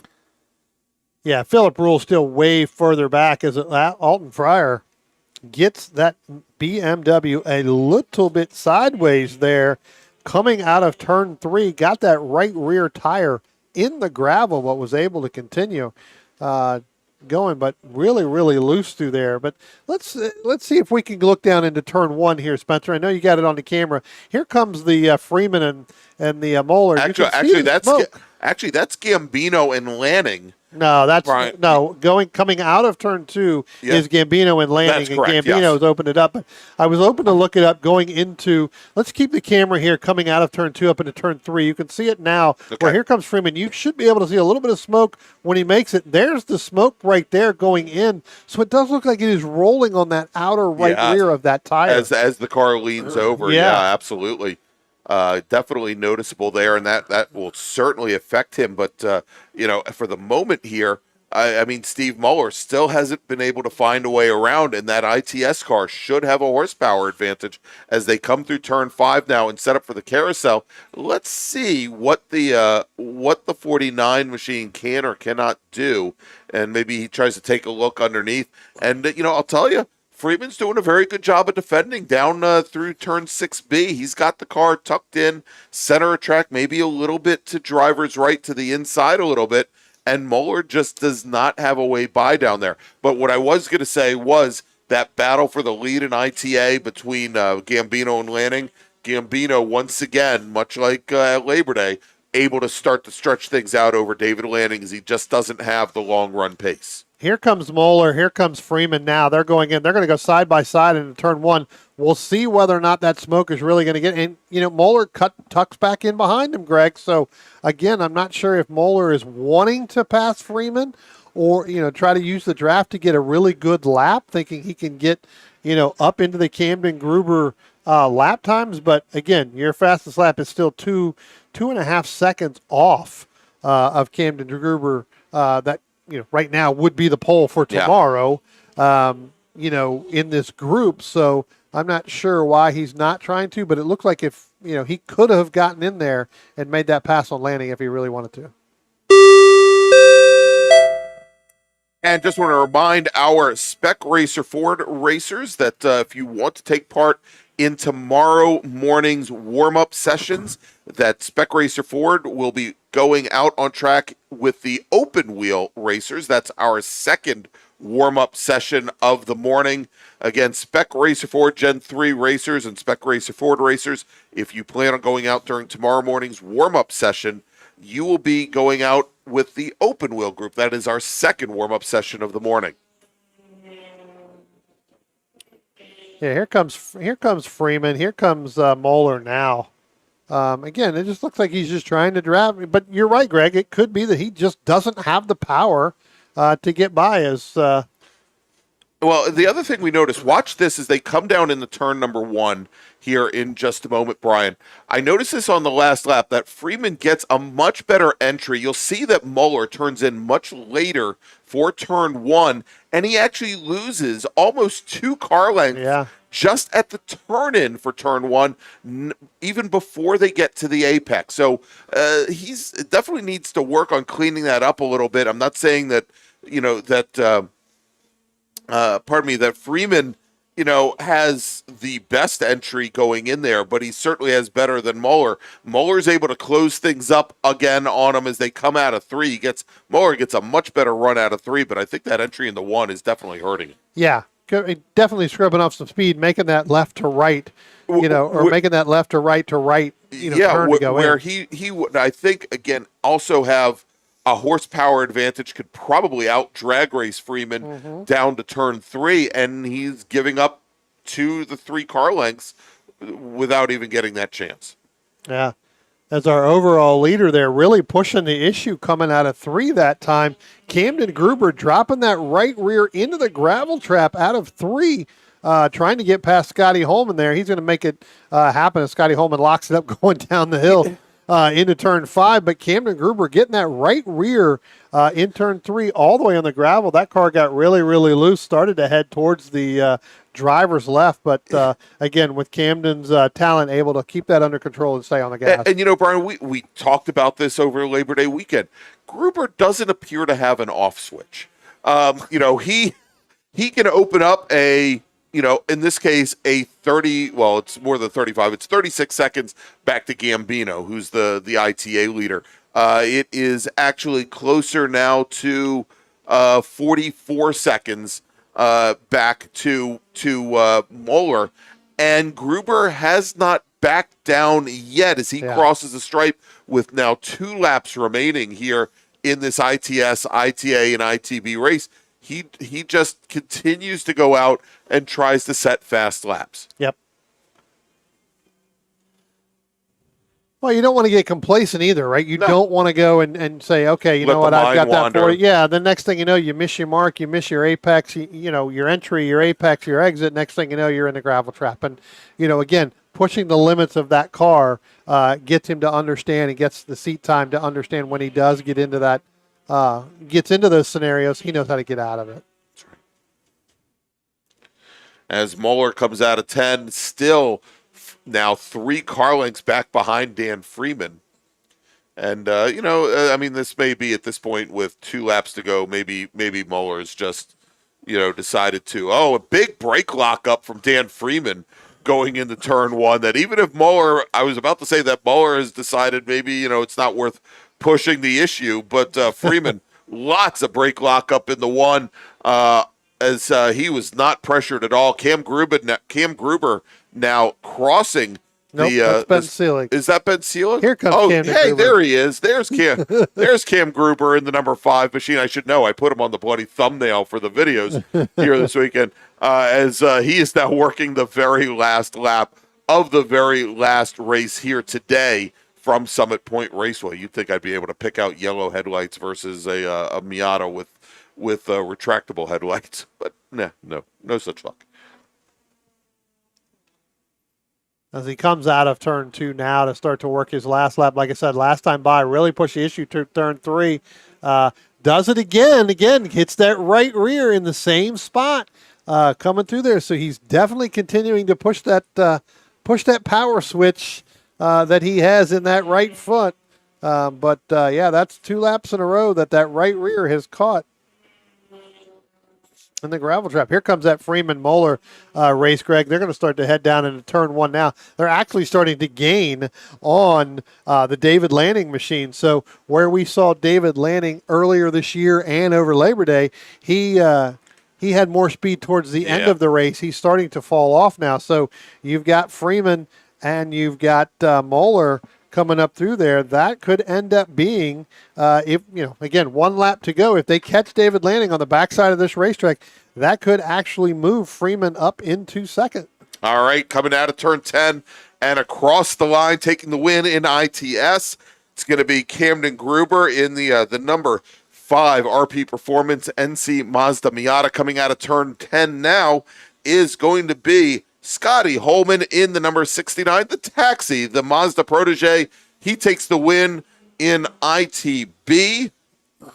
And we are just now waiting on Joel Gambino, who should be coming out of, he should be coming up out of turn 8 now and underneath the bridge. We'll see him in just a few moments. If he holds on, he'll take the win in ITA as he comes out of turn 10 right behind the ITB Porsche, Carl Fossler.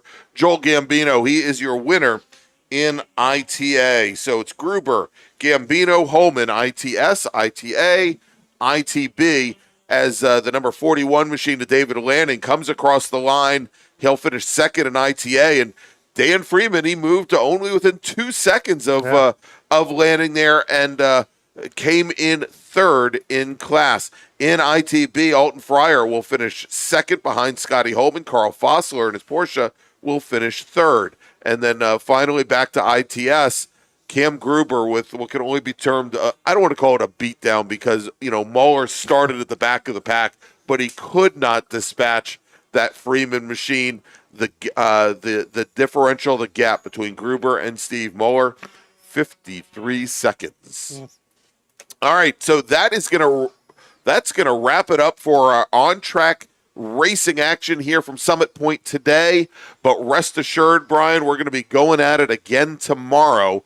We are going to be starting the old stream up tomorrow at about 8:40 a.m. We expect cars to be on course probably right around 8:45 a.m. And the racing action starts with our Sprint Bracket Road Racing Series. They're going to have their first of 2 10-lap races to start the day off tomorrow morning. Then we'll switch over to Mid-Atlantic Road Racing feature races back to the bracket racers, and then we'll wrap up with 2 more races.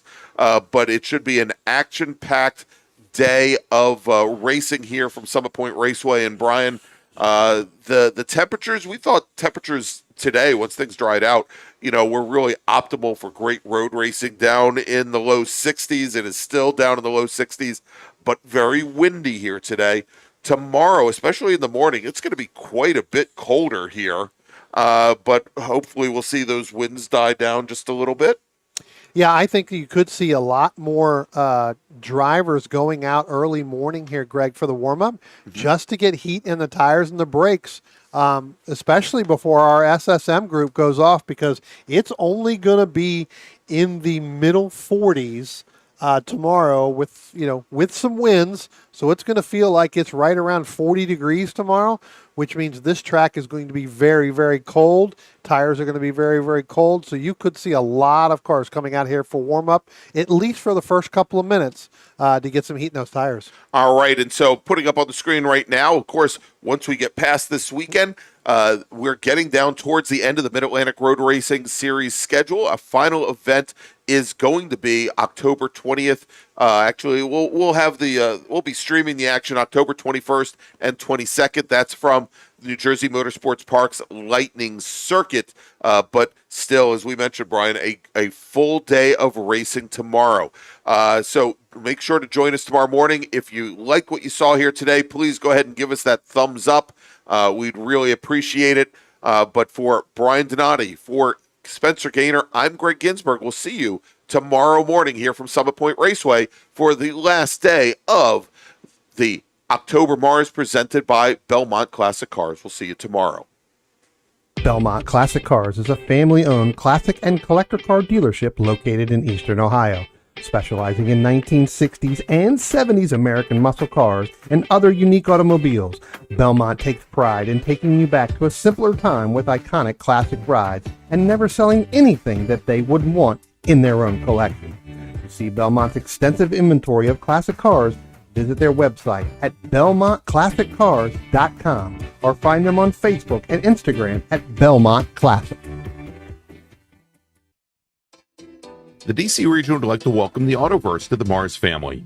The Autoverse is a huge supporter of science, technology, engineering, and math, or STEM education, and like the SCCA, wants to break down the barriers to motorsports. They do this by providing the public with real-world experiences and link them with a trusted network of providers and gearheads. To find out more, find them online at theautoverse.io. And if you're here at Summit Point this weekend, stop by their display in the paddock, say hi, and ask them about their upcoming events. The Autoverse, 4 wheels, more fun. RP Performance is the only premier race shop in the region that specializes in both street and track Mazdas and is located right in the heart of racing at Summit Point's Gasoline Alley. RP has been involved in countless race wins and series championships across many classes with drivers of all ages. Not just a full-service shop, RP has been helping drivers with their individual racing and other track event needs for over 30 years, providing trackside support, arrive and drive packages, as well as race car transport services. And they're known for its help all attitude. RP Performance is your go-to for getting cars back on track for that positive experience at some point when you're ready to pack it in. For more information about RP Performance, come talk to them here in the paddock. Call them at 304-728-6749 or email them at Brett, that's B-R-E-T, at rpperformanceracing.com. Since 1976, Radial Tire Company has been providing the Washington, D.C. area with quality tires and the finest service. They have earned a reputation as a premier specialist in hard-to-find performance tire and wheel applications. They stock tires from all of the top manufacturers for whatever you drive, from small economy cars to SUVs to trucks. Their mission is to assist you in getting the most out of your tires and car. For more information or to schedule online, browse radialtirecompany.com or call them in Silver Spring at area code 301-585-2740. That's 301-585-2740.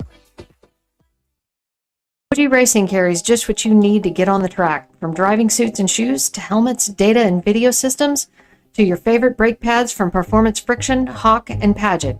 OG Racing has built its reputation during the last 22 years by providing the best customer service in the motorsports business, and their depth of inventory is second to none when it comes to safety equipment.